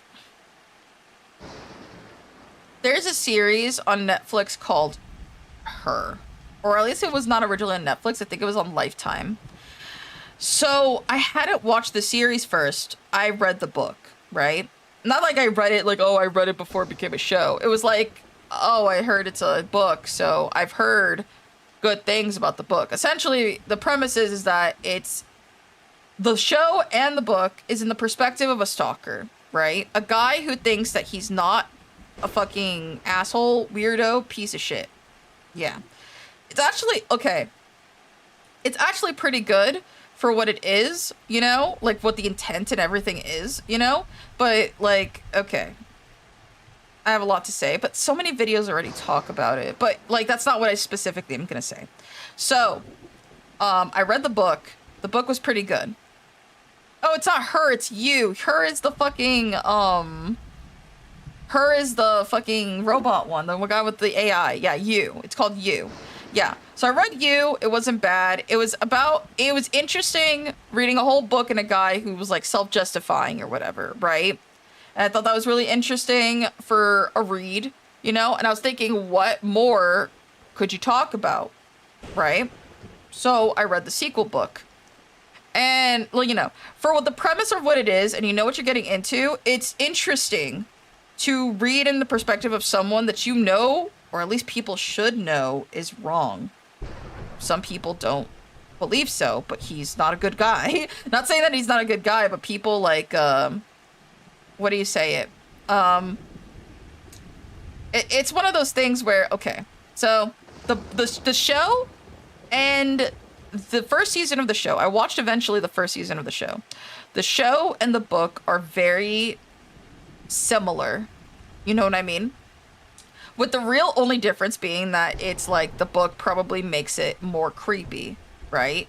The whole point is that he's a guy who romanticizes everything. He's like, oh, books are better. You know, this fucking people on their fucking smartphones are lame, but this girl, she's different. She is into books. She's intelligent, all that crap, essentially. And then it turns out, like, she's just a normal fucking person. They make her more sympathetic in... I forget which one they did. I think in the show, they make her more sympathetic, or at least she, like, remember the book is all in his perspective, right? Regardless of her actions, she's just like a fucking person. It's not that dramatic, right? But every time she doesn't feel the, what do you call it? His perspective on her, he blames other people to cope, or he like blames her, like something happened, something's wrong with her, right? It's all very good. Like, if you understand it in this context, the book is very good. It shows the mindset of like an individual that is basically not of right mind, and it's interesting, right? So I was like, how are you going to do a sequel to this? This is like pretty cut and dry. It shows that this is a cycle. You know what I mean? Like, watch the show, but the whole thing is that it's a cycle, and this guy is like, you know, does not see himself as a bad person, you know? So I was curious. I haven't watched the show, but I could tell probably that the show, at least in comparison to the book, is more interesting probably than the fucking book, because... So, spoiler for you. In the second book, I had high hopes, right? You can't just say that the book is good because a woman wrote it, but I was actually impressed by the first perspective, because usually, like, guys write creeps without realizing they're writing creeps at times. You know what I mean? Like, romances are not romances, they're fucking horrifying. You know what I mean? And for the most part, anything that was, like, sexually explicit, didn't linger for very long, and it was like all made sense why it was being spoken about in the context of this person, and it was not lingered on for so long, if that makes sense. You know what I mean? So, like, for example, there's like sex in the book and stuff, but like it's all in service of like the storytelling from this guy, and the presumptuous of, like, again, you just have to read it, but overall, I would say fairly good, right? The second book, the sequel, was a waste of my time, because it starts off in a weird footing, but it was interesting enough that I was like, okay, I wonder where this is going, right? It's like a cycle again. So this is how it goes. The show, I've heard it goes off its rocker, but this is the premise of the second one. After the whole shebang of the first book, he ends up getting a woman who works in his shop, right? And she starts coming on to him, and he's like, oh, you know, she's not my ideal girl, but then she starts having, like, you know, kind of adjusting herself for him, right? And he's like, oh, you know, she's not one of the bad ones, you know, like the same fucking mindset and all that, right? But she's clearly weird, and he's clearly missing the signals on how she's weird, because she's kind of, like, aligning herself with what he wants, right? So then, in the end of that, what happens is that so he owns a bookstore, right? And this bookstore has rare books that are in the bottom basement of the place, right? This woman kind of just comes on to him, kind of accommodates herself to fit what he wants, but keeps herself closed off. And he self-justifies all this red flags about, like, her actions and stuff, you know? You know, they hook up and everything, right? So, one day, he comes to the bookstore, and it's fucking ransacked. And all the rare books, this guy's obsessed with books, right? All the books are, the rare books and stuff are gone. They were all taken out. The store is fucked over. All the rare books in the bottom floor, saved and preserved, are gone. They're completely gone. And he realized now how many red flags there were in retrospect. And then he's like, people around him were like, hey, you know, like, we feel bad this happened, blah, blah, blah. But he was like, I want revenge. I want revenge for what she fucking did. You know, like, what the fuck? Where did she go? Like, you know, it was he decided, he found out, she never gave him her real name, didn't give her, like, she had, like, phone number stuff and all that stuff. Like, she totally gassed him up and, like, you know, basically convinced him, you know, nothing was that, you know, that she wasn't hiding anything, basically. And then he realized it was suspicious. So then he finds out there's a inkling that she's in California trying to be some kind of actress.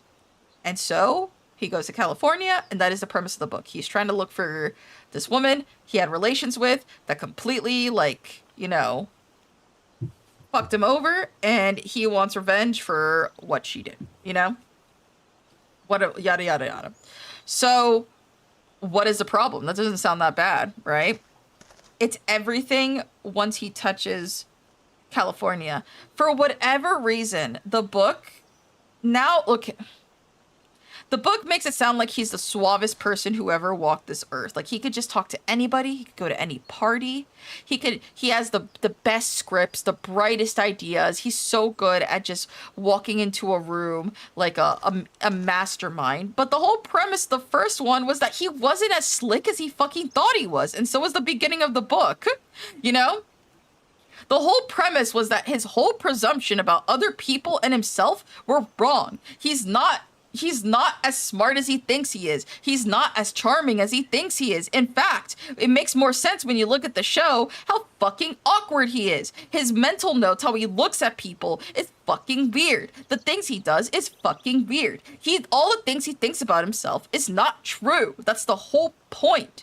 But now, I want you to imagine that all of that is let go once he's in California. Majority of characters thinks he's, like, so charming. He literally infiltrates. He literally falls in love with this bimbo, you know, strawberry blonde, booby busting woman that is a child of like bajillionaires, right? And he managed to infiltrate there. And, like, the whole premise about this other girl is fucking wayside. The sex scenes feel like a fucking waste of time now. Not that I was like, oh, I love the sex scenes from before, but at least there was, like, the point to them, right? We weren't lingering on them. The whole point of that was just to show, like, you know, all the awkward shit that was happening, what he was thinking, all, like, basically to really get into his head. That's what the point of them was. It wasn't literally, like, for smut, you know? I didn't enjoy them, like, for myself. It was like, oh, it's a character study, you know?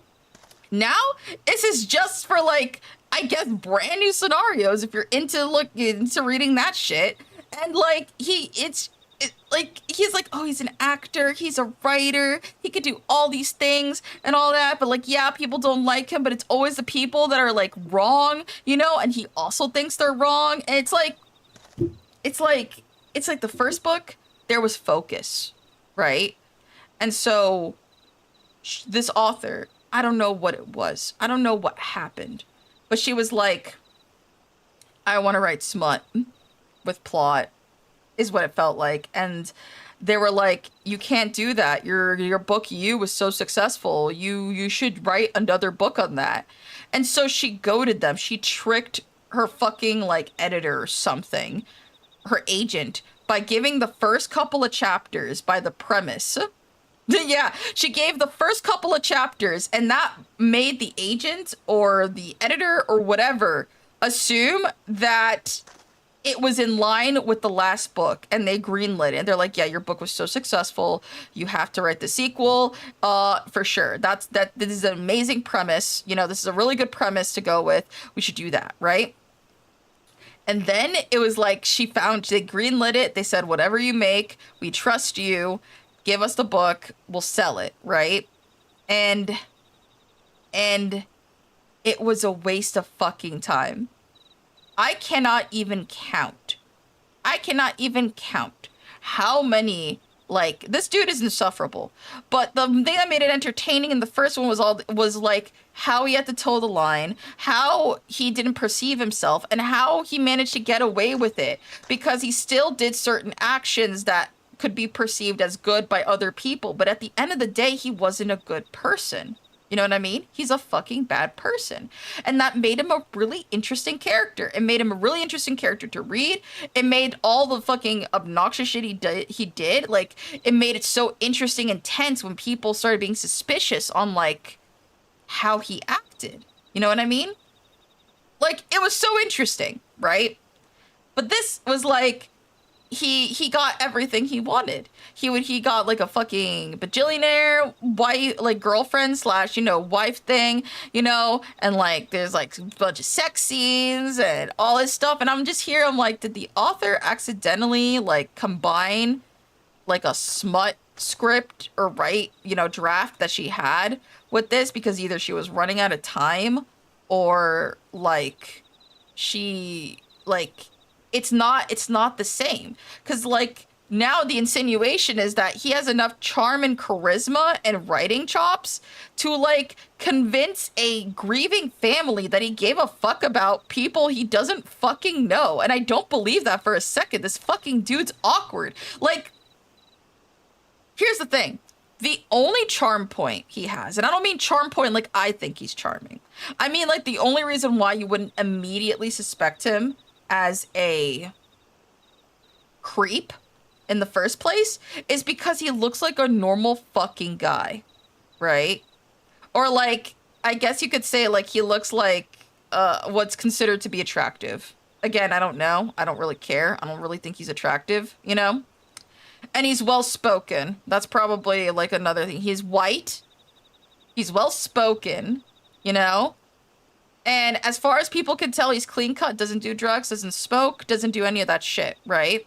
So for all intents and purposes, he seems like a good guy. He helps out this kid that he feels sympathetic to because, like, you know, he dealt with his own abuse and stuff. Like, he's again, interesting character, horrible person, you know what I mean? Does actions that are, you know, are good for some people, but a person can be multifaceted. They can do good things for certain people and still be a monster. You know what I mean? And that's what he is.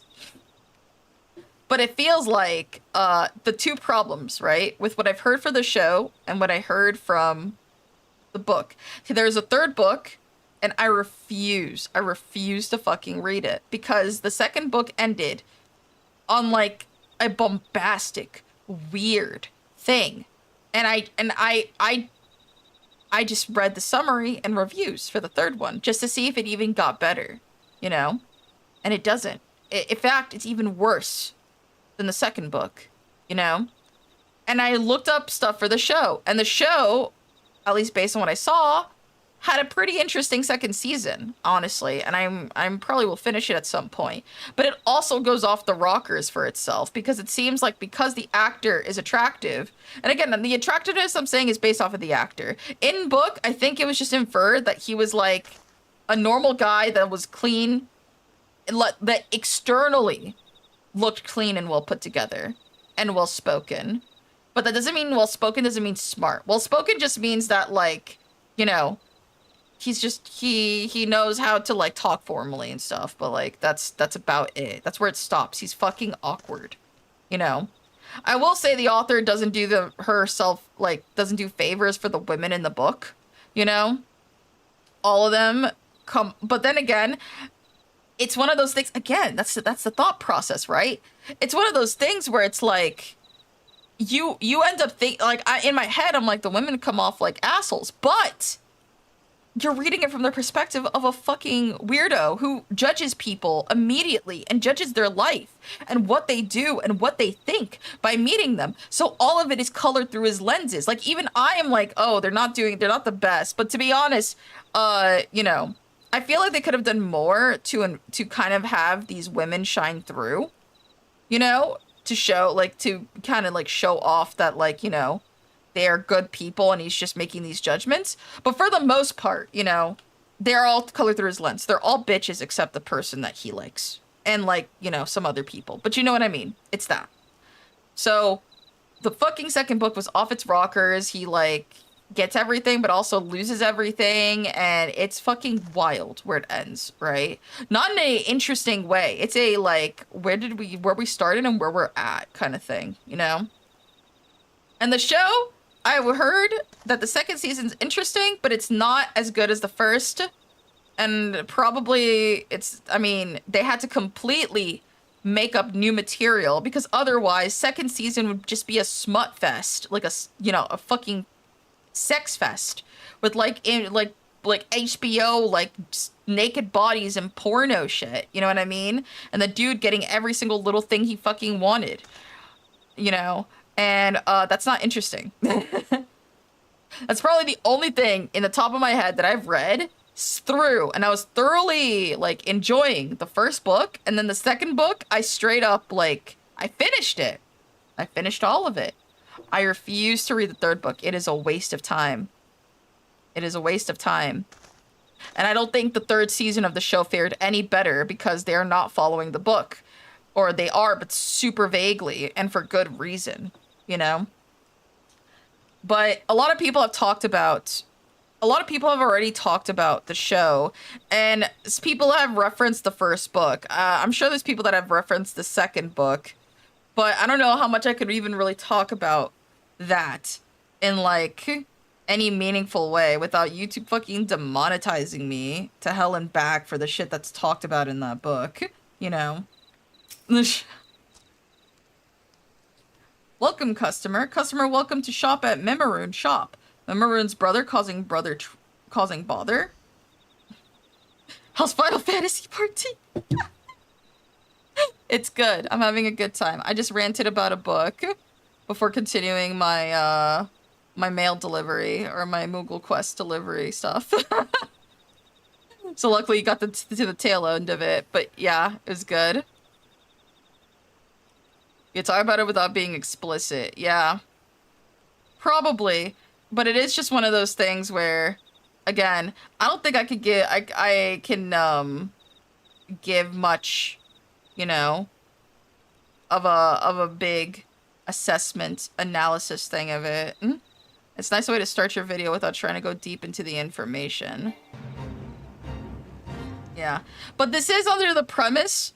But, however, this is under the premise that I explained the first book, or at least the show, to someone before talking about the second book, you know? And I also know a lot of people have already talked about the show and the book. It was fairly popular when it was, like, released on Netflix.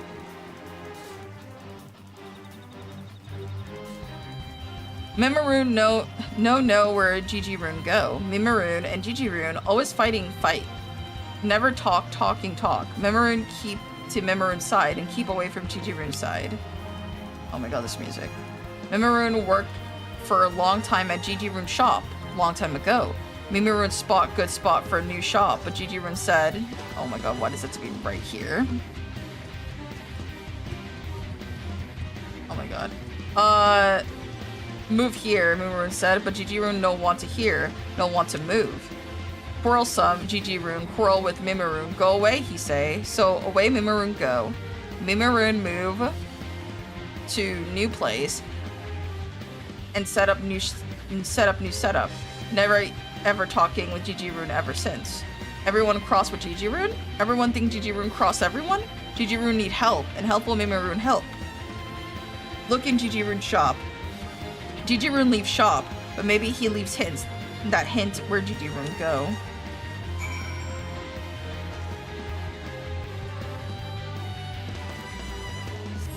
What story were you talking about?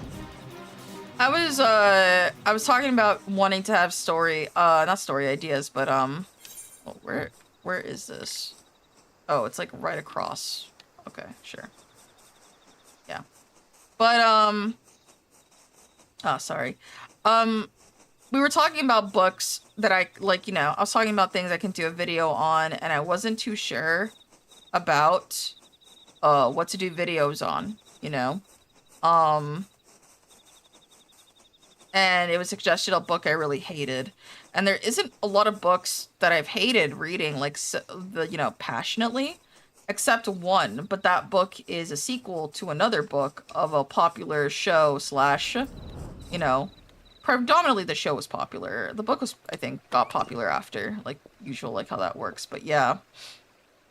And I was talking about how the first book was interesting, a lot of the reactions towards it, and the second book of it was, like, not, like, it felt like it went off the mark, and it was extremely out of character, and that it seemed like the author wanted to not continue writing the story, but seemed like she wanted to write, like, I don't know if that's common for, like, a Harley Quinn novel, because, like, how do I explain it?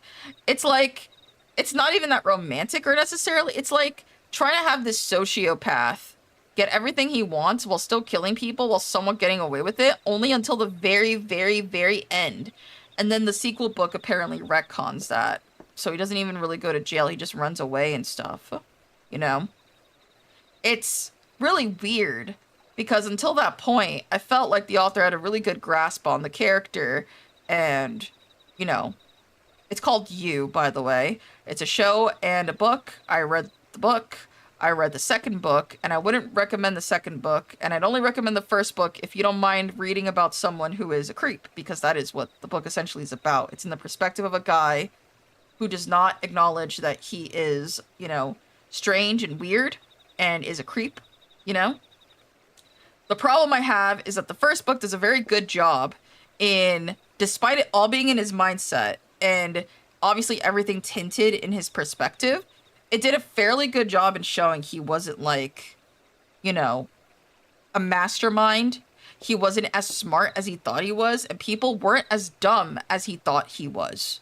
You know what I mean? And the only reason why he gets away with what he does is because of the fact that those good gestures that he does in certain parts of the story manage to help him cover his tracks, essentially. You know? At the end of the day, he hurt innocent people, you know? And it shows a interesting thing of, like, how, you know, he's an interesting character because it's, a, you know, the whole idea of a person can be good to certain people and still be a monster. And that is essentially what that character is, you know? He is a good person to the people that he wants to be good at, you know, good to, and he is a monster to other people.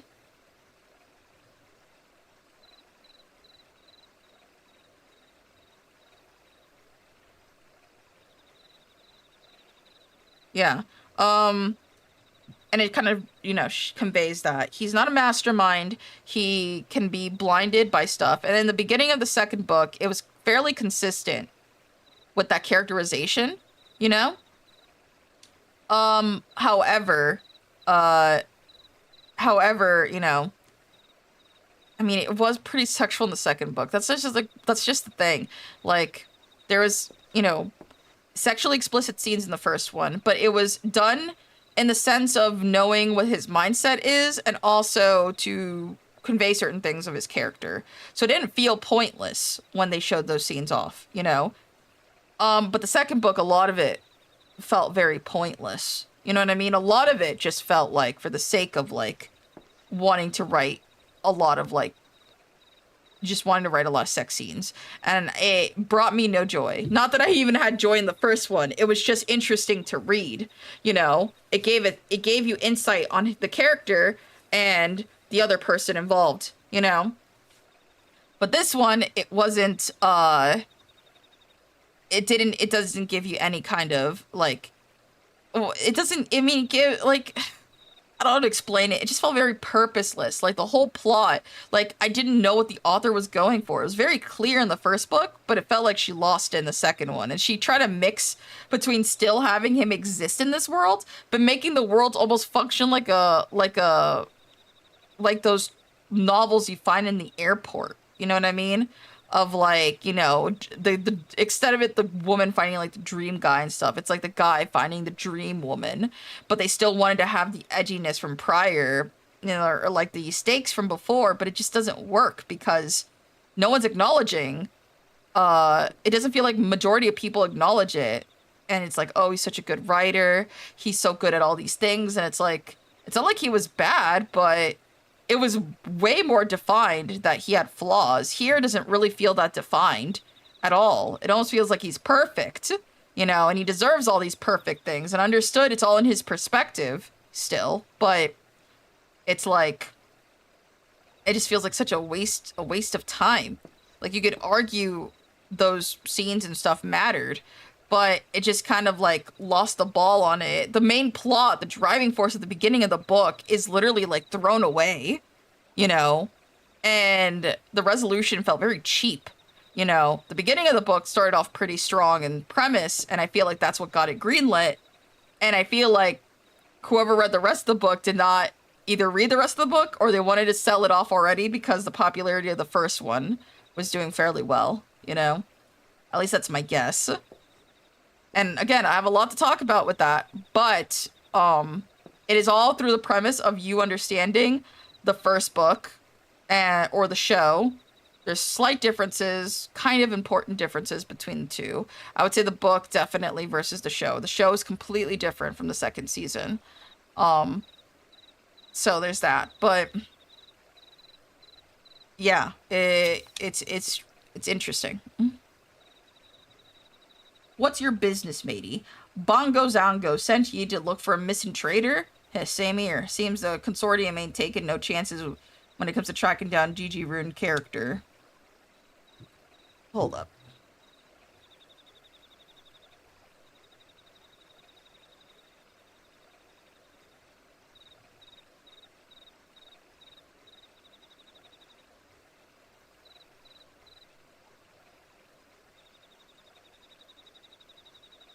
Sorry, I had to drink water.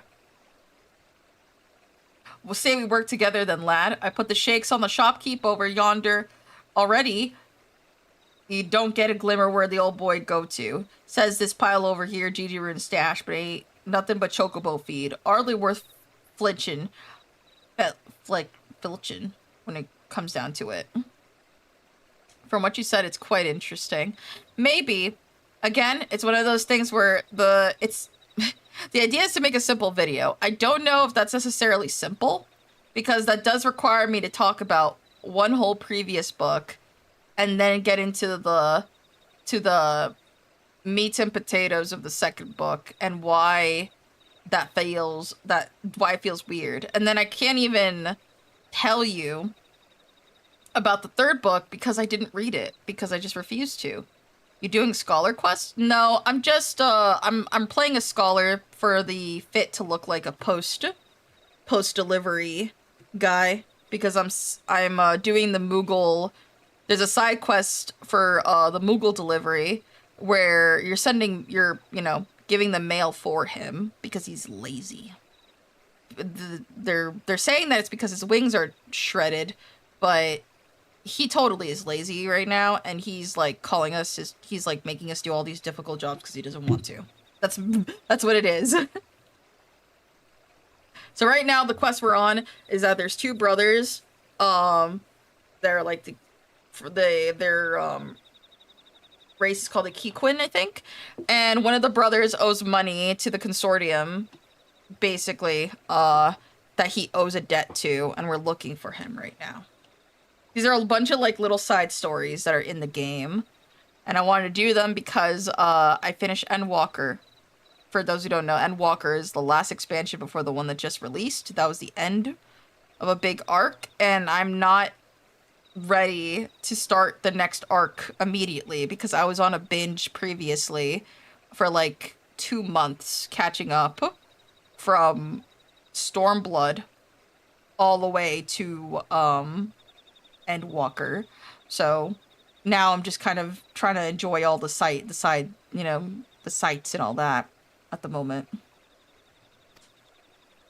Might take and loot with him, but the only thing missing was this here chest. According to yon shopkeep, it weren't naught but a pile of Mamulja coinage, and that ain't worth its weight in shite to anyone this side of the deep. Accepting the Mamulja, that is, no Eurasian merchant touched that stuff with a 40-yalm barge pole, but chances are it's still some value to the beast. You reckon that the rat bastard's gone off to hire himself a lizard man army, do you? There's a band of scaly buggers hanging around the northwards, but it Queequern's one thing, a Mamulja's another. I ain't getting paid enough to go poking me nose in lizard business. I'll head back to Limsa and report to Zango. Don't you get yourself in trouble now, lad.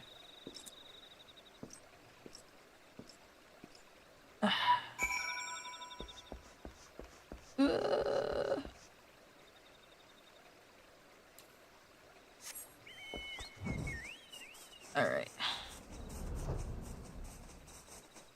I can do what I want because I am the best. I am strong.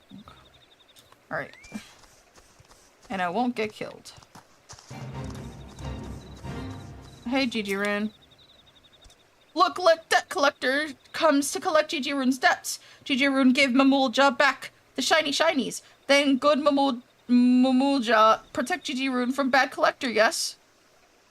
Very well, Gigi Rune. You have a deal. Mamulja shall protect you from smooth-skinned soldiers. Come cover our retreat.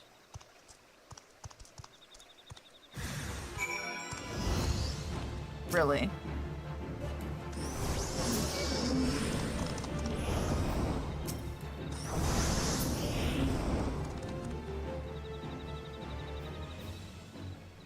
Alright. Oh, he's all the way over there. Okay. Let's get bird. Okay. But yeah, that was my rant about, I forgot the sequel's name. It was You, and then I forgot what the other one was called. It's been way too long. Apologies for that. It's been like two to 3 years since I read that. Maybe less? I'm not sure. You seek Gigi Rune collector? The pirate has him. Mamulja make deal to protect Gigi Rune from you, and you alone. He say nothing about pirate. You are not collector? The Mamulja work is done. Gigi Rune make another bad deal. No wonder collectors are after him. Mamulja make good deal with Gigi Rune, but buy many items and pay fair price. But when we pay, Gigi Rune say our money no good and ask for gil. If Gigi Rune want gil, he need to say so at start. Mamulja proud warriors, not mind readers. You want to find Gigi Rune, speak with Rat Brother. Maybe he knows where pirate take him. And we must fly once more because this man is trying to run away from everything right now. But yeah, other than that book, I cannot think of one that is a disappointment. I've had shows that I've been disappointed in. But that's, again, I don't want it to all come stemming from, like, a necessarily negative place. You know what I mean? Like, I don't want it to all just be negativity and stuff, you know? At least that's how I feel. I don't want people to feel bad for liking a show and stuff. There's many people behind the scenes that work on that kind of stuff. And I never want those people to feel, you know, necessarily bad. Even if I didn't enjoy the book, you know, and the angle, where it decided to go. I don't know. Not that you can't have criticisms. It's just one of those things where I don't want that also to be defining thing about me is, oh, she reviews bad books. Because it's like, I don't want to spend my time reviewing bad books. Not a lot like I seek it out, you know what I mean? GG Rune did deal with Mamulja and got Mamulja shiny shinies. Mamulja shinies no good to pay back his back payments? Oh no, GG Rune collected by collector. That collector, a pirate collector. Pirate collectors deter debtors by barreling them in barrels and jettisoning them from jetties. Got to stop GG Rune getting launched into the lake. Go to GG Rune shop and stop booting GG Rune into wet water. Mimi Rune go arrangements to arrange, but see you there soon. Wow, his brother wants to save him despite how long it's been. Damn, GG Rune, what shit did you get yourself into, bro? How much money did you take? Apparently enough that the consortium needs him to pay. Because they gave him a hefty sum.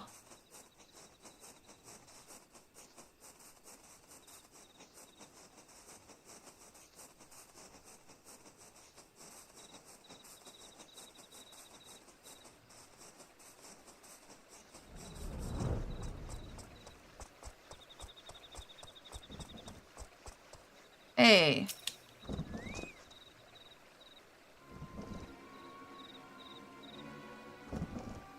Well, if it ain't me old matey. Look here, lad, I finally got me mitts on this shirkin' wench. And he's about to take the plunge.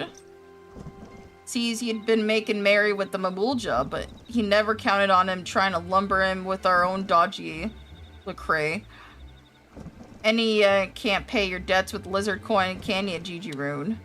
Poor old bugger ain't a bad sort, really. Should have just been a bit more careful drawing up his deals with the beastmen. But good intentions don't count for shite in this business. A defaulter's a defaulter, and a bailiff's got to do what a bailiff's got to do. I thought I'd be washing me and old pirate life when I went to the collecting racket, but the old way's still coming in handy. They pays me pretty penny to give those of bilk their lenders in the old Evo pirate style. Bung 'em in a barrel and sling 'em in the brinny. Stop, stop, stop! Mimi Rune give you shinies! Many, many shinies to repay repayments! Here, what's with the hubbub, Whiskers? Are you saying you'll pay off GG Rune's debts for him?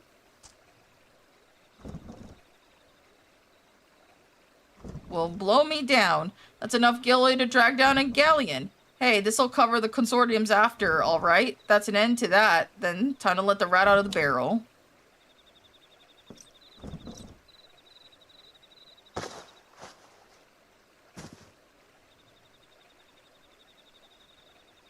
GG Rune no speak to Mimi Rune for long time, but Mimi Rune paid GG Rune's payment? GG Rune not worthy of worthy Mimi Rune. Nothing to give in return. Nothing but GG Rune shop. GG Rune shop. GG Rune shop no more. GG Rune shop. Mimi Rune shop now. No, no, no.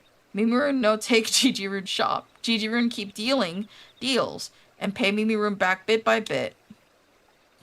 Ain't you looking to get your hands on the trading post? I thought you Queerians were all cutthroat when it came to business. If you had its plot, you'd have all of Upper Lenosia under your thumb. And there ain't nothing like a monopoly to push up prices. No, no, no. Mimi Rune no want GG Rune shop. Mimi Rune just want to help. Why GG Rune no ask helpful Mimi Rune for helpful help? GG Rune could not face showing Mimi Rune his face. Good Mimi Rune suggests good suggestions, but ignorant GG Rune ignore proposals, and propose Mimi Rune go away. GG Rune wrong to wrong Mimi Rune. Feel bad feelings ever since. GG Rune no wrong. GG Rune and Mimi Rune differ because GG Rune and Mimi Rune different. Good GG Rune stand up for long-standing customers. Good Mimi Rune like to look for likely places to find new customers. Different ways of working. Both ways can work. Ah, so that's how it is. You were stuck on staying put because you didn't want to leave your customers in the lurch, eh? But while your brother's new post started rolling it, picking up all the new customers off the Western Road, your old faithful let you down. Only takes a few big money deals to go south, and before you know it, you ain't got a pot to piss in. It's a sorry tale, to be sure. MMuRune only set up a new shop to show MMuRune as good trader GGRune. If GGRune not there to motivate MMuRune, MMuRune got no motivation. GGRune will always be MMuRune's unrivaled rival. Did you hear that, GGRune? Your little brother don't have set store in ye. And what better way there to thank him for saving your hide than bringing your business back on its feet? Just remember to get him to pay in gil next time.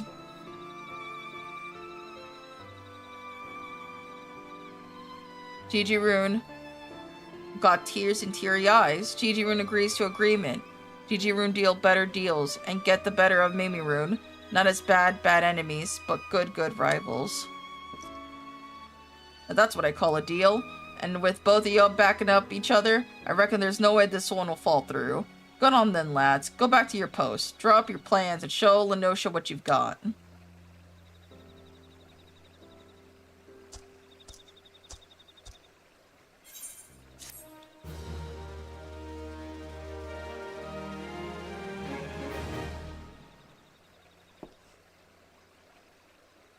Am I like 21 now? Yeah.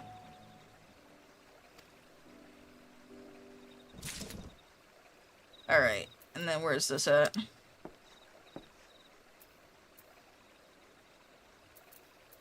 I'm just gonna teleport. I saved my coin.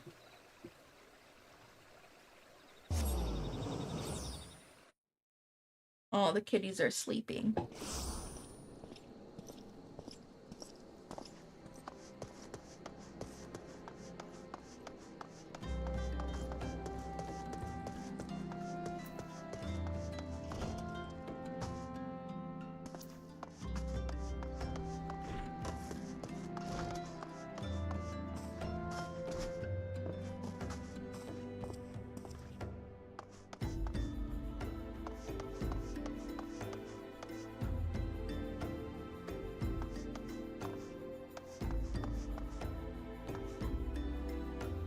Well, people are dying, but I'm trying to look for... Oh, there they are.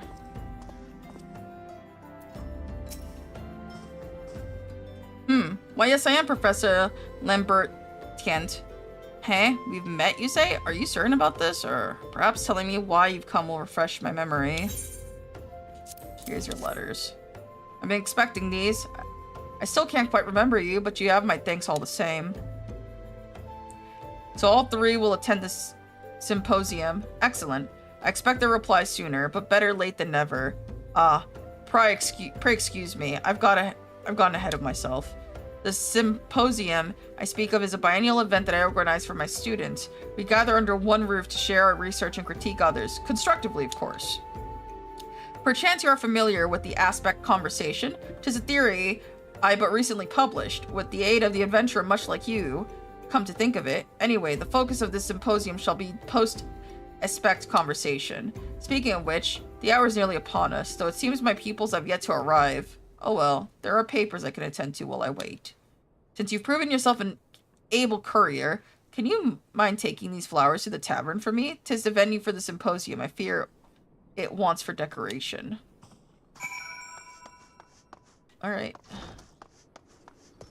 Yeah, you guys cry over there. I gotta give flowers to a tavern. Yeah, you guys just, you know, cry about being sad, sick, and poor. I gotta give flowers over.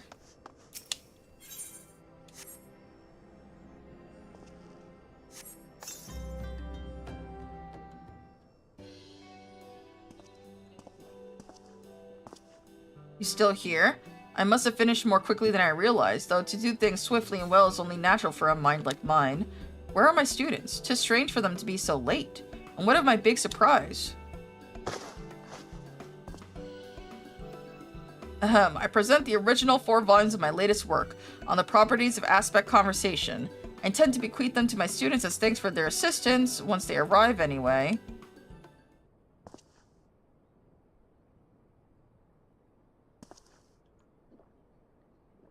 Do your students hate you?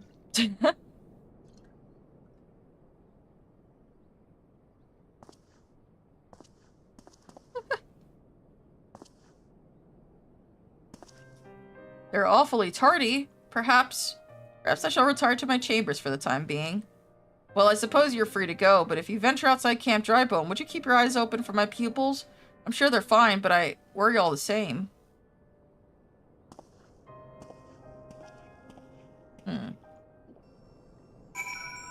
Yeah, they definitely do not like him, probably. That's a guess. A silly guess. Thanks for sticking with me. Alright.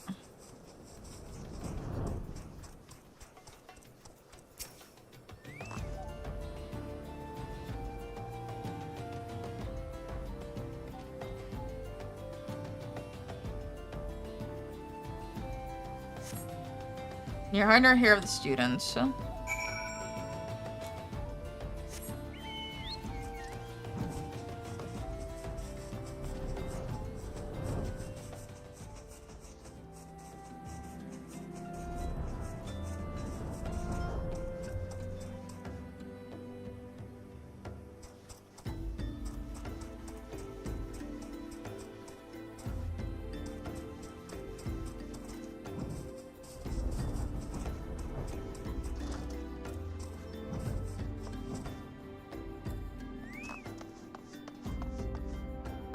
Yeah, I don't see them. Outside the camp? No, I don't see them at all. Nothing at all? My students must be busy with their research. So busy that they forgot to tell me. The symposium is hereby canceled. My pupils have to wait for their... I guess the books. I left them in the tavern. This is also... Can you retrieve them for me? I require a moment.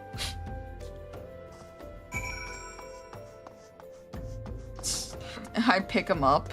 They're just used as paperweights or something.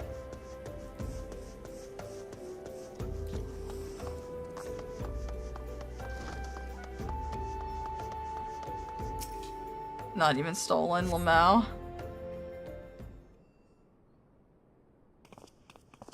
Oh. Did mine eyes to mislead me? The adventurer came in search of the corrupted crystals. Of the countless taverns throughout the realm, we could cross paths here. Tell me, Battler, what brings you to this place? Picking up books. The symposium's been canceled on account of our absence? Whatever for? It's to be held tomorrow, not today. Evidently, the professor mixed up the date, hence why he fears we have forgotten all about it. The professor can be so ever so slightly scattered-brained, though genius when it comes to ethereal studies. Haha, if worse hasn't been said of us, Sako, people would still think us lunatics had we not come to study under the professor. Indeed, whatever his failings, none of us would be where we are without him. I say we surprise him with a gift of our own, something to show our thanks for all he's done, to commemorate his latest publication. Hear, hear, and I think we all know what would make the perfect gift. Corrupted crystals. A fine idea if I do say so myself. Can we count on you to help as well, Battler? You must return to High Bridge and prepare a containment vessel for the crystals. You may come and collect it. And on.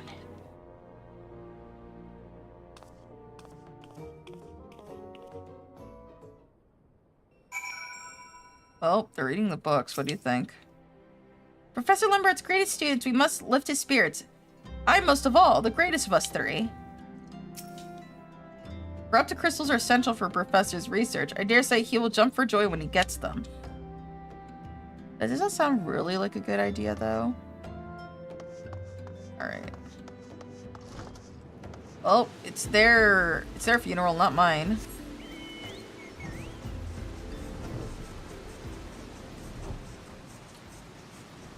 Let's head out. I think after this one we have like 3 more.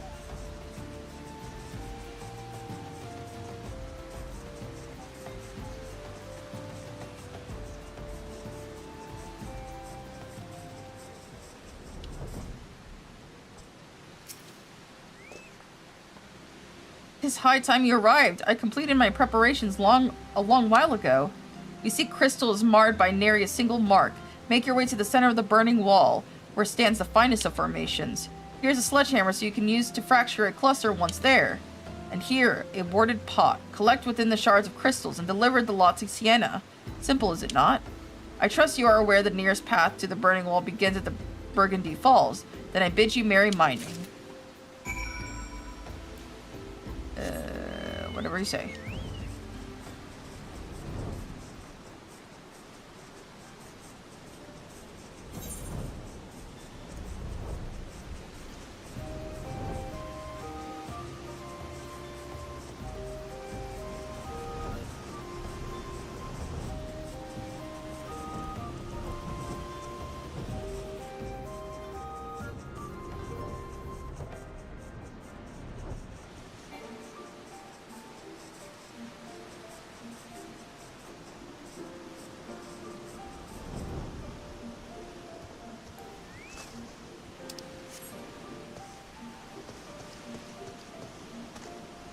There it is.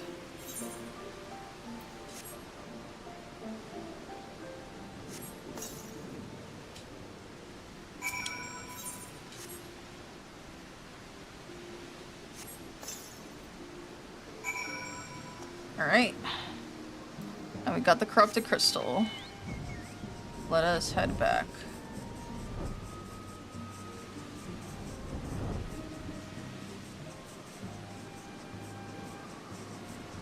I like the music in this area. Never... I'm sure I've been here, but it's been a while. It's kind of why I want to, at some point, get back to the beginning. Wonder if I feel differently now that I've seen... Now that I can stop and smell the roses, you know? Not saying necessarily the beginning has the best writing or anything, but all in retrospect, you know?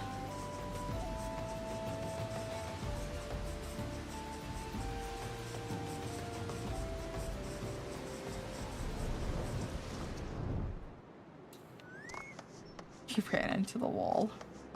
Here you go. Here you go. Just take it. An exquisite pot full of corrupted crystals if I ever saw one. Well, now everything seems in order. I shall summon the professor for a surprise. What surprise, pray tell? If it was for the symposium, I'm afraid you're too late. Professor Lamberton. Oh, and you, postman, did you ever intend to return when I asked? Why, I ought to... Hold on a moment, Professor. You forgot the symposium starts tomorrow. We know you can be a bit absent-minded, but above all else, we beg you to remember. No student ever skips a symposium. Voila! Corrupted Crystals to celebrate your latest publication, and to express our gratitude for your constant support. So that's what you've been doing. I hardly know whether to laugh or to cry. It just so happens I prepared something for each of you as well.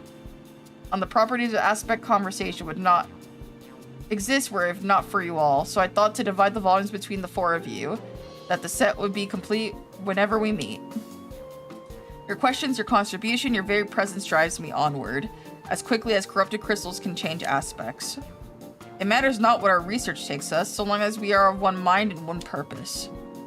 Why don't we meet 4 times a year instead of 2? It would be a pleasure to hear of your papers more often, and present my own, of course. I must say I'm quite eager to begin experimenting on these crystals. You didn't go too much trouble obtaining them, did you? Not at all, haha. Battler saw to the dangerous task. For the second time, come to think of it, didn't his efforts serve as inspiration for your research before? Yeah, are you gonna forget again? Battler, I knew I had seen you before. No longer shall your contributions go unrecognized. I, Professor Lamberton, hereby name thee an honorary pupil. Now, my friend, to work. The unsolved mysteries of Aether are waiting to be unraveled. That's nice. That's nice. Oh, I'm glad they're having fun. Level 22.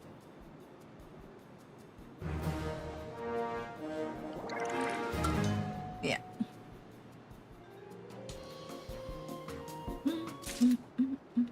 Alright. And the last time, we will travel for the Moogle quest. We're so close, fellas. Oh, hold on. One moment.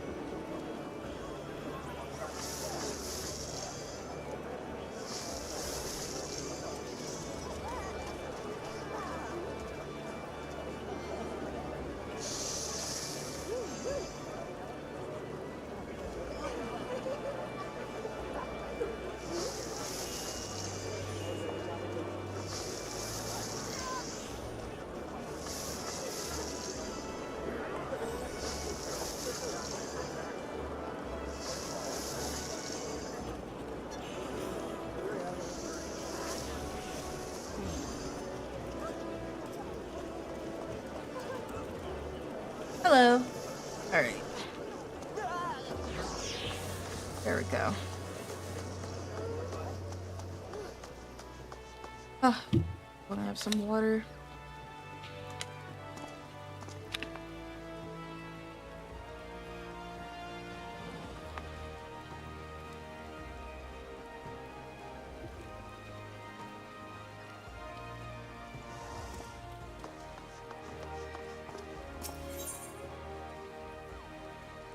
Alright.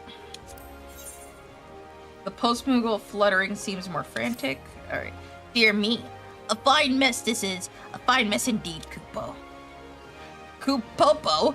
I didn't notice you were there. I was too preoccupied with living in post-Moogle worst nightmare. I have a letter with an unreadable address. All I can make out were the words Mond and Uldal. The rest is illegible squiggles. What could it be? Claymon? No. Boymon? Or Freemon? No, of course, Wimon. Yes, women the Sultanet's information monger. Not a single doubt about it. My assistant, Wimon and Uldal's our recipient. Now take a letter to him, and I believe he can be found in Emerald Avenue. Most days. I'll rest easy knowing it's in your experienced hands, Kupo. What's the last one here? Ah, Bailey, you've come not a moment too soon, Kupo. I have a letter addressed to Denell over at Camp Chanko that wants an immediate delivery. I hope it isn't inclined to send a reply, though, because there's no return address to be seen, but one task at a time, Kupo. First of all, we, and by that I mean you, must see the letter safely to Landel's hands. I must warn you, though, rumor has it that the good captain in the Sixth Spear has been acting strange of late. Perhaps this letter has something to do with it. At any rate, best not to keep him waiting. Now, off you go, Kupo. Alright. Let's see. I'll go by what seems more urgent. This one seems more urgent. And it's right here, teleport.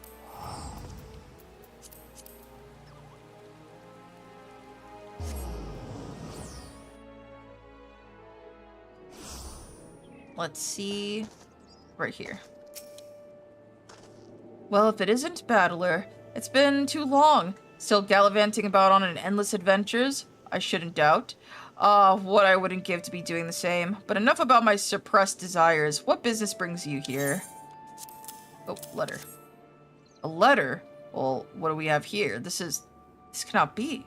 It's an invitation to the Westgate, to the memorial service for the commander of the Company of Heroes. The commander went missing some 5 years ago, shortly before the calamity. As if in anticipation of his disappearance, he disbanded the company and sent us all on our separate ways. It was all so sudden. We knew not what to make of it at the time. Some believed he feared for the lives that would be lost at the hands of primals. Others believed he was convinced the calamity would mean our end, and dismissed us that we might enjoy what little time we remained. His final request was that, wherever life should lead us next, we'll live up to the words of our company creed. The duty of the strong is to protect the weak. To the end, I returned here to Gridania and joined the Wood Whalers. I've done my best to honor that promise. Hold up.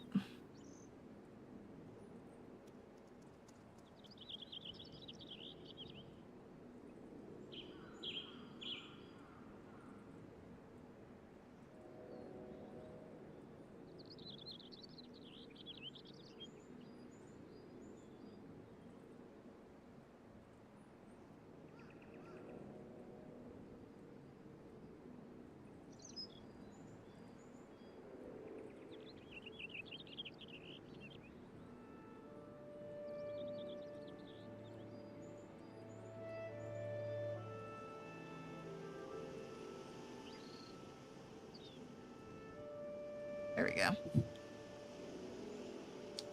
But if truth be told, I was never truly happy at my post. Often did I dream of fighting at my commander's side once more. And so I've decided to resign from the Wood Whalers. Indeed, I have already made my decision known to my superior, but await an official discharge. Once released from my post, I had intended to search for the commander with Weisscat, with whom who I've been in contact with about my plans. But now this letter arrives with talk of a memorial service. I simply cannot believe it. There was no one stronger, more resourceful. What is more, Weisscat himself agreed to help me find the commander. Why would he do this if he knew that the man had died? Whatever the hell's is going on, I will get to the bottom of it. I will go to Weisscat and demand an explanation. And depending on what he says, former comrade or no, I may as well spit the bastard on my lance. You best be on hand when I talk to him, adventurer, lest I do something I may regret. I shall make my way to Costa del Sol as soon as the matter of my resignation is settled. Pray join me there. I shan't approach Weisscat until you have arrived. So, how far is Costa del Sol? I am just gonna teleport.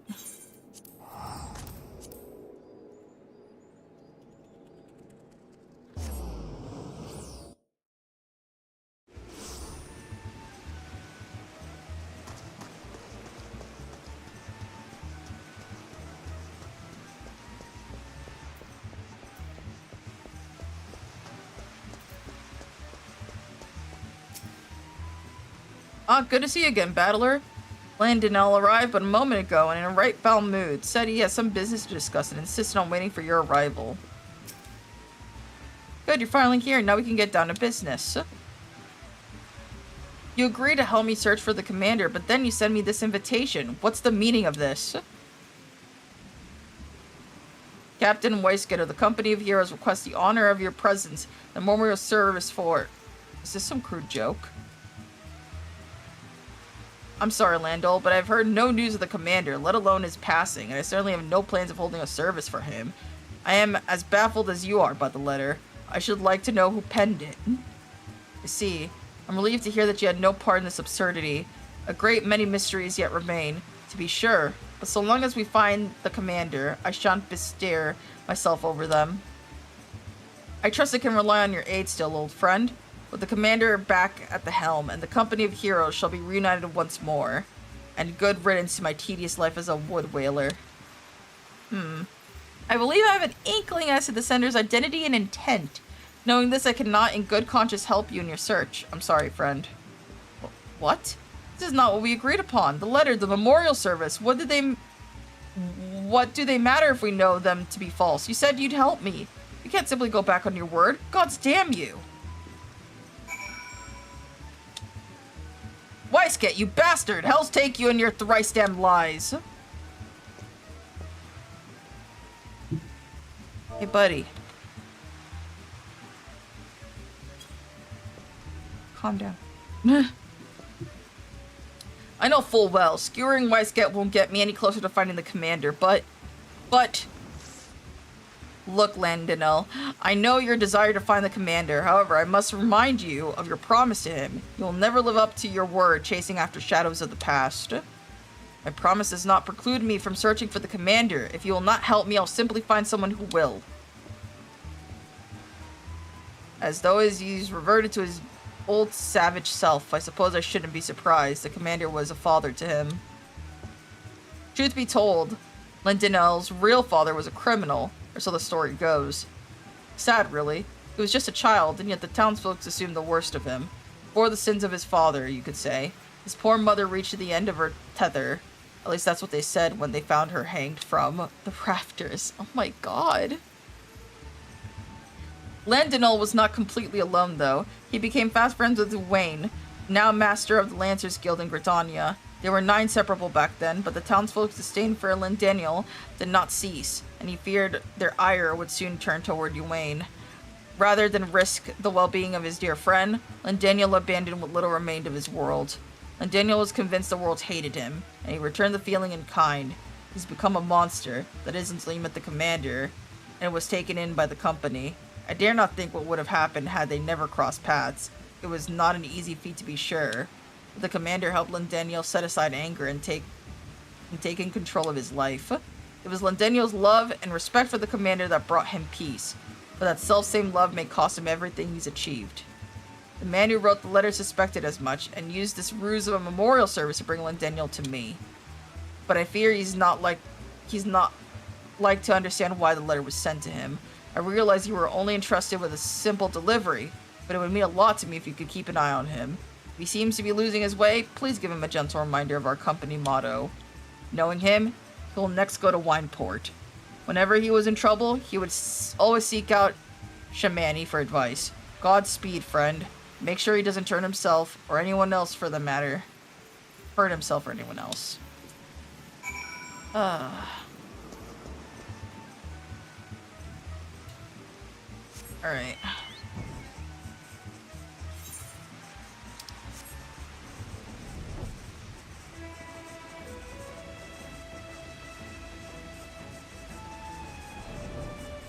Ow. I bonked my head.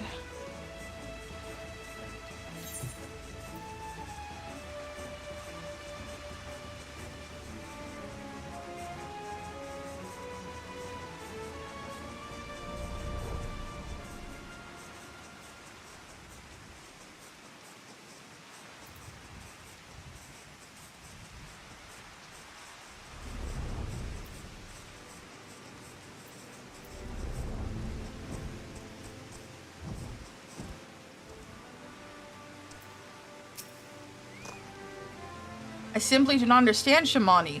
How would Weisket put aside our search like that? Does he not long care for the commander? No longer care. I must disagree. Choosing not to search for the commander and not caring for him are two rather different things. Then what of this so-called memorial service? Weisket seemed willing enough to help me, but when he read the letter, whoever said the accursed thing wants us to give up the search. I suspect your meeting with Weisket is what the sender had intended. Like as not, your coming here was also anticipated. From everything you told me, it's clear the man who penned the letter cares a great deal about you and understands her quite well to know you would come to us. Who in the seven hells would be worried about the likes of me? Weisket said he suspected who delivered this missive, and I haven't the faintest idea. It saddens me to hear you say that. We may have gone our separate ways, but in our hearts we were still all of us brothers. Now tell me, who of our members cared most for you? Who was always there to offer you a guiding hand? Well, that could only be the commander. Precisely. And it was out of the desire to see you move forward that he sent the letter to you. Contrary to what it seems, the commander is alive and well. Even now he watches over you. That, I believe, was the message he wished to convey. Ugh, I'm tired of these games. Is he still alive, as you say? Where the seven hells is he? Remember the duty of the strong is to protect the weak. As if I would ever forget our company words. The commander taught them to me when I was first met him. To this day I remembered the moment vividly. We were standing atop the pointing overlook. Costa del Sol! If the commander had meant to verify whether I sought out Weisket after receiving his letter, this is where he would have been. The odds are slim, I'll admit, but it's the best chance I have to finding him. Must make haste. I wasn't quite finished, in truth be told, but I suppose it could not be helped. The commander meant that much to him. From wielding a spear to living an honorable life, Lendinel learned all he knows from the commander. Naught gave Lendinel greater joy than to meet the commander's expectations.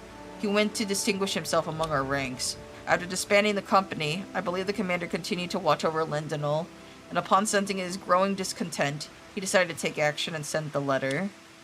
The road has been bumpy, but Lendinel has finally arrived at the truth, but the final leg of his journey remains. I should be grateful if you were to accompany him.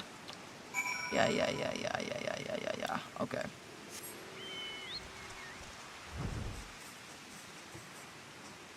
Yes, kitty. We're delivering letters.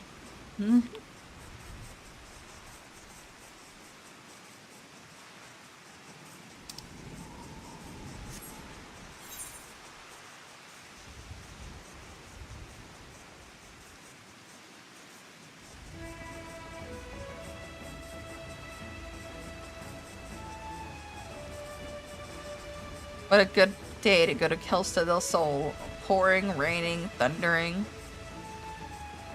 Beautiful.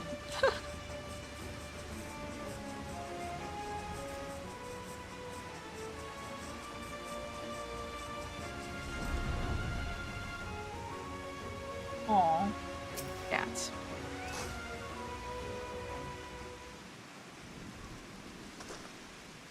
Battler, I might have known you would come as well. Behold, my friend, the spear belongs to the commander. Alas, the man himself is nowhere to be seen. Why? Why does he refuse to meet me? Because you're not ready. And by now, you ought to know the reason why. It took me long enough, but I think I'm beginning to understand now. As he'd always tell us, the duty of the strong is to protect the weak. He wanted us to venture out into the realm and live up to those words, each in his own way. Like you, Weiskett, you were a mercenary of unquestionable renown. The world was yours for the taking, yet you chose to stand as the humble protector of Costa del Sol, all who call her home. Shamani had a hand in revitalizing the Bacchus wine industry. Both Oud and Brayflocks have become leaders among their people. We serve the realm better as individuals than a single entity. That is why the commander disbanded our company. Though I never forgot our words, I did not understand them fully until now. Instead of doing my best as a wood whaler, I had my head in the clouds, dreaming of a return to the glory days of old. We did much good for the realm, eh? But at the time of our lives in the process, but it was past time for us to pass the torch. And the torch, you must agree, has been taken up by the most worthy individual. The realm has no further need of company of heroes. The commander believes thus, and I agree with his assessment. That is why I choose not to search for him. And neither shall I anymore. As you said, Weiskett, I'm not ready, or worthy, to face the commander. Oh, what fool I've been all these years. There is much to be done if I'm to make up for lost time. Commander, if you're watching, you need worry about me no longer. I will live up to your words and do you proud. This I swear. Your journey takes you far and wide, I believe. Should you happen to come across paths with the commander, please see to it that he knows my mind.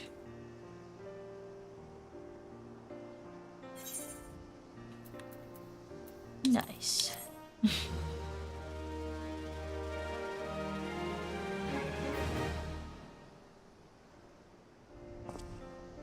23, I think.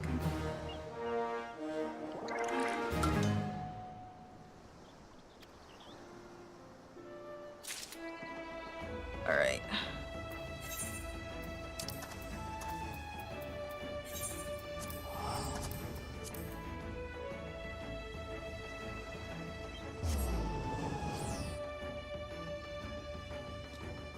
Bum, bum, bum, bum, bum, bum.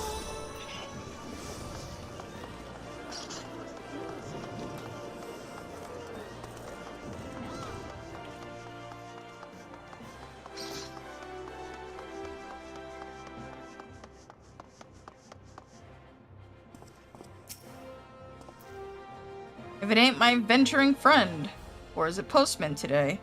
Can't say I was expecting mail, though. Here you go. Raymond, we may have your daughter. Demands behind shack at Copperbell Bay or she dies. The Purple Haze. This a ransom note. Why'd you bring this to me? I ain't Raymond, you fool. And I can't very well look the other way, can I? It'd have to be the goddamn Purple Haze. Real sense of humor fate's got, making me remember what I've worked to forget. They're a gang of crooks who'd do in a newborn babe for the right price, but they all got thrown into the clink before the calamity. If they're at large again, then we've got to stop them. Hey, my home plus your blunder makes it we, so thank you to get their demands from Copperbell.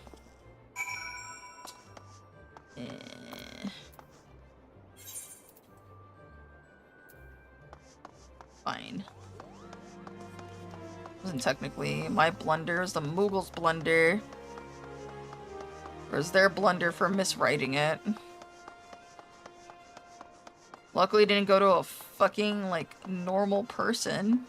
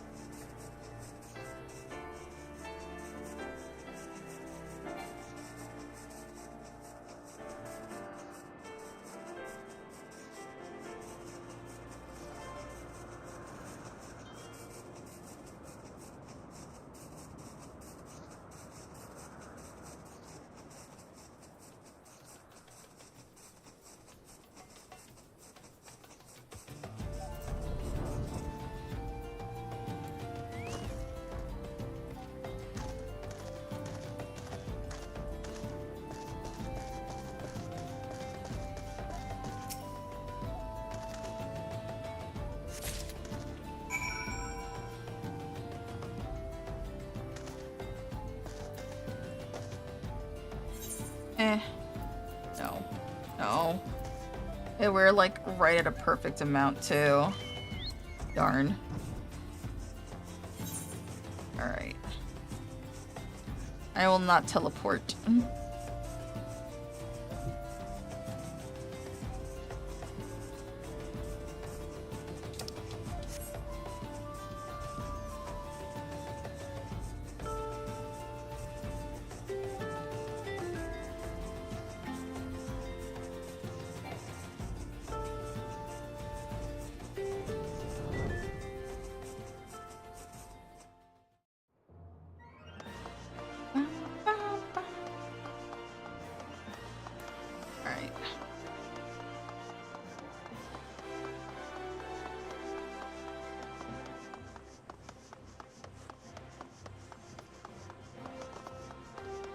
We're so close to the end. The end of all these side stories, and then we can get right back to the Hildebrand quests. Nice timing, I just got back myself from delivering the bad tidings to Raymond and his wife. Good folk hit by bad fortune, those two. Had to stop him from calling in the brass blades, though. They'd only force the Hayes' hand and get their girl killed. Took a lot of promises, but they've trusted her life to me. That's how it stands out on my end. You've got the ransom demands? Yeah, there you go. I didn't read them. You read them to me, I can't read. The Hayes demands are the deed to Raymond's land, or the ceruleum neath it. More like, secure the mineral rights and live like kings. Clever. Too clever. I've got a sneaking suspicion the gang's acting as a brawn to some corrupt merchant, but they'll succeed over my dead body. Or get you involved, Battler, there's something you ought to know. I used to be part of the Purple Haze. Hey, I was one of the bastards. Blackmail, extortion, confidence, tricks. If it was a far cry from lawful, I'd a hand in it. Those were the black days. I'd still be lost in the dark, if not long dead, had it not been for her. A flower girl named Mirtha. Mirtha. I'm gonna say Mirtha. Who used to stand at this very spot. Buying one of her roses turned into my daily routine just to hear her say, "Thank you kindly, Mr. Windmund." Not once did she get my name right, but seeing the innocent smile made me see goodness in the realm. But then the haze silences this one bloke, who's good, upstanding type, who informed on the gang. Brave man's sacrifice should have made for a happy ending, but the informer was Mirtha's brother. And she just vanished. Never saw her smiling face again after that day, not once. And it ain't easy to talk about, even after all these years. Any road. It was a push I needed to leave the criminal life. I sang like a canary at the most famous detective I could find. And here we are, boys! When we thought Hildebrand wasn't gonna be relevant until Wednesday, the man arrives. I was wondering, I was like, that's his assistant. Why are we seeing someone in the background? He took me for the dead man and went around old doll telling anyone who'd listen I was a righteous monger of information. Soon enough, all the Hays were behind bars. I'd gotten my new chapter, but had nothing else to my name. So I stepped into the murdered bloke's life and wrote on the rumors where I am today. Come to think on it, though, we're in the hells as the Hildy and Nashu. Even the prize pair should have gotten wind of this kidnapping. They're right there.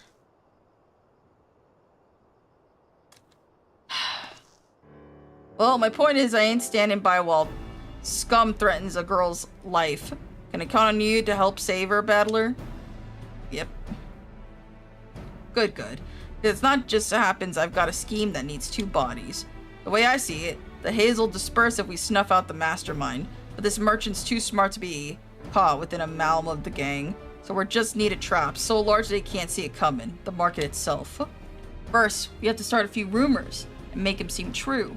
Make your way to Cesaroga at the Sapphire Avenue Exchange and get his attention with this banknote. Tell him you're working for a wealthy fellow who wants to buy as much ceruleum as he can with the Gale promise on the paper. Then, actually buy a boatload of the fuel from whoever Cesaroga introduces. You mark my words, Battler. Those villains going to rue stumbling back into my life. Doesn't that mean we need money?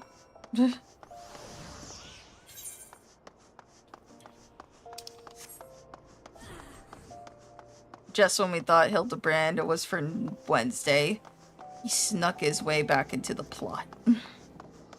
Seems like I couldn't have done this anyways without doing the Hildebrand quest, so how convenient.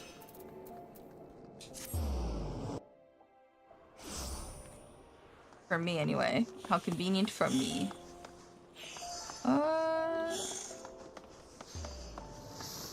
Where are they? Guess in here? Nope. Oh, there they are. An adventurer? What do you want? A purveyor of ceruleum, you say? An expensive request. Do you have the funds to back it? Here's the banknote. Oh, that's fine. My dear sir, how can you buy such great riches? Yep. Your employer's money, eh? Well, allow me to assure you that you are speaking with the right person. Synthgot, the fellow over yonder, will be happy to provide all the ceruleum you desire. Let us not forget to thank the finder. Your sudden interest, however, gives it credence to today's rumors that a certain engineer's groundbreaking invention will send the demand for ceruleum soaring.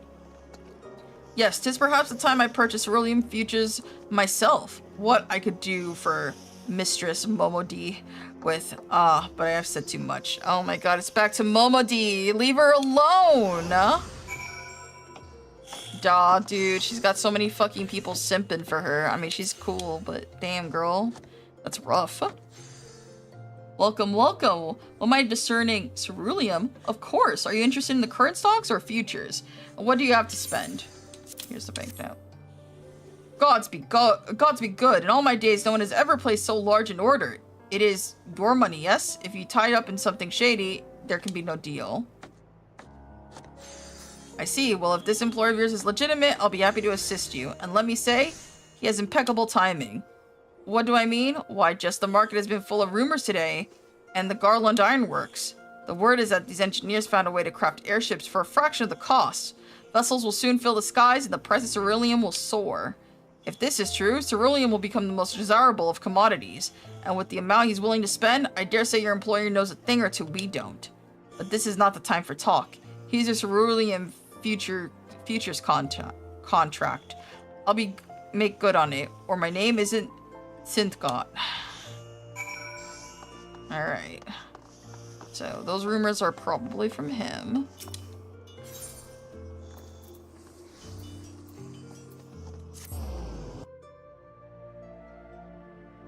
It's good we saved the best for last. Before they assign us the last quest. It's already nighttime?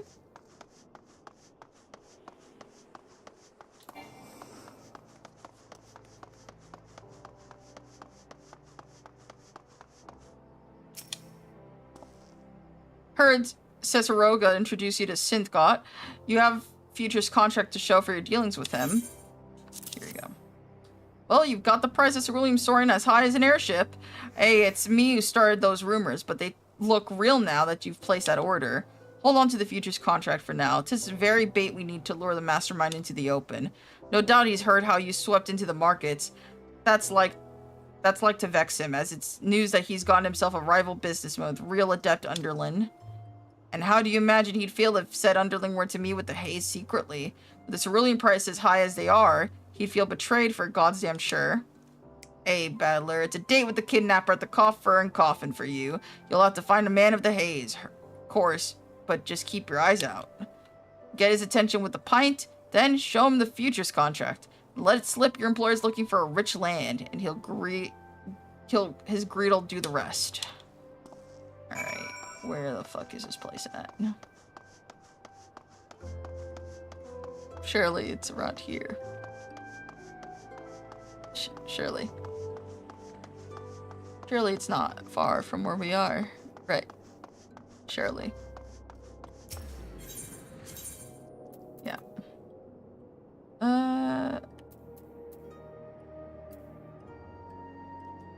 Oh, it is unfortunate. I guess I'll just leave through that route.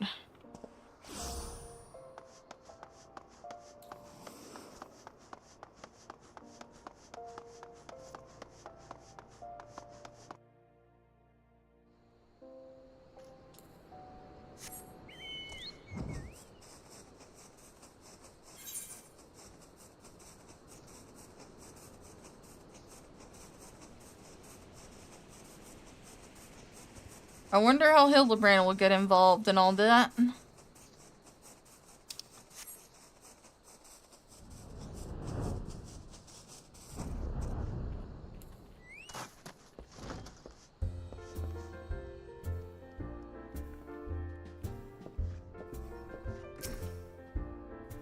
What? A drink? Fine.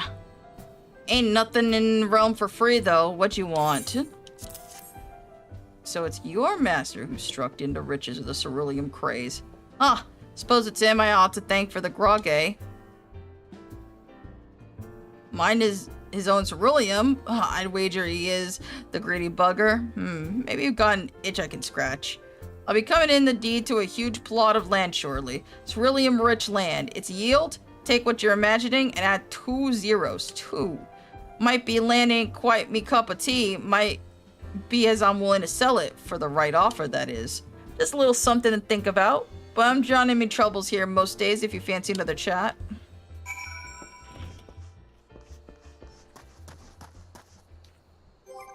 Alright.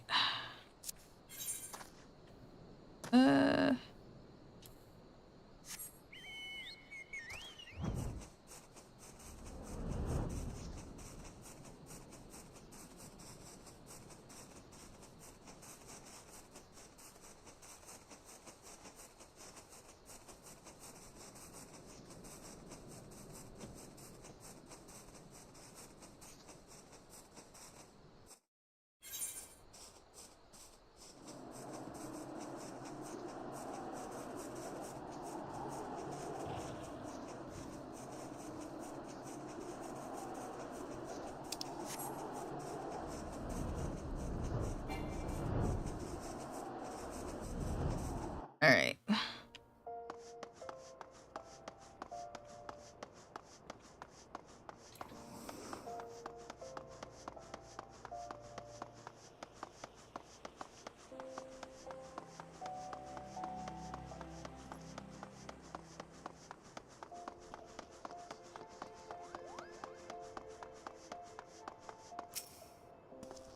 While you were gone, the price of ceruleum hit its peak. I'll need the contract back now. Fetch a good price and give funds to finish things with a bang. Here you go. Appreciate it. Hey, and you mean with the thug? Our mastermind's sure to be feeling betrayed. Well, with his underlings talking to my own in the coffer and coffin. After he went to the trouble of kidnapping Raymond's daughter, false friends trying to turn a profit on their own ain't like to sit well with him. And I've given him a little push with a certain letter as well. Reckon he'll be leaving a question to the Haze right about now. A lot of them are making for Cutter's cry. Straight into the trap if you work to bait. Leave the springing of it to me. Ain't none of them leaving those caves unscathed. What's it mean to do? Can't spoil the surprise yet, but don't worry unduly. Wyman's got just going to play a trick. Something from the bad old days. Alright.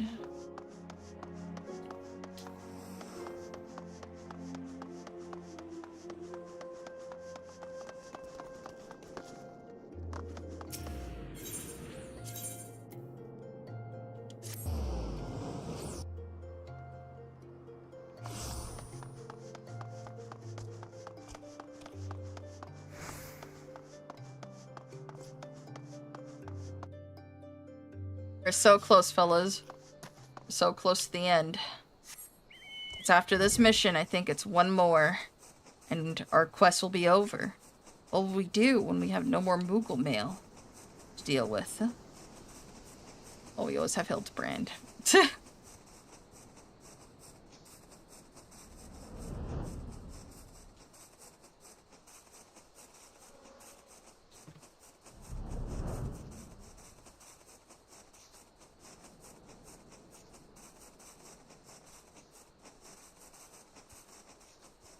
God, I'm gonna have to rest my voice for a bit after this stream. I wonder if they noticed my comically red chocobo. The stage is set, battler, and we're in for a good show. Hayes said to put the deed over there. I obliged with the forgery. Our mastermind's here too. I'm hoping my deeds fools them, so he'll let the girl go.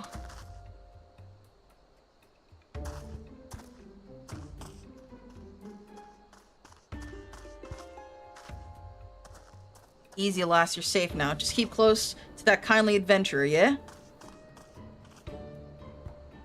Ooh. Well, it looks like the drama unfolding twixt our villains. Wouldn't want to be in that thug's boots. Our mastermind's doubtless giving the bloke a right proper grilling about the relationship with you. But at the end of the day, the merchant needs the Hayes. To keep him sweet, he'll offer a bigger share of the spoils. They'll accept it, I don't doubt. No sense in them siding with the venturer they barely know over the merchant's coin. So they'll seal their deal with the Hayes' solemn custom, passing a pipe with the speaking a crook's vow. That sworn in Somnus's glow holds true in hell's fire. Ha! If a puff or two bound them to anything. But I'd say, that bit of Somnus takes the edge off. What if some bloke went in hiding military-grade fire sand nearby? Hey, the moment they light their pipe, 100 million gills worth of stuff will explode, and that's what I sold the futures contract for. Explosives that can blow a settlement sky high. Unless that's what the fellow who sold it... hold on a moment. The whole sky high bit might have not been a figure of speech.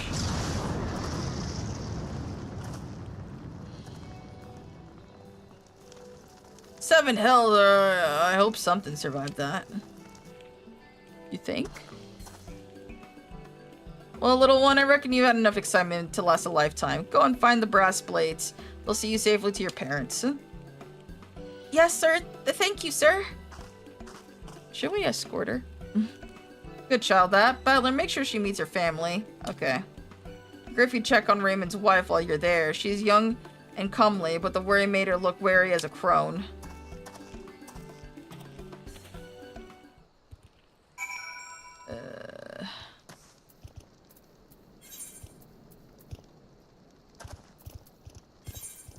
I am just gonna teleport. But my perfect record. I don't have change. Okay, fine.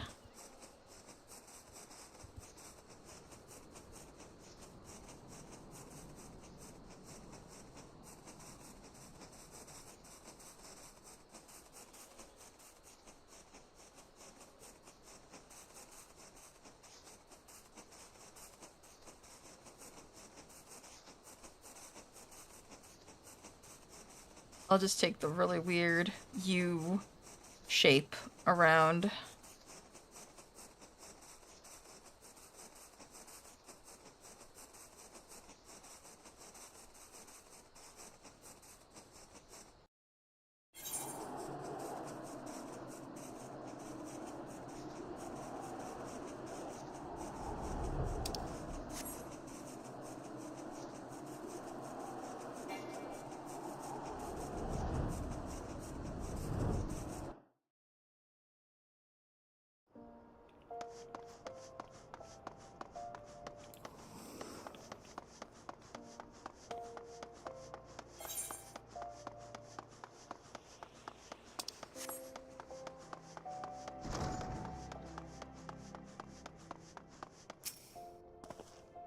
Oh, you're Wyman's friend? Then I owe you a great debt. I was besides myself with worry when he came, but no longer. My daughter's safe.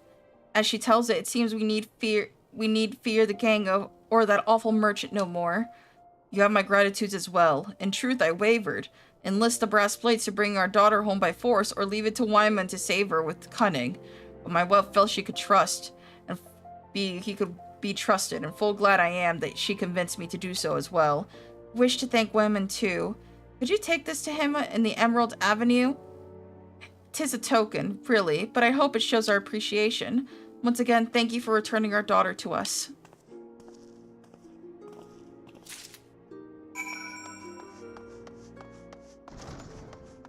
Was it the mom who is the mom the... Oh, fuck it, we'll just run there. Is the mom or the daughter the, flower girl, I wonder? They specifically said wife, like they didn't want to say, you know. It's interesting you mentioned that. It all comes back together. Ugh. Interesting Hildebrand was mentioned, though. Is he gonna be at the end or something? Playing Postman again. Wait. Before you hand it over, are you dead certain it's for me? And if it is that ain't another ransom note? A rose, just like when I used to buy from Mirtha. Ever since she vanished, time stood still for me. I've been waiting for her so long. What's used to be your spot turned into mine. Precious blossom, this. Makes good memories coming flood back. Who's it from, by the way? Raymond's wife, eh? Oh, look at that. There's even a card. Thank you kindly. Aw. Mr. Wyman, your Mithra. 7 hells, it was her all along? She grew up quick. I'm glad she's happy and has a good husband. Thank you, Badler. I think time will start moving for me again. Thank you kindly, Mr. Wyman. And she still doesn't get my name right. I wouldn't have it any other way. Oh, that's sweet.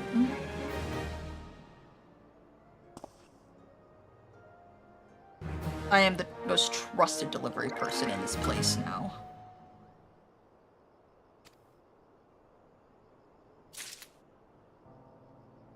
Alright. And one more stop at Limsa. One more stop, it's all over.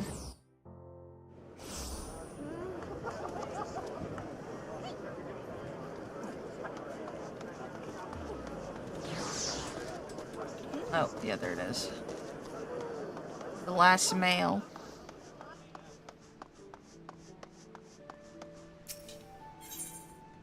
Little post Moogle that could. Well, if it ain't my favorite whipping boy, I mean, my most promising pupil. You couldn't have picked a better time to pay a visit, Kupo. 2 of my post Moogles in training are set to embark on their first assignment. While they have completed a thorough training session administered by yours truly, the sensitive and sympathetic superior, that's me, is ever concerned of subordinate safety.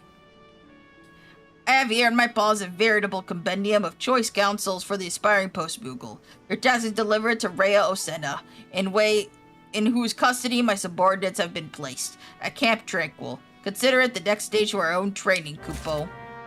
My own training? I've been doing your job for, like... How long has this stream been going?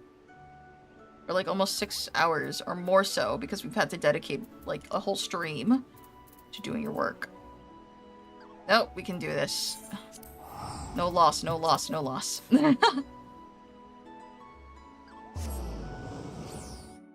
Aw.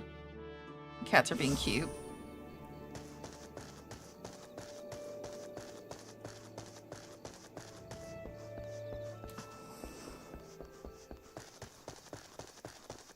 Oh man, sorry if you hear them. They're whiny and bratty. Alright. Oh, fuck.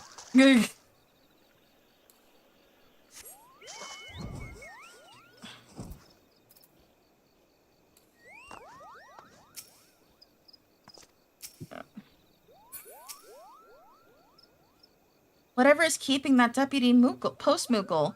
He promised he'd drop by to offer some parting words of advice to the newest recruits. He's taking so long that they've already fluttered off. You have something for me? Yeah, he's not doing it. Be wary of low-hanging branches, and remember to keep a wide berth of any goboob maws. I say, could this choice cancel be any more blindingly obvious? That said, I cannot fault the Deputy Pulse Moogle for showing concern for his subordinates. After all, 'twas his own injury that pressed the 2 Tyros into active service so far ahead of schedule. Sadly, I fear it will be some time still before his wings are fit for duty. Arun believes He has insights as to how suitable remedy might be formulated, but the process will require the services of a first-rate alchemist. Meanwhile, I have 2 wet-behind-the-ears Moogles wandering aimlessly across the realm. I would like nothing more than to see them succeed at their charge, that they might inspire a new generation of aspiring post-Moogles. You'd have my doubts that they will do so if they are left to their own devices. I would have accompanied them myself, but I fear my duties as Seed Seer leave me little time to play chaperone. Might you be willing to see them safely to their destination in my stead? The first Moogle flew off to the direction of Quarry Mill. Though he does not want for enthusiasm, he is easily frightened by unfamiliar sights and sounds. Should you find him in such a state, pray rally his strength and let him know that we stand behind him. Alright.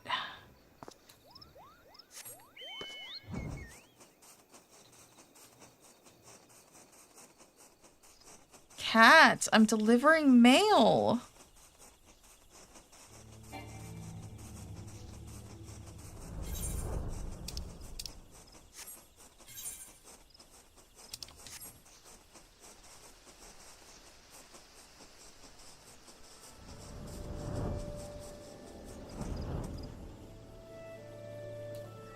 Oh my god, cats, chill.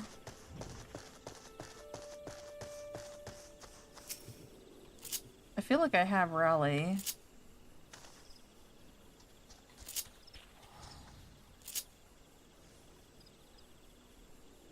I don't have it.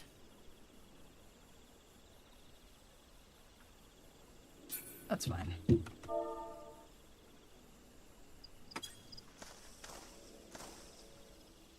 Come on.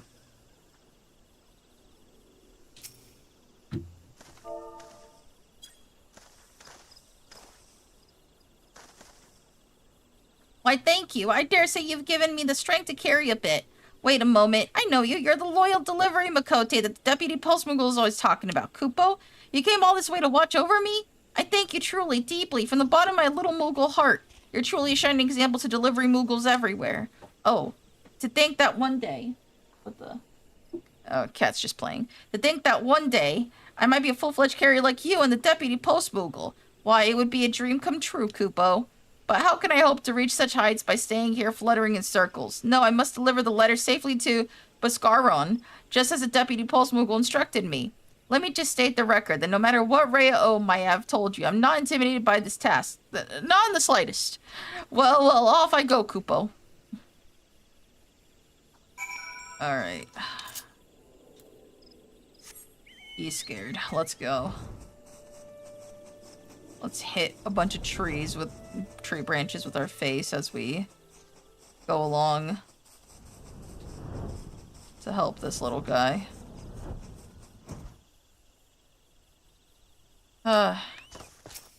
Hey, buddy.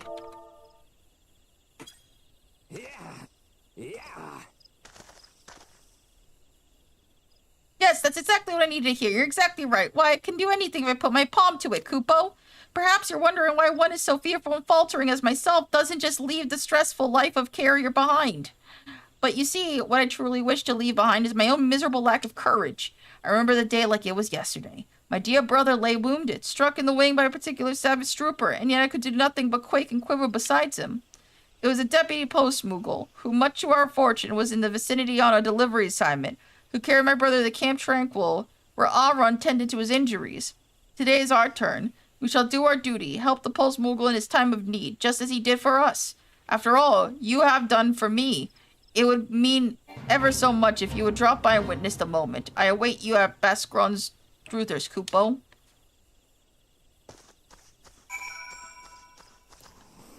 Ignore my cats if you hear them. They're a loud bunch. They're currently play fighting each other. And I already know who's gonna win. Oh, it's him. I've made it. Aren't you proud of me, Kupo? Now behold, as I deliver the letter straight to my paws from Bascron's while remaining stealthily out of sight, just as the W Pulse Moogle showed me. Bloody hells, if it isn't a Moogle in the flesh, talk about something you don't see every day. Oh no, Kupo, in my eagerness I've gone and blown my cover. The Deputy Pulse Moogle will never let me hear the end of it.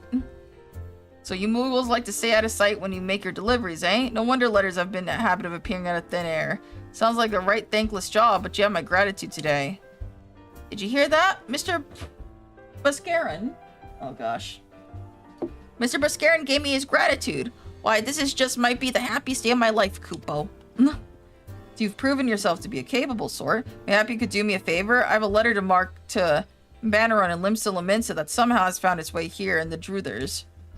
Oh dear me, this is doubtless work of my confident, yes careless brother. The two of us, you see, have taken on deliverers here at the Shroud, while the Deputy Pulse Moogle rests his wounded wings. Oh, pray forgive us for our failings, Kupo. New to the job, eh? You didn't go flogging yourself now. Banneron and I, well, our names and professions do bear more than a passing resemblance, after all. Besides, I dare say that having the chance to meet my first Moogle is worth an errant letter or two. That said, it troubles me to hear that the associate of yours, the Deputy Pulse Moogle, was it, has come to harm. Might there be anything I can do to lend a hand? We need an alchemist. I see, so you just leave it to me, friend. If memory serves, one of the regulars here is an expert in such matters. As for Banneron's letter, have no fear. My brother and I will atone for our errors and see it delivered right to the right hands. That said, for all my brother's bravado, I suspect deep down, he too feels a measure of anxiety about his first foray outside the Shroud. Might you be kind to escort him as you did for me? It'd mean the realm to me, Kupo. We agreed to meet at the Gradanian airship landing. I will pass this letter along to him and wait for you to join us.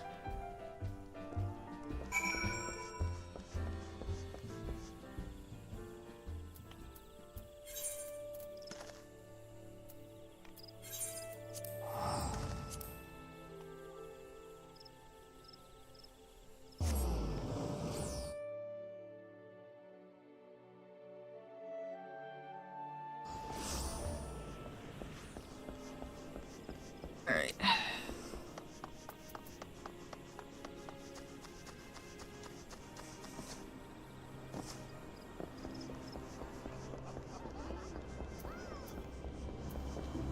Yeah, it won't let you jump down.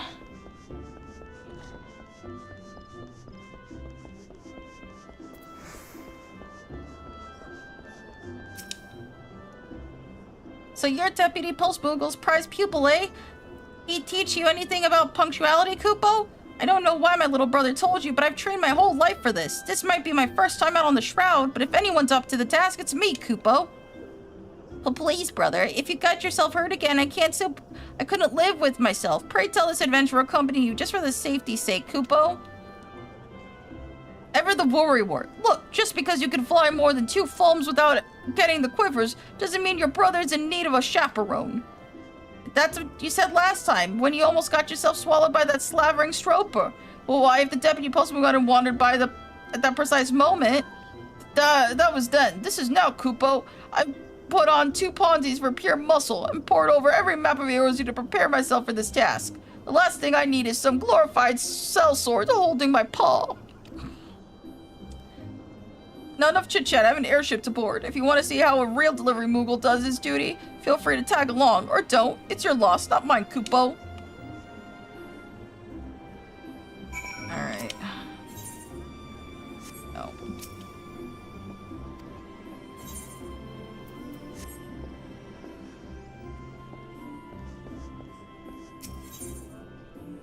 Where does he need to go to? He needs to go to Limsa.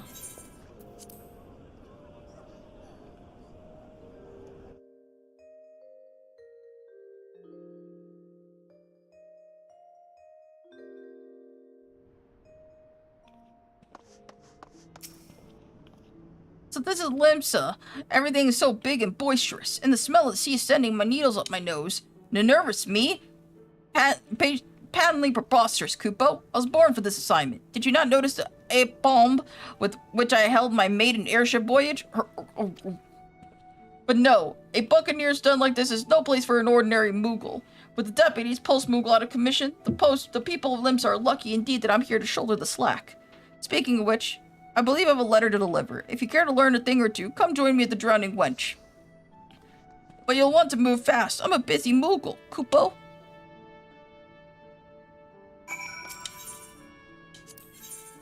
Are we gonna meet every single person we helped? I hope this is quick enough. Only for the fact that my voice can only go on for forever and ever. So. Hey, dude.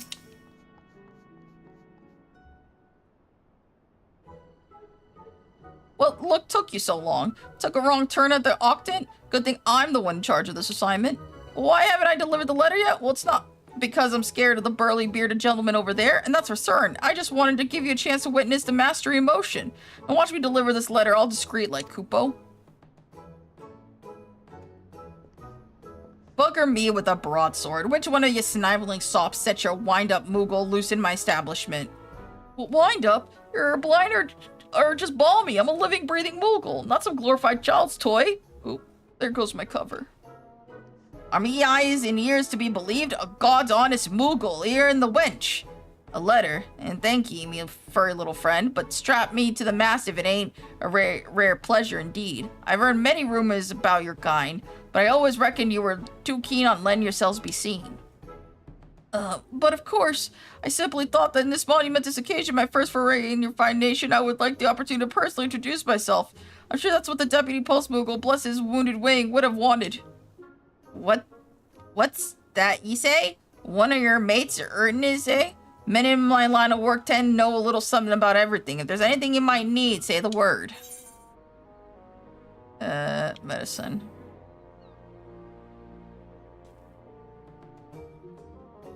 Reckon one of you regulars just might know a thing or two about the sort of business. I send a word if you dig up anything. With that, I'd best be back to pouring grog. And for one of customers to conk his head with an empty flagon. See, I told you there was nothing to be afraid of. Exploring new environments, forging friendships with the locals. Yes, the carrier's life is the life for me, Kupo. But what I've accomplished today will have even more far-reaching repercussions. Yes, once my fellow Moogles are back in the shroud here, my stunning success, they'll be beating down our doors to join the post-Moogle ranks. And since you've been such a loyal observer, I'll give you the honor of reporting my deeds to Raya. Oh, if only the Deputy Post Moogle. Are you PC? You play on PC or computer? I don't know, Miguel. Do I play on PC or computer?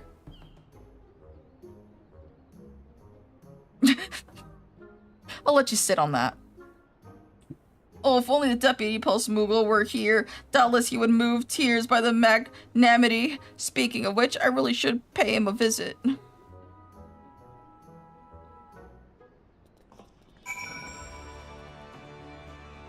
Oh, good. We're finally done. I'm gonna head back here. Sanctum of the 12. Cool. I'll let you think about what you just asked me. And think about what the answer is.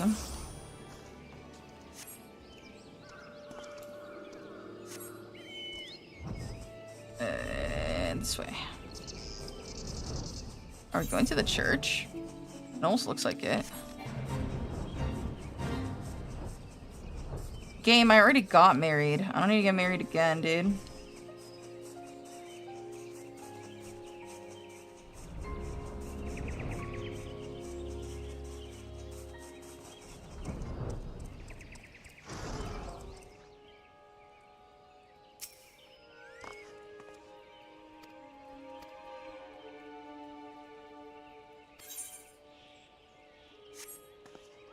Interesting, we can set up our anniversary. Yeah, I'll do that later.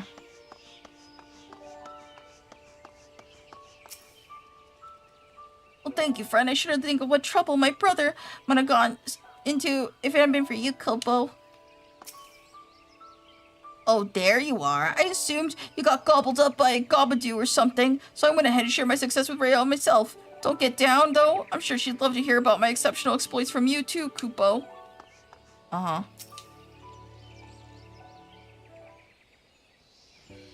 Welcome back. I hear these two first assignment was quite the success, and that you played a pivotal role in seeing that it was so. For this, I thank you.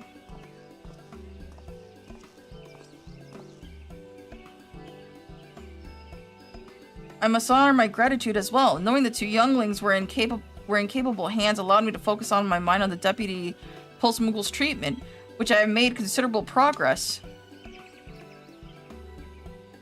At first, I thought of an adventure accompanying me, but my own assignment annoyed me to no end. But now I'll say that more the merrier, Kupo. And with the word of success spreading throughout the 12's Wood, aspiring delivery Moogles are signing up in droves, while the ranks have burgeoned with what we could assign 2 Moogles to each task if so chose. And judging by the recent events, that might very well be wise. Heartening tidings indeed. I dare say the Deputy Post Moogle may rest and recuperate for as long as he desires, why I might even suggest an early retirement. Retirement? God forbid! I'm just a Post Moogle in my prime, Kupo. The mere thought of hanging up my letter sack for good. Where would I derive pleasure and meaning from the meager existence? Well, you're fucking lazy. You're fucking lazy. What the fuck you mean? What are you doing? You do nothing. And most assuredly, great Kupo, the sheer joy of being satisfied faces after a job well done instilled with me the newfound energy and enthusiasm. After all my superior has done for me, I could not bear to see him deprived of this most splendid sensation. Intriguing. Thus far, I've concentrated my efforts on physical remedies, but perhaps lightening the post-Moogle spirits might serve to speed the recovery process. At the very least, it's an avenue worth exploring. You just may be onto something, dear brother. So can I resume my duties once I've healed? No more talk of putting me out of the pasture, Kupo. If it's your true desire, how can we deny it of you? I only ask that you take care not to overexert yourself. By the 12, to think I'd ever see a Moogle who truly lives for his work. And with all the younglings eager to follow his footsteps, we should be able to manage without imposing on adventurers for a while. Just leave it to us and my brother. I understand the significant dissatisfaction of our job more than ever. We won't let you down, Kupo. Now that's a spirit, Kupo. And thank you for your artful assist. But no, you have proved to be far more than just a helping hand. You have earned the respect of the young ones, and mine as well. Battler Mick, by the power vested in this Deputy Moogle, I hereby name you a full-fledged letter carrier. The honor is typically reserved for Moogles, but I'm happy to make an exception to your case, Kupo. While I would love to give you your next assignment, the young ones are in more immediate need of training. But don't let your skills wane, for there's no telling when we'll call on you again, Kupo. And we did it! We got the hat. We're level 25.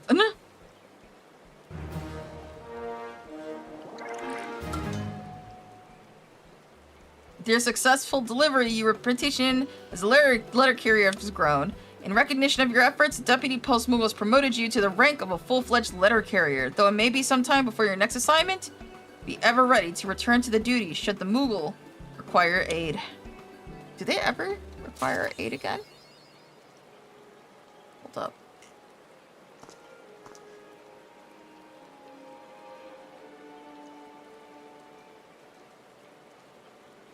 I don't know. It looks like they might not.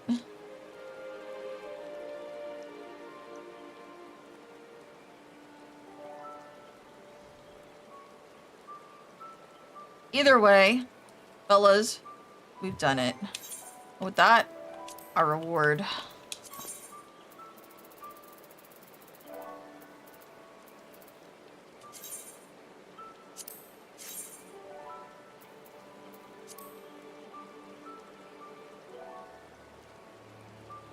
You probably need something else that might be better suited for this, but for now, you know, I'm gonna put it on anyway.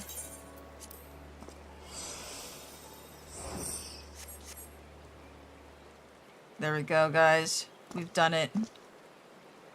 We're an official delivery guy now. And with that, it's the end of the stream.